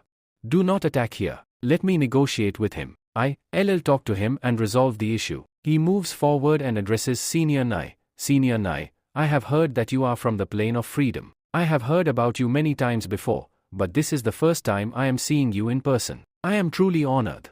Please, sir, do not attack us here, and do not try to snatch the spores from us. In this first stage, our only objective is to collect spores. I believe none of us hold enmity towards each other, so there is no reason for us to fight. We are positioned between both sectors, and there is no conflict of interest. That means to powerful individuals like us need not battle unnecessarily. Besides, you do not know about my master. My master may appear old, but she is extremely powerful. You can tell just by observing her demeanor. Hearing this, the old man Janai Singh looks at him and says, yes, you are absolutely right. There is no need for an unnecessary fight. Instead of wasting our energy, we should focus on collecting spores and securing our victory. Then, Singh nods and says, all right then, I will proceed. Senior Nai Singh, goodbye.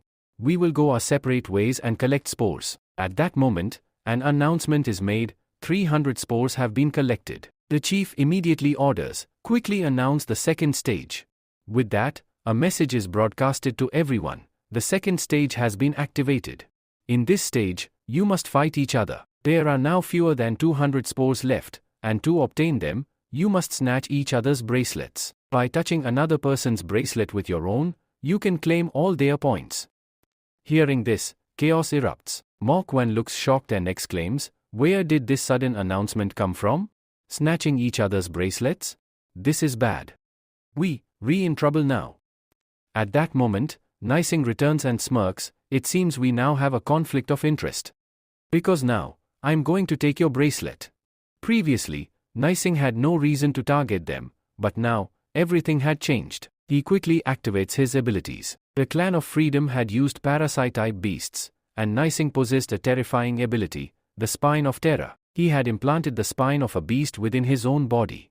With a sinister aura, he rises from his wheelchair, his spine extending like a monstrous weapon, and launches an attack. Mok Wan, reacting swiftly, jumps back and lands safely. But Nising taunts him. You claimed your master was powerful. Well then, let's see how strong she really is. Lu Fan, seeing the situation, shouts, Junguru, get behind me. We must fight him. But before they can act, Mok Wan grabs both of them by their collars and yells, you fools. Fighting him is pointless. Run. He drags them away, shouting, take your beasts back too. Lu Fan protests, what are you doing? Are you insane? Mok Wan points toward Nising and explains, do you see that disabled guy? That is Nai Jing of the Clan of Freedom. He may look weak, but he hasn't scored many points yet, which means there's no real gain in fighting him. More importantly, you won't be able to defeat him. He has the Spine of Terror, a parasitic beast ability that makes him incredibly dangerous. I've heard stories about him. He's a monster. Lu Fan hesitates, then asks, so you're saying he's too strong? Then why don't we all fight him together? Your master is here too, right? That old granny of yours looks powerful. Mok Wan shakes his head, you don't understand. Let's get some distance first, and then I'll explain everything. Meanwhile, Mok Wan's teammates watch in confusion. What just happened? Why is Mok Wan running away? At the same time, only 3 people remain standing in front of Nising, Mok Wan's own companions. Nising smirks and says, lady, you seem quite strong. But your leader ran away in fear. Come now, release your beasts. I want to see what you've got. He steps forward to attack, but before he can, two of Granny's companions immediately surrender using the surrender technique, without even summoning their beasts. Nising's expression darkens. What are you doing? But before he can react further, the old lady raises her hand and says, "Surrender, sir." However, before the surrender can be completed, slash. With a swift movement, Nising slices off her hand using his spine of terror. Her severed hand falls to the ground. She collapses, blood pouring from the wound, and screams, "I surrender! I surrender!" Tears stream down her face as she cries in agony. Nising says, "You will not be able to surrender here now. Do you really think you can surrender so easily? That too, without fighting me? You people have cheated me. Bring out any of your spirit monsters and fight me." Meanwhile, a man runs toward Granny and pleads, "Please forgive us. Please look after us. We are not spirit masters, we are just beggars. This boy brought us here by paying us money so he could complete the team members. He promised us a lot of money, and at the same time, he gave me even more money to bring me here. You have to become the Grand Master of the team, and I came with him as the Grand Master of the sector. We were only pretending to look tough while following his orders." Hearing this, Lu Fang yells, "What have you done, you fool? You got 3 innocent beggars killed. Nising from the spine of terror will not spare them." Pawan, looking shocked, responds, "Friend, how was I supposed to know? I only brought them here to fill the numbers. Collecting spores is very easy. As soon as we collect the spores, I was going to make them surrender and leave. How would I know that suddenly, Nising from the Clan of Freedom would show up, someone who possesses the spine of terror? I don't think these poor people will be able to survive this." The scene shifts to Nising again. He snatches the bracelets from them and scoffs, "What is this? You have absolutely 0 points." Then, turning to the others, he asks, "Do you both have any points?" They shake their heads, replying, "No, we don't. All our points were with the boy Mo Chuan. Please forgive us. We only came here to fill the numbers." Granny also pleads, "Please forgive us. We made a big mistake. We won't do it again." But Nising shows no mercy. With a swift motion, he slashes Granny's neck. Granny hadn't surrendered yet, so she could still be killed, he says coldly. However, he spares the other two, adding, "I will let you both live because if I kill you, our Clan of Freedom sector will be disqualified. But I will remember the name Mo Chuan." On the other side, Mo Chuan turns to Lu Fang and says, "Lu Fang, do you understand what the League is doing this time? If we surrender in the second stage announced by the League, we will lose all our points. But if we want our opponent's bracelet, we only have 2 options, either cut off his hand or kill him instantly before he even realizes it. That way, we can take his bracelet and his points. There are only 2 choices, cut his hand or kill him." He pauses before adding, "I think the League must have some reason for these rules." Meanwhile, Sister Bai, furious, exclaims, "Are you all stupid? How can you do this? Do you want to get everyone killed?" They respond, "We don't want to kill anyone.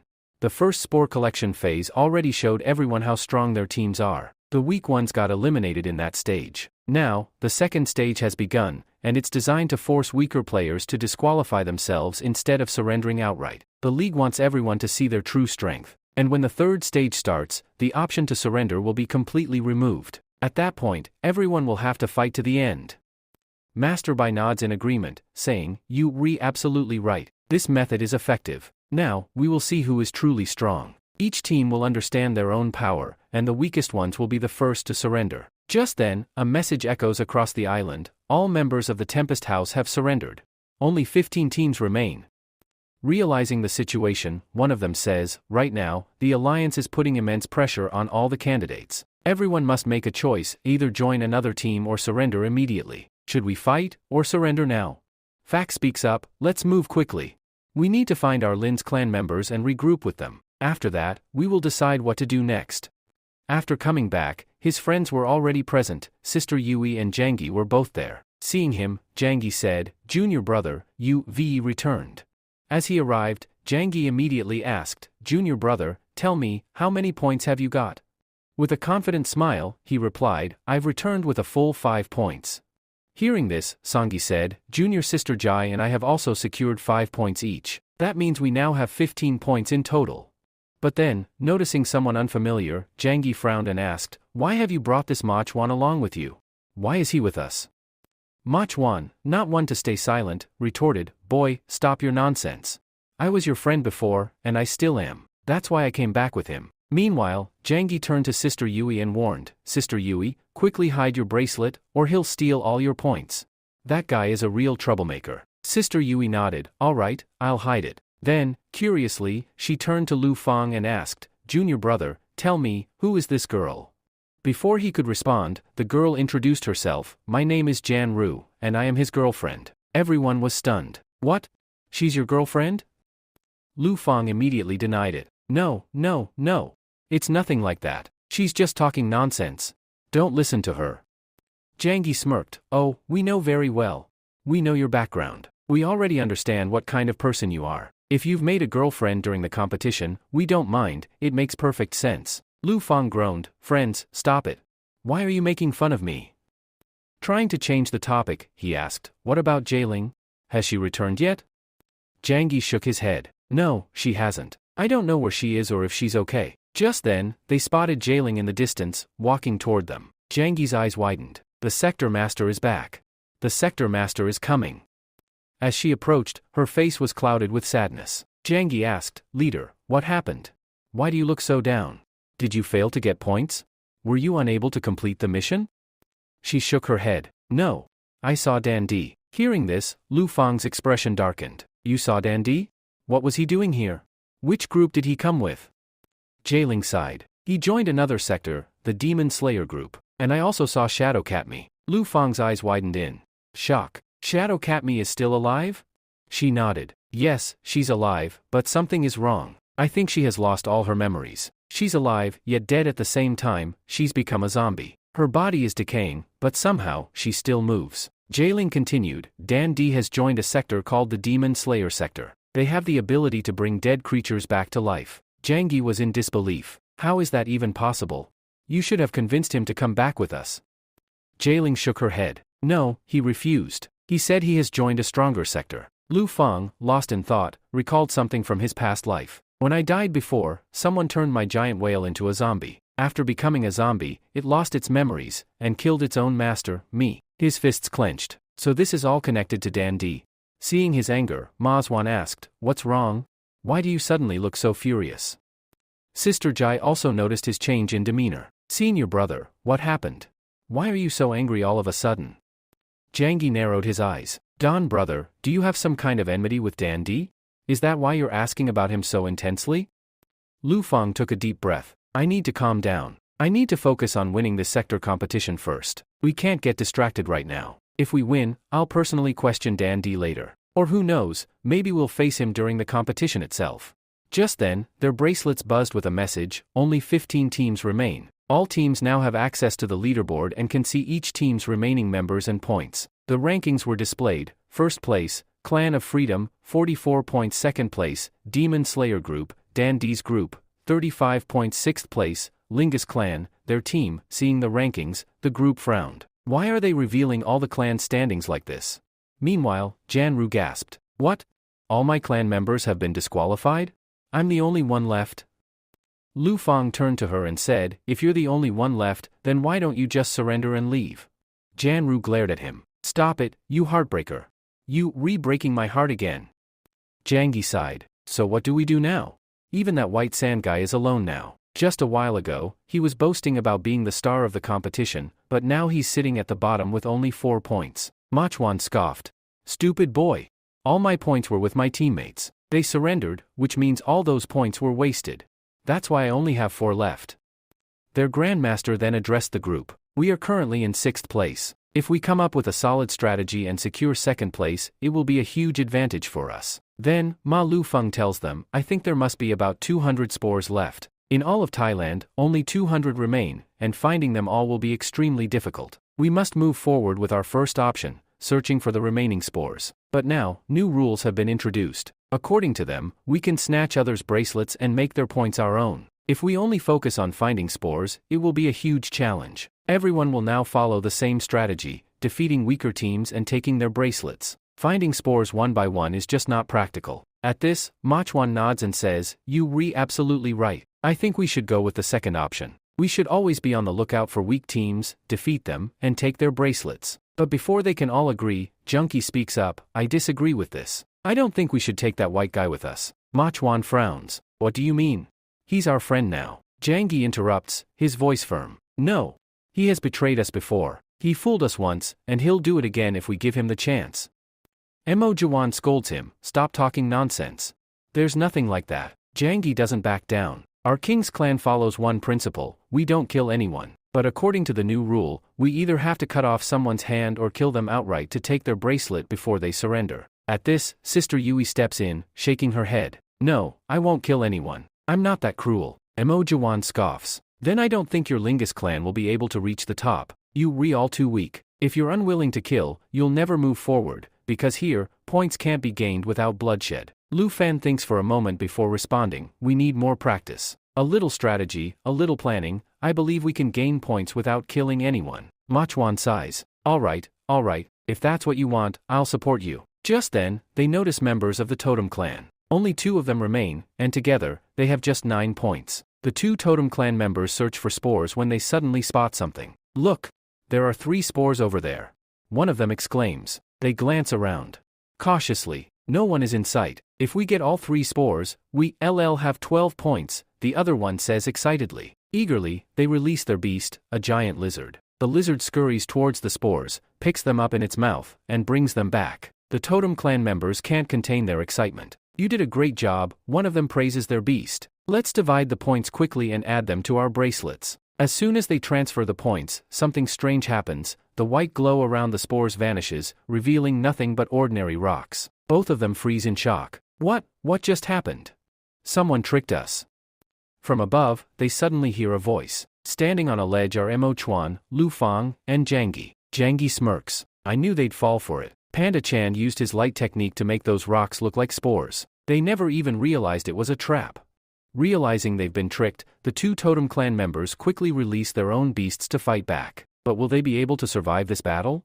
It doesn't seem likely. The scarlet wolf moved forward. Lamar attacked it with his thongs, causing it to fall down, injured. Boida Chan attacked the brown bear with his vines, binding and throwing it like Doggy Chan. Doggy Chan then used his special pawpaw technique, delivering a tremendous shock that made the brown bear fall down as well. Meanwhile, the other Totem clan boy unleashed his special technique. He held 2 sticks and thrust them into his lizard, which instantly increased its power levels. With great speed, the lizard charged towards Pangda Chan and Doggy Chan. At the same time, Pangda Chan stood in front of it and collided his head with the lizard's head. Upon impact, the lizard's head got buried in the ground, and Pangda Chan emerged victorious.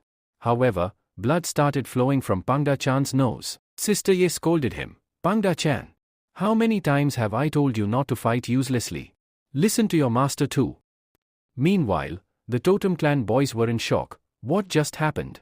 All our beasts have lost. It looks like we are going to lose too. We can't afford to lose here. Realizing their defeat, they said, we will not give you our points. We surrender. However, as one of them raised his hand to signal surrender, Lu Fan used his Pangda Chan to bind his hand. Mo Quan laughed and corrected him. You idiot. Don't you know? To surrender here, you must raise 2 fingers and surrender verbally. The other boy then raised 2 fingers and started surrendering, but at the same time, Pangda Chan wrapped his vine around the boy's mouth, preventing him from speaking. Adding insult to injury, Doggy Chan ran ahead and peed on his mouth. The boy fell to the ground instantly. After tying them up, their bracelets were taken. Lu Fan checked and said, 1 bracelet has 4 points, and the other has 5 points, a total of 9 points. Zhang Yi excitedly added, this is great. We now have 29 points in total. But Mo Quan interrupted, wait a minute. I think you guys are forgetting something. I'm also part of this, so we'll have to split the points 50-50. Zhang Yi frowned. Where did you come from? Why should we share points with you? Mo Quan smirked. I was here the whole time. Now, hurry up and give me the bracelet with 4 points. Zhang Yi argued. Why should we? We are a team of 6 people working together. Why should we split with you? And why should we give you 4 points? Mo Quan insisted. I worked harder here, so I deserve more. Besides, points can't be split from the bracelet, so just give me the 4-point bracelet, and you guys keep the 5-point one. Simple. Zhang Yi refused. No way. That's not fair at all. We are not giving you that many points. He then turned to Lu Fan and asked, Lu Fan, what do you think? Lu Fan picked up Doggy-chan like a gun and aimed it at Mok Wan. So, do you still want the points? Mok Wan, sweating, quickly backed down. No, no, no. Please don't make him pee on me. Okay, fine. Forget the points for now. We'll settle it later. Suddenly, Jianru pointed at something. Look at them. They are fighting over mere points. At the same moment, the evil insect group arrived. One of them placed a parasitic insect on a girl's head. You've seen this type of insect before? Remember when Sister Yui killed that boy? The evil insect group leader sneered. Well done. Now, hand over all your bracelets and points, or this girl dies.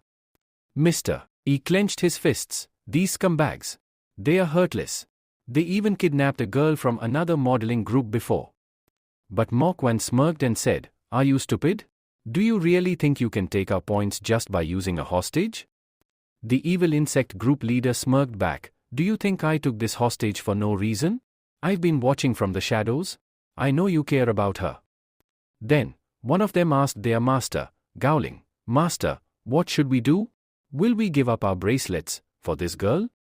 Jailing says, We are from the Lin's clan, and the Lin's clan will keep raising the price in this company, dishonoring it. No matter how many small clans like you come in front of us, we will move forward by making everyone cry. Jailing continues, We cannot give you our bracelets, but we can give you the 2 bracelets that we have just acquired. There are a total of 9 points in them. Lu Fang responds, We will give you a total of 9 points here. You can keep these 9 points for yourself. Now, go away from here, leave this girl, and don't interfere any further. Let us make a deal among ourselves because if we fight, one of you 3 will definitely die here. They throw both bracelets toward them. The boys catch the bracelets and say, Okay, we have made a deal. After taking the bracelets to the evil sector, they check them. There are indeed a total of 9 points on them. The boy tells his boss, Yes, boss, she had a total of 9 points. I currently have 12 points. Fan says, Now that we have completed our deal and given you the 9 points, let her go. The Grand Master smirks and says, Do you really think I will let this girl go so easily?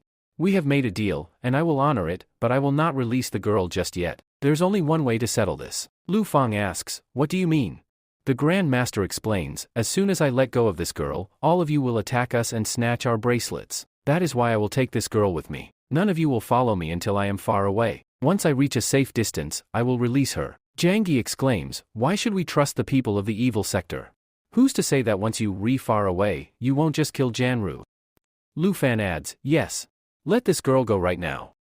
With that, they also release their beasts. However, the Grand Master of the evil sector remains unfazed and says, No matter how much you try to intimidate me, I will not change my decision. There will be no further negotiations. I will take the girl with me. Janru then speaks up, Stop fighting for me. I am truly grateful that you all care about me, even though I'm not from your sector. You were even willing to give up your points for me. But I feel I should return this favor. Lu Fang, you don't need to fight anymore. I am willing to go with them on my own. Lu Fan shouts, No, Janru. Don't do this. You can't trust them. Janru responds firmly, Lu, you underestimating me. You should know by now that people like them cannot harm me. Lu Fan sighs and says, Fine, I will wait here for you to return. I won't rest until you come back safely. Then he warns the evil sector, If I hear an announcement that the entire evil sector has been disqualified, I swear I will hunt down your entire sector and kill every single one of you, even outside this place. The Grand Master smirks and says, Why not?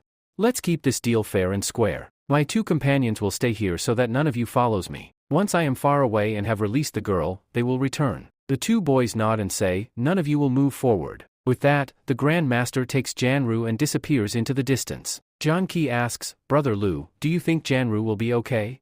Lu Fan hesitates but replies, I don't know. But the way she spoke, I think she has full confidence in herself. Meanwhile, the 2 boys left behind say, The boss has gone far enough. We should follow him now. Before leaving, one of them warns Lu Fan, Don't even think about following us. Suddenly, their bracelets beep, and a voice announces, All members of the Blood Moon sector have been disqualified.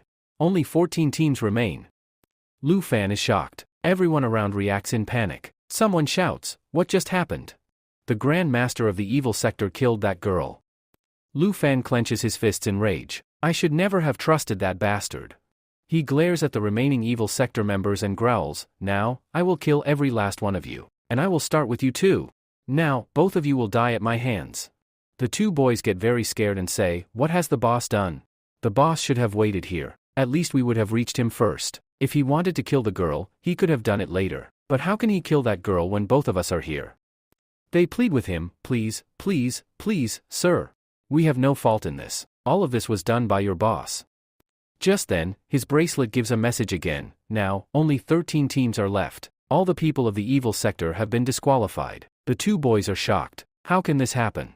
How did our sector get disqualified? How can all the people of our sector be disqualified when both of us are here, and our bracelets are perfectly fine? Chauhan says, I don't understand how this could happen. They didn't surrender, so how were they disqualified? Lu Fan replies, Leader, I think you should stay here and take care of these people. I'll go check. As soon as he runs off, he says, I'll go and see where Janu is. Is she really dead or alive? As he moves forward, Janu suddenly stands in front of him and smirks. Where are you going? Looks like you were coming to find me, you bastard. Finally, after so many years, you care about me. But I must say, I'm very happy to see this. Jangi and Ji become overjoyed. You alive. We are so happy. Janu smiles and replies, Please forgive me for making you worry so much. I had already surrendered. They ask her, but what happened to our boss? How did our sector get disqualified? Lu Fan adds, Yes, we also want to know how this happened. Janu sighs. Okay, I'll tell you everything. A flashback begins from 5 minutes earlier. The Grand Master, the boss, was walking ahead with Janu while she smiled. The boss scowled. Girl, why are you smiling? You're about to die. Janu chuckled. Mr. Boss, thank you very much. You actually helped me a lot today. Because of you, I finally realized that Lu Fan still loves me. He still cares for me. The boss snapped, Enough of this nonsense.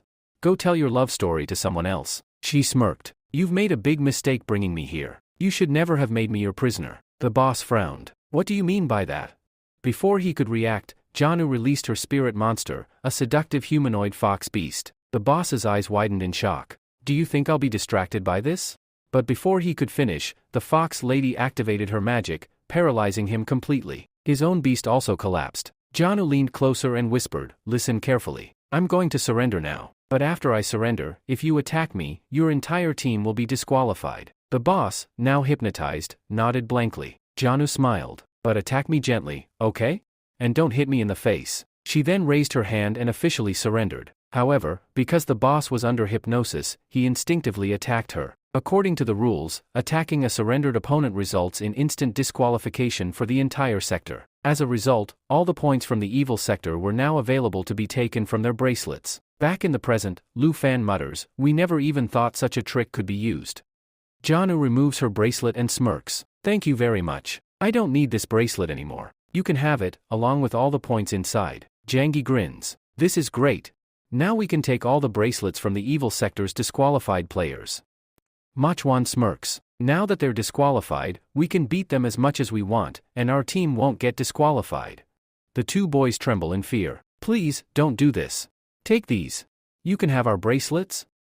They hurriedly remove their bracelets and hand them over. Just then, members of the League arrive. We are here to take the members of the Blood Moon sector and the evil sector. Please come with us quietly. Janu waves goodbye. Thank you, everyone, for all the love and care you've shown me. Gowling chuckles. Well, why not?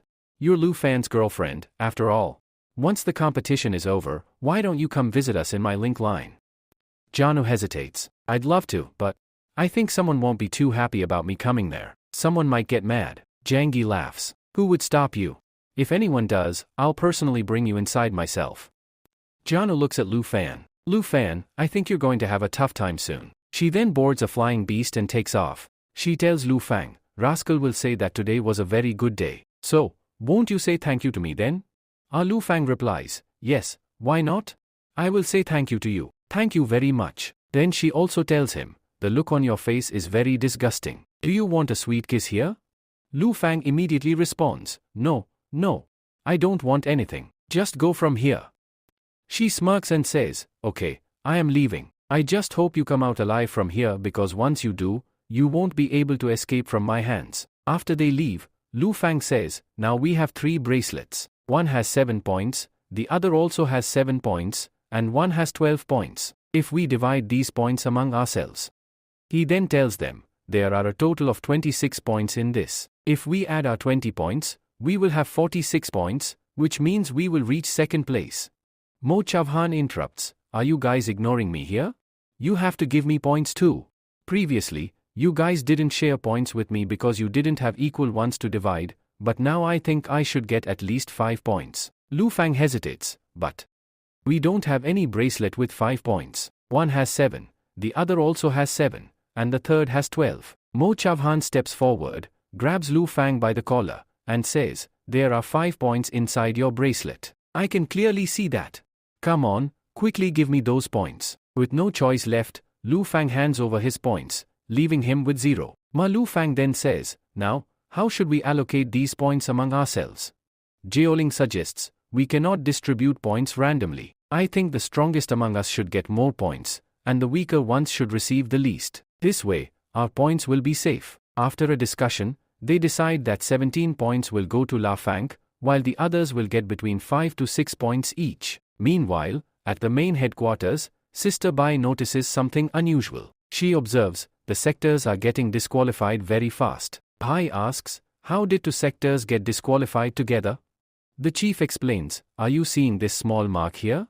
It means this team attacked members of another surrendered team. Because of this, they were eliminated. It seems that the Blood Man sector surrendered themselves, and the evil sector attacked them. As per the rules, those attackers also got disqualified." Sister Bai's eyes remain fixed on the screen. Clan Cape reports, they have a total of 46 points. She exclaims, 46 points?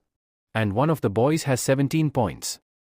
Shocked, she asks, "Does anyone know this guy? He has 17 points."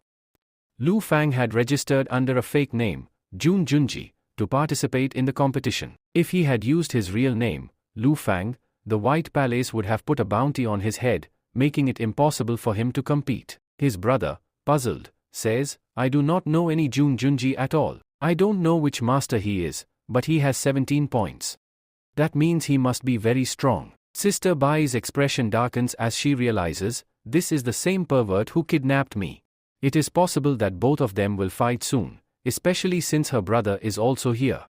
And at this time, our Lingus clan has reached the 2nd position. Along with this, the Senate leader informs everyone, "Where you are now, only 2 hours are left for the 2nd stage. The 2nd stage will end after 2 hours, and those who wish to surrender have only this time left. After these 2 hours, when the 3rd stage begins, the surrender option will be permanently disabled. So, move ahead carefully.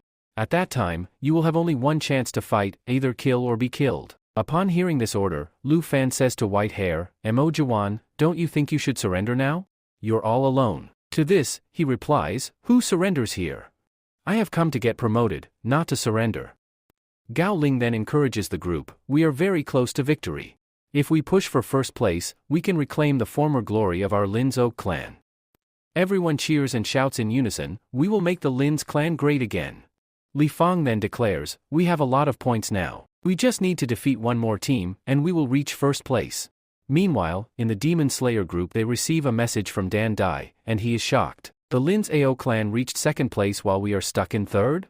He turns to Little Me, "Shadow Cat, let's go. We need to teach those people a lesson."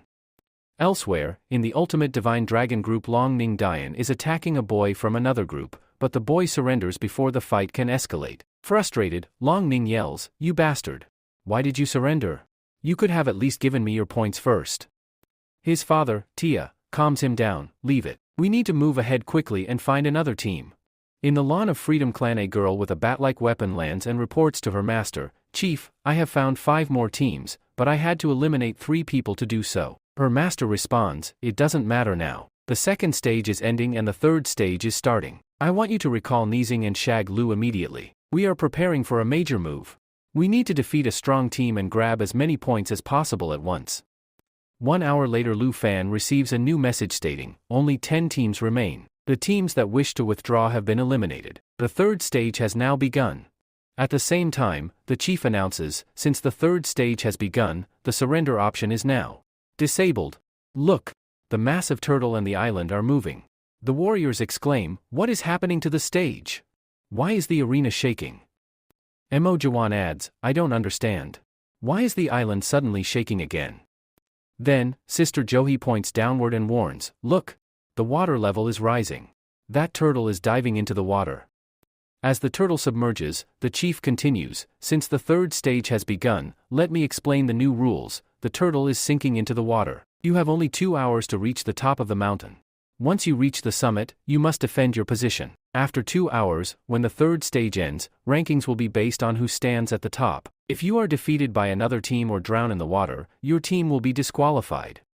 Balling realizes, if the arena is sinking, that means the available space is decreasing. We have no choice but to fight. Lu Fan says, yes, this is true. The lesser the area, the more the teams will clash with each other. Mok Wan says, I think these people are using the advantage of the jungle here. That is, the strongest among us will be able to reach the top keeper above the end. Then Mok says to the others, you all were saying that you do not want to kill anyone, but I think now we will have to kill someone. Sister Yi asks, what will we do in this stage? Lu Fang replies, in this stage, I don't think anyone will try to find the spores. At this time, there are about 100 spores that are silent, but as soon as they sink into the water, they will be impossible to find. So, the only motive here is to defeat the other teams and take the spores from them. The center option is over, so we are now heading into a very tough battle. All of them release their respective beasts and shout, come on. Get ready for battle. With that, they start moving toward the eye. As they move forward, Liu Fang tells them, we have to go toward the forest. Once inside and hidden, we won't be an easy target. However, as they try to move forward, suddenly, a groundkeeper cuts in, causing confusion among them. Just then, Shadow Cat appears. It turns its claws and slashes, making a sharp cut. Someone exclaims, it's Shadow Cat. Gowling says, Down D. What are you doing here? Are you trying to attack us? Down T arrives with his team and smirks, it's been a long time since I last saw you. You all have collected quite a lot of points. Ma Lu Fang looks at Shadow Cat and says, G has really turned into a zombie cat. He then confronts Down T, Dandy, what have you done to Shadow Cat? Dandy scoffs, stop talking nonsense. What's your connection with all this? And why do you keep interfering when you were never a part of our sector? Meanwhile, one of Down T's teammates asks, Brother Dan, are these your former sector members? But they are in second place, meaning they are a strong team. Dandu smirks, I don't know how they survived this long. Must be luck. But now, they stand no chance, because they have faced us. He continues, I'm going to make them face reality. The Ling Sao clan ended long ago. It cannot return. It cannot be brought back to life. Johnny gasps, Senior brother, what are you saying? How can you say this? As the groups prepare for battle, a boy smirks, I want to fight. That girl. Another one says, and I want that boy. Sister SWI snaps, stop talking nonsense. What are you even saying? You are angry with Sister Jui only because she used to give you less food? That wasn't intentional. Don glares at Lu Fan and growls, enough. I am going to fight Lu Fan. I don't even want to see his face alive. A teammate of Don smirks, brother, if you don't want him alive, let me do the job. I never show mercy to my enemies. I will kill him first. Suddenly, a tentacle emerges from the water. It wraps around Lu Fan's feet, lifting him into the air before pulling him into the water. Everyone is shocked. Dan Mochin shouts, what's happening? If he drowns and his bracelet stays underwater for more than 3 minutes, he'll lose all his points. Ma Lu Fan quickly removes his bracelet and throws it toward Mo Chavhan. Mo Chavhan, I think I'll be able to come out in 3 minutes. Keep my bracelet safe till then. I'll come back for it. With that, he disappears into the water. Dan smirks, stop shouting. That boy won't survive now. The beast inside the water will devour him. Below the surface, a massive zombie octopus emerges. Its monstrous tentacles tighten around Lu Fang. He is completely helpless against it. I am going to save him, and quickly ran ahead. As soon as she moved forward, Dan Dai stopped her and said, how dare you risk so much to save an outsider in front of me? Do you think you can do anything for an outsider? At the same time, he commanded his cat to move ahead and ordered, you guys are ready to die for an outsider here? Then attack. The cat slashed in front of them, causing both of them to be thrown backward. Standing in front of them were Cowling and Jangi. Dan Dai smirked and said, it seems you won't listen without a fight. Then, he continued, if you both want, you can fight me. I will show you that you are nothing here. The Jailing Jali clan ended long ago, yet you people are still living in the same dream that Master Fan once saw. Meanwhile, on the other side, Sister Yui faced a boy standing before her. Sister Yui demanded, let me go from here. Think again, because my panda, Chand, doesn't listen to me. I have controlled it, yet it is very angry and acts on its own. The boy smirked and replied, "Do you think I don't know about pandas? I know more than you about their nature." At the same time, he released his brown panda and said, "Look, I know more about pandas than you. Because I have one too." Sister Yui gasped, "What will we do now? His panda looks very strong." Her own panda, Chand, growled in anger. She quickly corrected herself, okay. I just meant that he looks dirtier than you, not stronger. He's ugly. Can you defeat him?" Chand growled again, louder this time. Sister Yui flinched, all right. I get it. You can defeat him. But first, you should analyze your opponent and attack with a strategy. She thought to herself, what should I do now? I've trained him, but he's not in my control at all. If he doesn't fight according to my strategy, we won't win. On another front, Machwan held a bracelet in his hand with 19 points on it. He muttered, what should I do? If I run away with these 19 points, my total will be 29. I already have 10 points, so this is my only chance. If I win and get my promotion, I'll return to the Lin's clan and apologize, or maybe I'll cheat them again. With that thought, he stuffed the bracelet in his pocket and said, let's get out of here. We're not staying any longer. He dashed forward, yelling, Lin's clan, bye-bye. Once I reach the 4th stage of the league, I'll come back to say hello. Just then, a boy appeared in front of him and said, where do you think you're going? You can't escape from here. Machwan smirked, once I reach the jungle, none of you will be able to find me. I'll hide there until the stage is cleared. But just as he was moving forward, a massive dinosaur appeared from the front and attacked him. It was a reptile dinosaur, so he quickly jumped back and shouted, you bastard. Are you trying to kill me? At that moment, the Grand Master of the ANS Beast clan appeared before him and declared, you traitor. Everything that happened to us was because of you. I have come here to take my revenge. Machwan scoffed, you still haven't forgotten that? Stop talking nonsense. The Grand Master's eyes burned with fury. You almost got us disqualified. You made us fight the 4-elephant clan, and I barely escaped. Meanwhile, your companions are in big trouble right now, and you're trying to run away? That means you weak. I can end your life right here. Machwan gritted his teeth. We should just focus on saving our lives right now. The Grand Master roared, stop your nonsense. You once called our beasts useless, but you have no idea how much effort I put into finding this reptile beast. I searched the ancient landscape and the old world to find this rare species. Just then, from behind them, a massive T-Rex emerged. Not just any T-Rex, a zombie T-Rex. The monstrous beast devoured the Grand Master's reptile in an instant. The Grand Master froze in horror. Who is this monster? The zombie T-Rex let out a thunderous roar. Terrified, the Grand Master ran towards Bagata Machva, hugging him tightly. Please help me. Help me. Machwan looked at him in disbelief. Are you joking? Let go of me. Do you want us both to become this monster's meal? The T-Rex opened its mouth and lunged at them. Machwan quickly jumped back and yelled, you bastard. Let go of my tail. At the same time, he released his beast to fight. On the other side, a boy from the Demon Slee group sneered, you may have escaped this time, but next time, you won't be able to escape from my T-Rex's jaws. Machwan cursed under his breath, damn it. I was planning to escape, but now I have no choice but to fight. Meanwhile, a bald man stood by the water, watching as his giant octopus held Lu Fang beneath the surface. He smirked, thinking, that boy must have become my octopus's dinner by now. While Lu Fang releases his coon fish, he says, what does this fool know? We come to a home ground, where my coon fish becomes the most powerful. With that, he releases the coon fish, and suddenly, a tornado of water forms. The enemy looks around in shock, exclaiming, what's happening? His giant octopus struggles to escape from the water, trying to flee. But then, we see that the coon fish starts swallowing the octopus. Slowly, the tentacles of the octopus begin to disappear inside the coon fish's massive mouth. All those outside are dragged into the water, and then, silence. The boy yells, my octopus. Answer me. Where are you? But the octopus remains unresponsive. His connection with it is broken. His octopus is dead. Then, Lu Fan emerges from the water and smirks, your octopus became food for my fish. Now, you have no beast left. On the other hand, Lu Fan's two beasts look very happy. Takla, in disbelief, exclaims, how is this possible? How could you defeat such a giant octopus?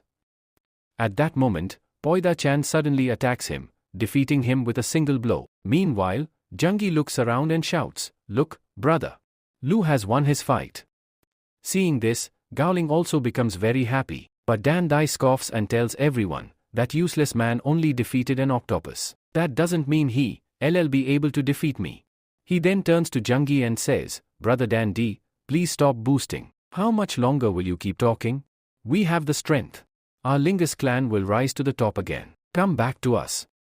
With that, Jungi slashes at him with his sword, but Dan Dai barely dodges and escapes death. Dan Dai smirks, you all have too much confidence in yourselves. Let's see if you'll still be smiling after I kill that boy. Meanwhile, Lu Fan shifts his gaze to where Tyrex and Mao Chuan are. He calls out, Mao Chuan, hurry up and return my bracelet, 3 minutes are almost up. Mo Chuan is shocked and stammers, how is this bastard still alive? I wasn't going to steal his bracelet. Reluctantly, he removes the bracelet and hands it back. Brother, look. I risked my life to protect your bracelet. I've been fighting this T-Rex for so long. What if the T-Rex had taken it? Take it back. Malapak takes the bracelet, wears it on his hand, and says, thank you very much. With that, he moves forward. Meanwhile, Mo Chauhan realizes that all his plans have failed. He turns and starts running away, but the T-Rex is right behind him.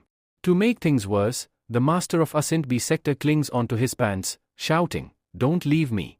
Don't leave me here. She says that the situation here is much better. My Pangda Chan is currently fighting with the brown Pangda. Ma Lu Fa asks her, will you be able to handle him here? She replies, I can handle him. You know that Sister Jeoling taught me a special technique by which I can control my Pangda Chan. But despite this, Pangda Chan is only controlled to some extent. After that, he starts fighting on his own. I am not able to control him most of the time, and he goes there and fights on his own. If he listens to me, then it is possible that we can win the fight quickly. Ma Lu Fang tells her, okay, I think you can handle him here. You can fight, but for a while, can you give me your Pangda Chan? I want to get some work done with it. With that, he gives a binder to the brown Pangda using his Pangda Chan. Suddenly, Pangda Chan turns backward and gets angry at Lu Fang. Lu Fang tells him, calm down, Pangda Chan. I need you here. Can you do a little painting job on my fish? Can you paint it so that no one recognizes it? Pangda Chan helps him, and then Ma Lu Fang quickly jumps into the fight. He stands in front of Dan Dai. Jungi sees him and exclaims, Junior brother, you have come. Finally, you have come. So, are you going to fight here now? With that, he releases his fish. The fish looks exactly like a parrot. It has been colored like a parrot, but in reality, it is still a fish. Dan Dai is confused and says, what kind of beast is this? Ma Lu Fang replies, it is a rock bird. Dan scoffs, do I look like a fool to you? I can tell just by looking at it that it is a mudfish. Did you think that if you colored your mudfish, it would turn into a rock bird? That's impossible. And did you think that having a mudfish like our Grand Master Fan means you can take his place? He continues angrily, you have entered our Ling Ao clan, and I, as a senior member of the Ling Ao clan, will purge while people like you who try to take advantage of our clan. I will throw you out of here. Ma Lu Fang smirks and responds, you, reusing the word purge here. You did the same thing before. You even did the same thing to Grand Master Fan. Dan Dai snaps, what nonsense are you talking about? Meanwhile, Ma Lu Fang declares, you are right. I will prove it here. At the same time, he tells Jungi, go and help Mokwen defeat that big T-Rex. Jungi nods and says, okay, boss, I am leaving. Meanwhile, Bo Chun is seen running and shouting, Jungi, come here quickly, friend. We are in big trouble. Jungi responds, okay, I am coming, and runs towards him. On the other side, Lu Fan tells Jeoling, Miss Jeoling, you stay here, stay where you are. I will fight him and make him confess why he did all this to Grand Master Fan and why he betrayed our clan. Jeoling is shocked and asks, Lu Fan, this is a very serious accusation. Do you really think that Dan Dai killed Grand Master Fan?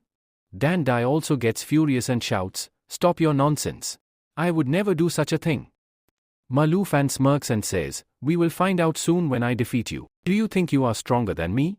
Dan Dai glares at him and says, fine. Let's fight. The last time we fought, my beast was much more powerful than yours. But now, we are at the same level. Lu Fang activates his water technique and says, let's see how strong you will become in the past year. At the same time, memories of the past are shown. Grand Master Fan once caught a catfish and gave it to Dan Dai for training. Over time, Dan trained the catfish to become much stronger. One day, he asked, Sir, Can I fight with you? Grandmaster Fan smiled and said, why can't you? But because my beast is much more powerful than yours, I will only use my water technique. With that, both of them began sparring. Back in the present, Lu Fan is ready to fight with his mudfish, while on the other side, Shadow Cat is also prepared to attack. Dan Dai commands, Shadow Cat, go quickly and attack.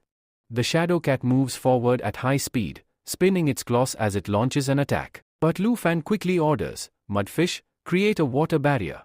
The mudfish creates a water bubble, trapping the Shadow Cat inside it.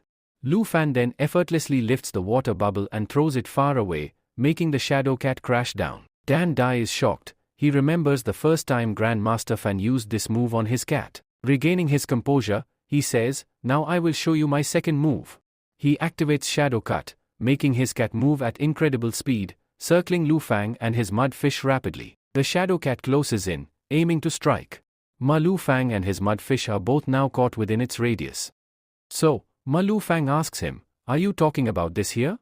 Along with this, he again uses his technique, in which he creates a ring of water. By creating a ring of water, he shoots water arrows from inside it, and those water crystals are fired. With this, his Shadow Cat gets hit. When a big bullet of water strikes it, the cat is knocked down to the ground. Then, the scene shifts to the past, where he had used the water bullet technique. After that, he also used the water tornado technique. Wherever our Lu Fan uses this technique, Dan Chella asks him, how do you know about all these techniques? Lu Fang replies, why are you so surprised about this? I am using an aqua-type beast here, so I must already know about all these techniques. Dan Dai says, last time, when I was fighting with the master, he also used the tornado technique. But it seems my cat can break this technique. However, what he doesn't know is that, just as he says this, his cat emerges from inside the tornado. In the past, his cat had been trapped within the tornado technique, but now, she moves forward, attacks her master, and scratches him with her claws. The master is shocked. His cat managed to escape from the water tornado. Dan Dai still holds on to hope, thinking, my cat will come out of the water tornado again, and Lu Fan won't know about it. But Lu Fan knows everything. He commands Shadow Cat to use the same technique. As soon as his Shadow Cat moves forward from inside the water, it suddenly falls to the ground with a thud. Water splashes everywhere. Dan Dai is shocked and exclaims, how can this happen? My Shadow Cat did this last time and destroyed the water tornado. But this time, why couldn't it escape?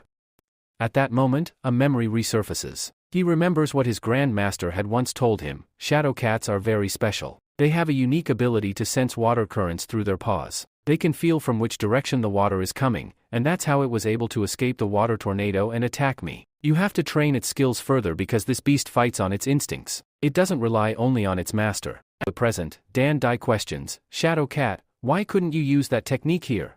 You were able to do it before. Lu Fang interrupts, stop talking nonsense. You don't understand anything about your Shadow Cat. There's one thing you fail to grasp, monsters like these, when they are alive, can use instinct-based techniques. But now, it's just a brainwashed monster, blindly following its master's orders. Your monster has been dead for a long time. Continues, Grandmaster Fan used to say, you can love a monster, train it as your beast, win many battles with it. But once a monster dies, it should find peace in the afterlife. Reviving it as a zombie, what's the point? Lu Fang looks at Dan Dai and says, you know your Shadow Cat is dead. It needs rest. But Dan Dai shouts back, you don't understand anything about my Shadow Cat. You don't know how special it is to me, and why I refuse to let it go. I am not just using it as a zombie, but you infiltrated our Ninja clan and won everyone over with fake sympathy. I won't allow this. I won't let a lowlife insect like you ruin my Ninja clan. With rage, he declares, you must die. He summons his Shadow Card once again and commands, go. Tear him to pieces. With this, he prepares to face the battle once again. We see that Jangi runs straight to Moken and tells him, finally, you have reached here. Moken responds, yes, I had to come here. You cannot fight on your own, which is why I had to come to save you. Moken then says, okay, stop talking nonsense. Quickly help me fight this big beast. Jangi replies, fine. But what is the matter here? Why is the Grand Master of this Beast clan fighting with you? The Grand Master, crying, shouts, leave me. Leave me. You slowing me down. At that moment, the enormous T-Rex roars and lunges at them again. Jangi and Lamar Doni quickly jump aside. Jangi exclaims, where did they get such a gigantic closer monster? And such a big one. Even if the three of us fight together, it will still be very difficult. But we have no choice, we must fight together. All three prepare for battle, but suddenly, the Grand Master of the Ant Beast clan starts running away. He shouts, "We are leaving," and drops his bracelet behind. Before vanishing, he adds, "This bracelet is for you all. Please buy me some time until the people of the League arrive to rescue me." Jangi, noticing this, yells, "That coward has run away. Now what do we do?" Machwan, looking at the bracelet, thinks to himself, he left his bracelet. There are a lot of points in it. How will we distribute them? Jangi interrupts his thoughts, "Forget about distributing points right now. There's a massive T-Rex in front of us. First, think about how to fight this monster." At the same time, Jangi tells Lamar, "Attack now." Lamar launches an attack with his thorns, but they fail to penetrate the T-Rex's thick skin. In retaliation, the T-Rex swings its massive tail, sending both Jangi and Lamar flying backward. Jangi groans, "Damn. Its skin is too tough."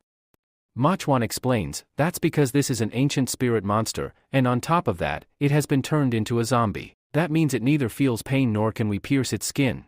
We need a different approach." Mara suggests, "Senku, why don't you merge the power of your spiritual beasts?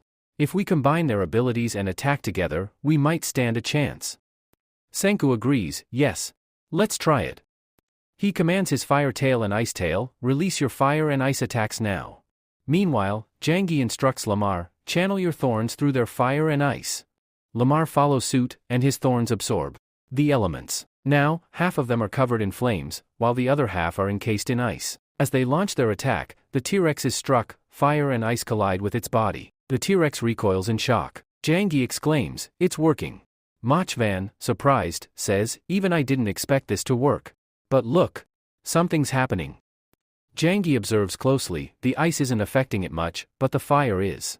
It seems fire is its weakness. We've found its weak point. Machvan declares, "All right then. We'll focus on fire. Fire Tail, unleash your full power." Jangi joins in, "Let's finish it in one go. Lamar, release your thorny balls now." Lamar transforms into a spinning thorny ball, releasing an unending barrage of fiery thorns. The burning projectiles strike the T-Rex's face, engulfing it in flames. The beast lets out a deafening roar and thrashes wildly. Moken and Jangi cheer, "We did it. The T-Rex is defeated." But suddenly, the owner of the T-Rex sneers, "Fools. Do you really think you can defeat my T-Rex so easily?" He then commands, "T-Rex. Use your special skill, roar." As soon as the T-Rex roars, an immense shockwave bursts forth. The sheer pressure and power of the roar extinguish the flames. Lamar and Foxy are paralyzed with fear, unable to move. Jangi gasps, "What? The fire is gone." Machwan yells, "We don't have time to be scared. Attack again." He commands his beast, Fire Tail, "Reactivate our flames." But his beast doesn't respond. Machwan calls again, "Fire Tail. What happened? Why aren't you listening?" Meanwhile, Lamar is trembling. Jangi yells, "Lamar. Why aren't you responding either? What's happening?" The enemy smirks, "Idiots. Do you even know what you're dealing with? This is a T-Rex. The king of all beasts. When it roars, all lower-level monsters lose control and become paralyzed. Your beasts can't fight anymore. You're all finished." Machwan, in disbelief, tries recalling his Fire Tail and Crier Tail, "Come back. Return to me." But nothing happens. The enemy laughs, "Once the roar skill is activated, your monsters go completely out of your control. For some time, you can't even summon them back. That means you are now nothing but food for the T-Rex." Jangi quickly grabs Lamar and jumps to the side, dodging the T-Rex's crushing attack. Machwan does the same, carrying both his Fire Tail and dodging to safety. The T-Rex advances toward them menacingly. But just as all hope seems lost, boom! A powerful force arrives. Long Tin appears. He smirks and says, "So, this roar skill affects monsters, but does it work on the master of monsters as well?" Channeling power from his dragon, Long Tin delivers a devastating punch straight to the T-Rex's face. Bam! The mighty dinosaur crashes to the ground, completely defeated. Jangi, overjoyed, shouts, "It's Long Tin. He's come to help us." Meanwhile, Long Tin scolds his dragon, "You are an emperor-level beast, yet look at you. You've been weakened by this mere roar. You are embarrassing me." After seeing his emperor-level dragon, Chan says to Jangi, "Is this really your friend? It seems very powerful because it has an emperor-level beast." Jangi replies, Yes, it is my friend." He moves ahead and says, "Long meet on, I cannot believe that you have come here to help me. It seems that we both had to fight each other here, and that fight will definitely happen. Along with this, he tells Long Tin, I am just passing by here. I did not save your life. At the same time, the master of Ash Bees, who had left his bracelet there, picks it up and says to his dad, Dad, look. I have found a bracelet here. Let's quickly keep its points too. Jungi interrupts and tells him, this bracelet is ours. Do not take it. Then, the scene shifts to the other side, where Sister Ja is fighting against the brown panda. Her panda was fighting head-on with the brown panda, due to which he is badly injured. The other panda is a zombie, that is, he does not feel pain, and no blood is coming out. But Jess panda is in terrible condition. When he gets punched, he falls backward. Meanwhile, a boy taunts her, your panda is very average. He will not be able to defeat my brown panda. This is a great disrespect, that your panda cannot even bear the pain. But my zombie panda does not feel pain, so you are going to lose here. With this, Panda-chan moves forward angrily, preparing to attack. But Sister Jui grabs his arm and says, wait. Can't you see how badly you are injured? If you attack again like this, you'll get hurt even more. Panda-chan pushes everyone back and says, I am going to fight. At the same time, Sister Yesei says, I think you will not be able to win this fight alone. How long will you keep fighting alone? I am your master, and you will have to listen to me. If you do not listen, I will get very angry. As soon as she says this, Panda-chan suddenly remembers how this girl had once killed an evil Bewitcher sector boy by crushing him under her leg. Terrified, Panda-chan quickly puts his hand forward, lifts her up, and says, okay. I will do whatever you say. Sister Jui then tells Yuhi, I think physical attacks are useless. We have to attack its master instead. For that, you must use your painting skills. Listen to your master and watch, we will win this fight. At the same time, he uses the dazzling flash technique, which creates an intense light. The boy is blinded for a while, unable to see anything. When his vision returns, he sees two pandas in front of him. Confused, he commands, come on. Quickly attack, brown panda. His brown panda rushes forward and delivers a tremendous punch to his stomach. Shocked, the boy yells, what is this, brown panda? What are you doing? After getting punched, he looks ahead and exclaims, wait, you are not the brown panda. You are not my brown panda. Sister Jui smirks and says, yes. This is not your brown panda, it's my Panda-chan. Using my painting skills, I mixed the colors of your panda with mine. She then tells Panda-chan, take off his bracelet and hold it for 3 minutes until he gets disqualified. Along with this, she calls out to Brother Lu, I won my fight. What is the situation on your side? Fang replied, I think my fight is about to end here as well. At that very moment, Dan Dai commanded his Shadow Cat, go and tear him to pieces. And then, Shadow Cat unleashed her powerful technique. She sliced through the ground beneath her and charged forward with incredible speed. On the other side, Lu Fang told his Pinine, that is, his Kun-chan, release 3 water bubbles. Yes, she released 3 water bubbles and sent them forward. But Shadow Cat effortlessly dodged the shadows and the water bubbles, slipping right between them as she dashed toward the master. As soon as she passed through, she attacked with her claws. But at that moment, Lu Fang countered with his claws. But wait. Lu Fang wasn't there. Yes, Lu Fang had disappeared. Dan Dai, confused, asked, where did he go? Why isn't he here? Just then, the water bubbles reached him, and suddenly, Mal Fang emerged from inside one of the water bubbles. He smirked and said, did you really think I would just stand here? Did you really think I would lose to you so easily? Then, without warning, he grabbed him by the mouth, slammed him to the ground, and declared, this fight is over for you. At the same time, Poida Chand restrained Dan Dai with his Bailu whines. Furious, Dan Dai shouted, you bastard. Kill me, but don't humiliate me by keeping me captive like this. Jeoling stepped forward and said, now, what are you going to do with him? I think you, planning to harm him, but remember, he is our senior brother, junior brother Leo. If you have a grudge against him, at least just kill him here, but don't make him suffer further. Lu Fang moved ahead and asked Danhua, tell me quickly, why did you do this?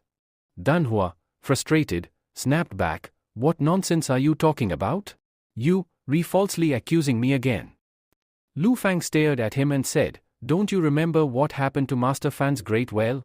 It turned into a zombie the same way you turned your Shadow Cat into one. So tell me, was this all you're doing? Did you join the Musley group? Were you working with them? Did you come here with an ulterior motive? Hearing this, Dan Dai was also shocked. Even Jeoling was taken aback and said, "This is absurd. What are you talking about?" Dan Dai angrily replied, "Why would I do this? Why would I betray Leader Fan? You, falsely blaming me." Then he added, "If you truly suspect me this much, either untie me or just kill me." Jeoling said firmly, "This is impossible. There's no way senior brother could do such a thing."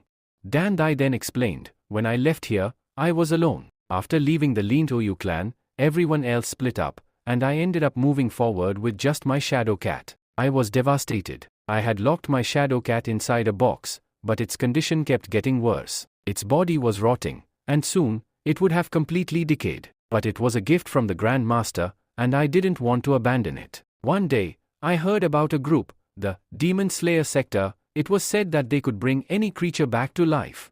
I thought, maybe this could work. So I went to them and told them I wanted to revive my shadow cat. They said that if I joined their group and participated in their competition, only then would they revive my shadow cat. Desperate, I agreed to their terms. And just like that, they brought my shadow cat back to life."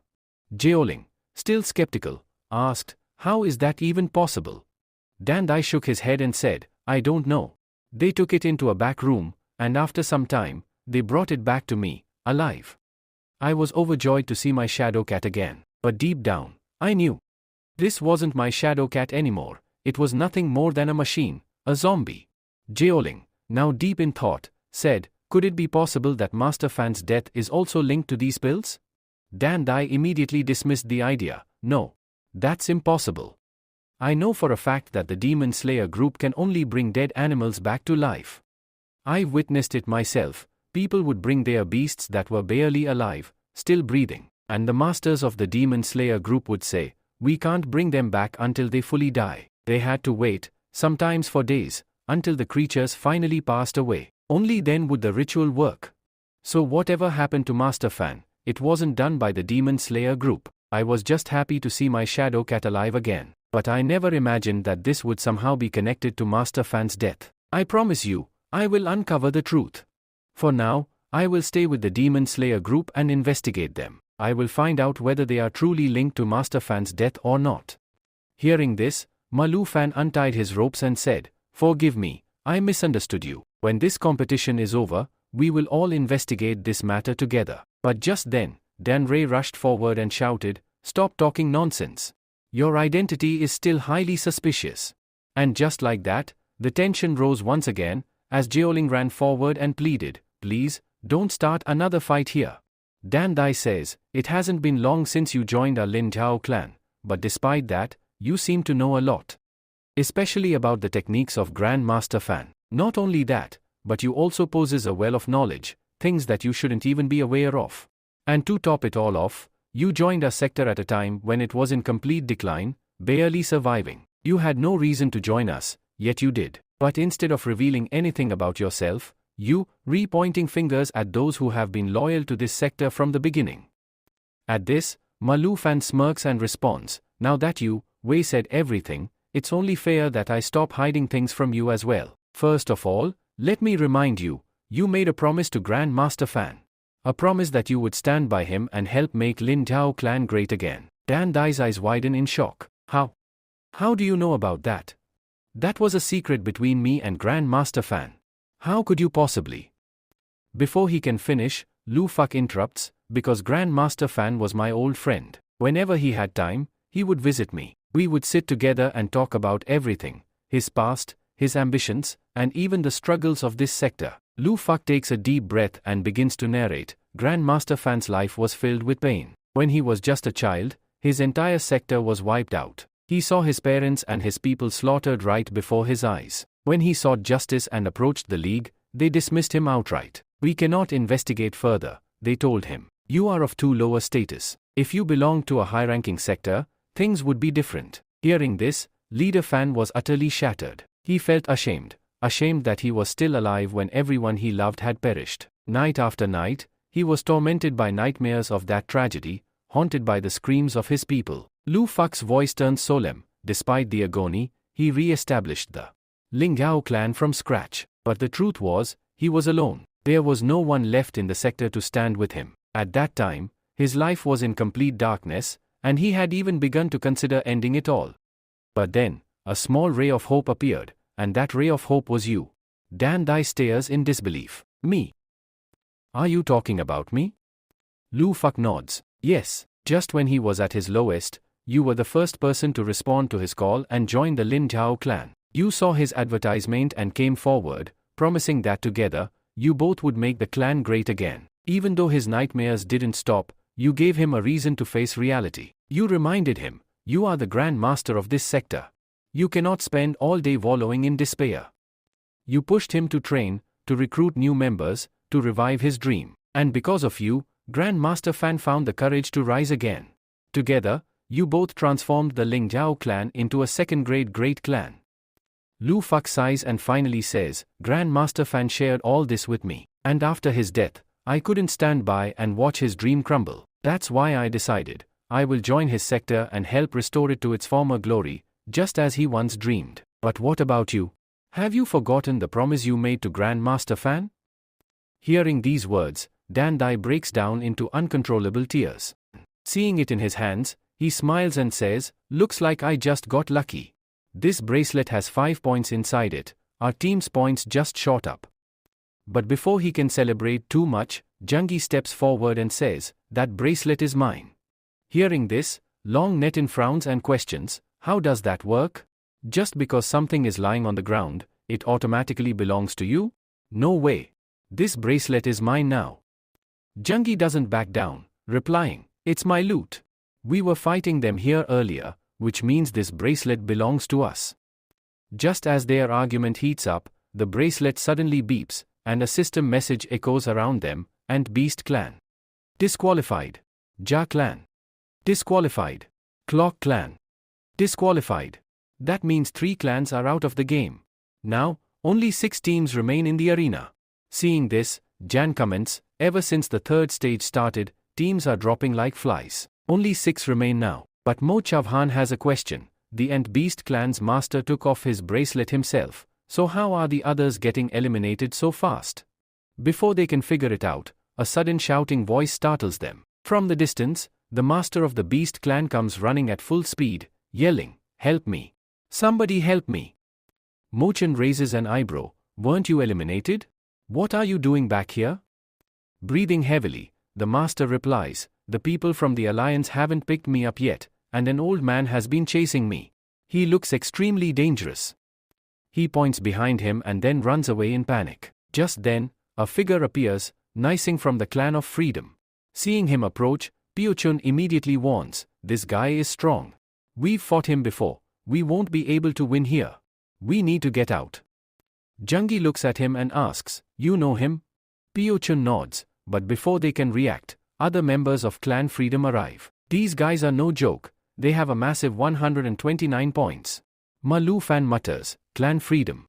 And their Grand Master is here too. The Grand Master of Clan Freedom scans the area and smirks, looks like we have about 3 teams here. If we eliminate them all at once, our job gets much easier. Then, without hesitation, he gives the order, start the purge.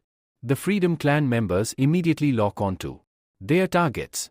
One of them, Shen Liao, walks up to Sister Yui and grins at her pangda. Your pangda looks adorable. My mango messenger will love eating it.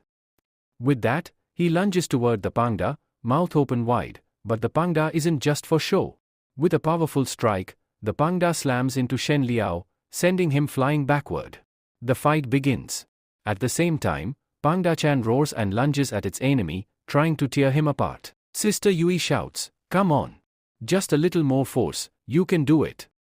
But Shan Lu from the enemy side sneers, do you really think your Pangda can win this? Before the Pangda can do any serious damage, Shan Lu's claw-like arms suddenly open, and his razor-sharp teeth pierce into Pangda-chan's body. On the other side, Nising faces Mok Wan and smirks, boy, I believe your name is Mok Wan? Mok Wan, surprised, asks, how do you know my name? Nising replies with a sinister smile, your friends, the ones you brought here just to boost your numbers, they weren't as lucky as you. Before they went down, they told me that you have all their points. So now, I'll be taking them from you. Jungi asks, Mok Wan, do you know this guy? You two seem close. Mok Wen shakes his head in frustration. Enough with the nonsense. Just start fighting. He immediately commands his two foxes to attack. As the foxes charge, Nising unleashes his spine of terror, striking them down instantly. One of the foxes collapses, injured. Meanwhile, Jungi yells at Lamar, "Attack him with your sword."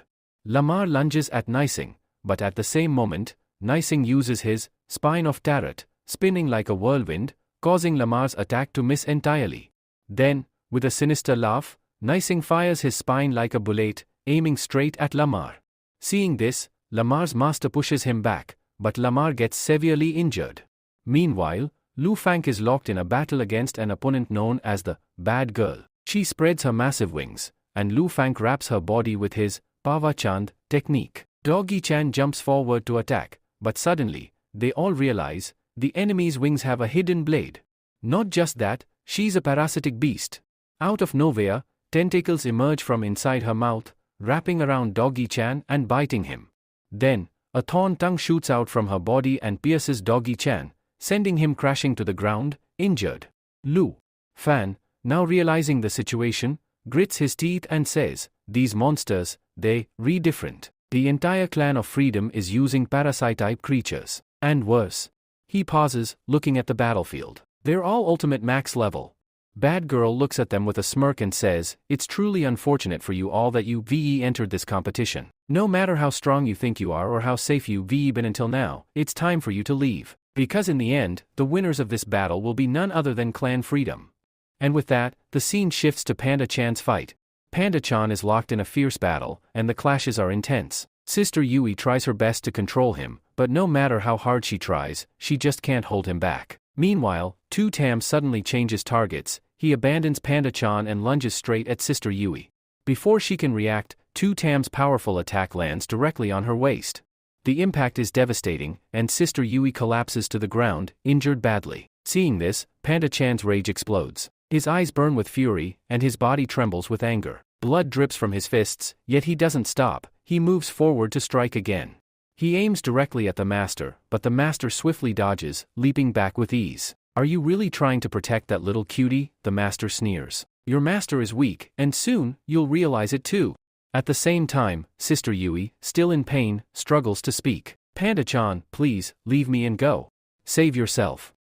But Panda-chan doesn't listen. He refuses to abandon her. Just then, Shangli bursts into laughter. "How touching. Do you really think this panda will save you? This bond between you two looks so precious, but guess what? You'll both die together." At that moment, Panda Chan's blood drips onto Sister Yui's lips, and the second it touches her, something inside her awakens. Her hidden power, the one that had once activated before, erupts once again. And as it surges through her body, Panda Chan is also affected. The energy coursing through his veins becomes overwhelming. His strength multiplies, because if his master becomes stronger, then so does he. As Panda Chan's power explodes, Tu Tam suddenly stirs. What is happening?" he gasps. I can't even swallow properly." And before he can react, Panda Chan breaks free. With a powerful push, he forces Tu Tam's mouth wide open. But instead of just escaping, he charges straight inside him. From within, Panda Chan begins tearing through his insides. He fights his way through Tu Tam's arm, moving up toward his mouth, and then, roar! With an earth-shattering scream, Panda Chan rips through Tu Tam's throat and bursts out. His final strike lands straight on Tu Tam's chest, shattering his ribs. And with that, Shangli is defeated. Meanwhile, in another part of the battlefield, Ma Chuan sits beside his two injured foxes, gently placing a hand on them. "Are you both alright?" he asks. But nearby, Lamar is also gravely injured, bleeding heavily. Just then, Nising steps forward, looking at them with disdain. "TCH, you guys are pathetic. You just a bunch of weaklings struggling to survive. This fight is too boring. I should have chosen a stronger opponent." While Nising mocks them, the scene shifts once more. Long Meat Yen stands beside his father, listening to his words. "We need to get out of here," his father says. "We already collected enough points. If the other teams eliminate each other, it'll work in our favor." But Long shakes his head. "No, Dad. I think we should fight." His father glares at him. "Stop talking nonsense. Do you even realize how low your energy reserves are? You won't stand a chance here." But Long remains firm. "I still have my Emperor-level beast." His father scoffs. "Even an Emperor-level beast won't help you win this fight. Trust me, you two won't survive." But Long suddenly notices something. His eyes widen as he sees Jangi being attacked. And then, he recalls his father's words from long ago. Son, if you ever find someone in life who can be your true friend, protect them. Stand by their side, no matter what. Clenching his fists, Long looks at his father and says, Dad, I finally found that friend. And no matter what happens today, I will protect him. His father stares at him for a moment, then nods. I'm proud of you, son. Go, help him. With that, Long Neat Yen charges into battle. And with that, we see that Naijing is standing in front of Jangi and says to him, Boy, you should have known your limits. You cannot fight a master with such a small beast. Saying this, he moves forward to finish Jangi. But just as he is about to attack, a massive dragon suddenly strikes from the side. Naijing is completely shocked. This is a king-level dragon. No, this is an emperor-level dragon attacking me. Meanwhile, Jangi is thrilled. He looks at the dragon and says, Lung Neat Yen, you're here to help me. You actually came. But instead of celebrating, he steps forward and says, Enough talking. You haven't defeated me yet. Our fight is still unfinished. And you think you can kill me by using an old man's hands? With that, he commands his dragon, attack with full power. The dragon unleashes a powerful burst of fire at Naijing. Furious, Naijing roars, How dare you? A mere insect like you dares to challenge me? A weak, lowly creature. At the same time, he activates his terrifying ability, the Spine of Terror. His ribs extend outward, transforming into deadly spikes that pierce through the dragon's entire body. The dragon lets out a painful roar and collapses to the ground, severely injured. Lung Neat Yen panics. No! My dragon. He's been wounded badly. Naijing steps down, smirking. Your so-called emperor-level beast is nothing in front of me. It's too weak. Young Master Lung looks at his dragon and says, I trusted you, and you turned out to be weak. But the dragon glares back at him. I am not weak. You are weak. With determination, young Master Lung declares, We didn't come here to lose. We came with a purpose, to make our sector great. And for that, we must use our most advanced technique. At this moment, the story flashes back to a month ago. It turns out young Master Lung isn't actually from the Long family, and the name of his sector is fake. His family is extremely poor, living in a small hut. One day, his father comes home with exciting news. Son, our application has been accepted. We can participate in this year's competition. Hearing this, young Master Lung is overjoyed. Father, that's amazing. But, what about the other members? The application needed 4 names, right? His father reassures him, Don't worry. I listed 4 of us, your mother, your younger sister, and myself. We're all going together. However, they still need to decide on a proper name for their sector. We have to choose names that won't raise suspicion about our humble origins. We will create a great sector and prove ourselves. Young Master Lung nods. Dad, don't worry. I'll think of an impressive name that will shock everyone. Confidently, he adds, By the way, I have an emperor-level beast. With its power, I can easily win any fight. But his father shakes his head. Even though your dragon is emperor-level, it's still weak. Even a low-level rabbit could defeat it. Shocked, young Master Lung protests, But Dad, you know our dragon has a special ability. It can transfer its power to me. With that, I can win any battle.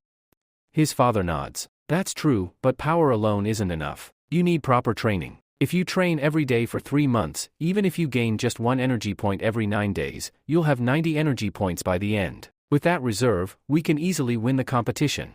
Determined, young Master Lung promises, Yes, Dad. I will train hard. Fast forward to 1 week before the competition. His father comes to check on him. Son, there's only 1 week left. Have you stored up your energy reserves? Young Master Lung's face turns pale. Wait, what? Only 1 week left? I thought there was still plenty of time. Realizing his mistake, he begins intense training. But it's too late, he only manages to gather 25 points in 1 week, and he has already used them up. Back to the present moment? Young Master Lung looks at his dragon and commands, Dragon. Let's use the Forb technique. He then adds, Transfer 10 points of energy to me. The dragon obeys, transferring its energy. The Forb technique is their last hope. It allows young Master Lung to borrow power when his own reserves are depleted. So, basically, he can borrow powers from the dragon. The dragon lends him its powers in the form of some points. But here's the catch. There's a big drawback to using this forbidden technique. You see, once the power is used, he has to return the reserve energy back to the dragon. It's like a loan, and not just any loan, he has to pay it back with double the interest. That's why his father warns him, Son, use this technique carefully. I believe that if you use it a second time, the interest rate will shoot up. So, Finish it in one punch. He agrees, saying, "Why not, Dad? I will finish it in one punch." Without wasting a second, he dashes forward with great speed. Now, Nising mocks him, "Boy, do you really think you can defeat me with this technique? You only have physical strength here. Physical strength alone won't be enough to beat me." And as soon as Nising attacks him by rotating his spine of terror, our hero blocks it with a single punch. He smirks and says, "Old man, you have underestimated me. This generation isn't weak. We kids are smarter, and the old people not so much." While Nising is still processing this shock, our boy grabs him by the spine, starts spinning him like a rag doll, and slams him onto the ground. Nising, stunned, shouts, "How is this possible? How are you standing against my spine of terror?" He charges again, swinging his spine like a weapon, attacking left and right, stabbing again and again. Poor guy starts taking serious hits. His body gets badly injured, blood starts dripping, and he staggers back. His dad and the others shout, "Save yourself." But the spine of terror keeps coming for him, repeatedly attempting to stab. At this moment, Lung calls out to his dragon, "Give me 10 more points." The dragon grants him the power. Lung then unleashes a devastating punch on the spine of terror, sending Nising flying into a mountain. Nising gets badly injured but somehow still stands up, furious, yelling, "This can't be. I can't lose to a child like you. We're going to die right here." Without wasting a breath, Nising enlarges his ribs, creating a giant rib cage around Lung and traps him inside. He taunts, "Child, do you have any last wishes? If you do, speak now." But Lung, calm as ever, replies, "You should be the one saying last words because you are the one who's going to die." He adds, "Old man, don't get too happy, you won't escape from this close range." Immediately, Lung commands, "Dragon, give me 30 points." The dragon responds, and Lung bursts with incredible power. He soars into the air and smashes a punch so powerful that it not only shatters the spine of terror but also slices Nising's entire body into two. With that, Nising is finally defeated. But the scene shifts. Now we move to the bad girl fight, where Lu Fang is battling her. He uses his water powers to attack, but the bad girl spins her wings, reflecting all his water techniques effortlessly. Suddenly, Kuncha jumps in, reaches near bad girl, and starts biting her head. But she smirks, "We caught you." She releases her water power from inside his mouth, like a fishing rod, hooks the bad girl, and says, "Looks like I just caught a big fish." She throws her aside like it's nothing. Bad girl snarls, "So we already taken down your other beast. What's left now?" Just then, Doggy-chan jumps out from behind and attacks her, but his attack misses as bad girl ducks and retaliates with her tentacle, knocking Doggy-chan backward. She taunts, "How is this mutt still standing? I injured him earlier." That's when she notices Mr. Gowling healing Doggy-chan using his butter rabbit. After being healed, everyone gears up to fight again. Had girl steps up, saying, "First, I need to deal with this girl and then her healing rabbit. After that, we'll settle the score." She says, "Now, I have to finish this fight right here."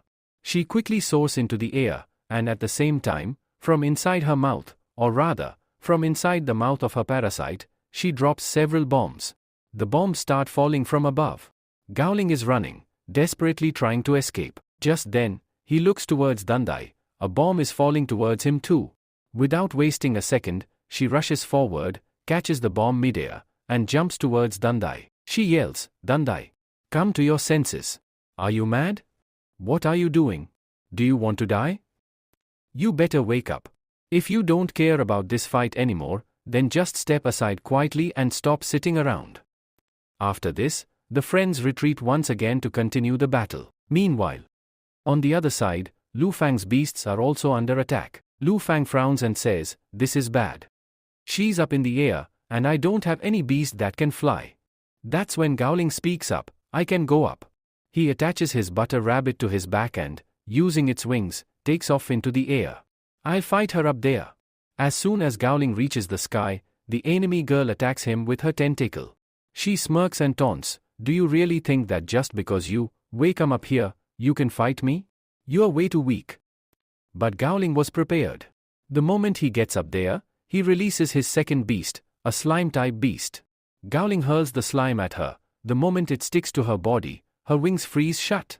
She looks shocked. You used a sticky slime seed?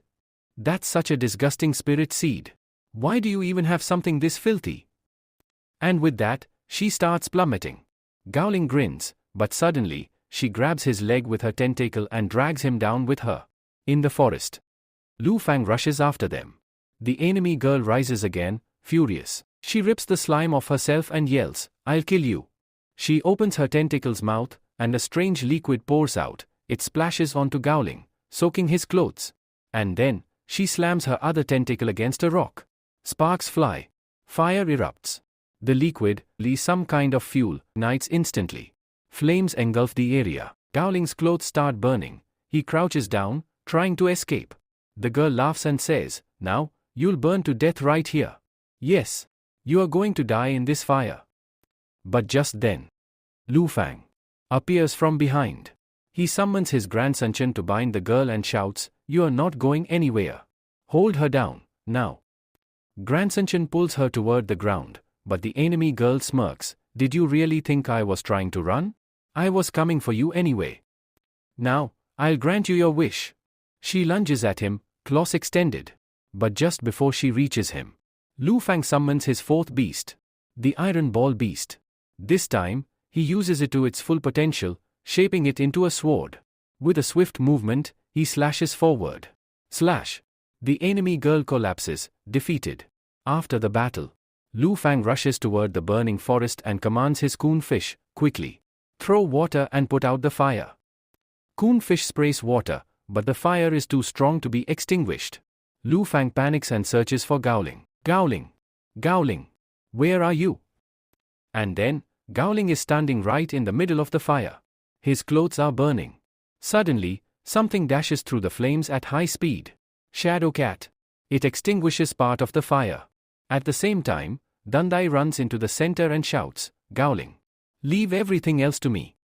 He rushes forward, picks up Gowling, and carries him out of the fire. Dandai glares at him and scolds, "When you already know that you, the weakest one here, who told you that you could become the new leader of the sector? You should never have become the Grand Master." Then he says to him, "Senior brother Dandai, please come back. If you return, I wouldn't even need to become the Grand Master here." With that, he adds, "Won't you call back your Shadow Cat? Its body is burning in the fire over there." Dandai responds, "Let it stay there." Meanwhile, Lu Fang also rushes toward the scene. As soon as he arrives, Dandai looks at the situation and says, "This boy was absolutely right. He was right about my Shadow Cat. It needs rest now. I think I should let it go and not turn it into a zombie. It should be used for something else instead." The scene shifts to Long Tin, who, after defeating his opponent, removes a bracelet from his arm and looks extremely happy. At the same time, Janki Bhagta arrives and says, "Long Neetan, are you okay?" Startled, Long Neetan quickly hides the bracelet and says, "Don't tell me this bracelet belongs to you too. I worked really hard for this. I defeated that old man fair and square, and that's how I got this bracelet." Janki smiles and reassures him, No, it's not like that. I didn't come here to tease you.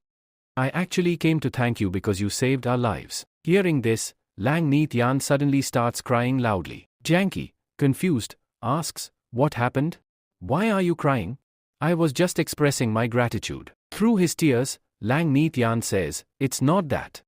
I came here to fight. I spent 50 points of my dragon energy, and now I'll have to recover at least 70 points. That means I'll have to work hard for an entire year just to restore my dragon's energy." The scene shifts again. Lu Fan turns to Gowling and asks, "Are you okay?" Before Gowling can respond, Dandai suddenly releases him, causing the dragon to fall to the ground. Lu Fan, shocked, exclaims, "What are you doing? Have you lost your mind?" Dandai then removes his own bracelet, tosses it towards Lu Fan, and says, "Take it. This is my bracelet. You can have it." Confused, Lu Fan asks, "What does this mean?" Dandai replies, "I don't think I should stay in this competition anymore. All the other members of my group have been disqualified, so if I leave too, it won't make much of a difference." Gowling then asks, "So, does this mean you, coming back to our Linja clan?" Dandai shakes his head. "No, I can't return to the Linja clan just yet. For now, I will stay here. I will join the Demon Slayer group and investigate from the inside. I need to find out if all of this is somehow connected to Master Fan's death." Hearing this, both of them fall silent. Then Dandai says, "Once I complete my mission here, If I uncover anything important, come find me. That way, we can regroup, and then, I will return to my Lingja clan. Growling, now hopeful, nods and says, of course. Why not? Meanwhile, on the other side, the Grand Master of the Freedom Clan stands with a grim expression, watching as all of his companions have been defeated. He clenches his fists and mutters, this is a complete disaster. Turning toward his subordinates, he shouts, bad girl. I trained all of you fools so well, yet you couldn't even defeat these children. Then, glaring at her, he demands, give me your wings. Now, bad girl pleads, leader, please. I can still fight. Just give me one more chance. But the leader remains firm. I said, give me your wings. With no other choice, she rips her wings out and hands them over. The moment her wings are removed, she collapses, because without them, she will die. Suddenly, a parasite emerges from her lifeless body and latches onto the leader. Within moments, he gains wings himself. Now empowered, the leader soars into the air. From above, he looks down at everyone and smirks. Now, all of you are finished. I was simply waiting for the perfect moment, until your little reunion was over. Everyone looks up in shock, trying to anticipate his next move. With a sinister grin, he says, thank you for all your hard work, but this game ends now. Then, as he rises higher, he removes the cap from his head, revealing a parasite beast embedded on his forehead. This creature, with its enormous single eye, suddenly fires a powerful laser beam straight into the water below. Seeing this, the onlookers panic. Janky exclaims, what the hell is happening? I think his aim is off. Meanwhile, on the other side, Long Ryan looks at his dragon and scoffs, I think his aim is just as bad as yours. He doesn't even know how to hit his target properly. But suddenly, the entire island begins to shake violently. The reason? The leader has just attacked the giant turtle, the very creature whose back serves as the foundation of the entire island. The turtle, severely wounded, lets out a deep, guttural cry, and with that, the entire island begins to sink into the ocean.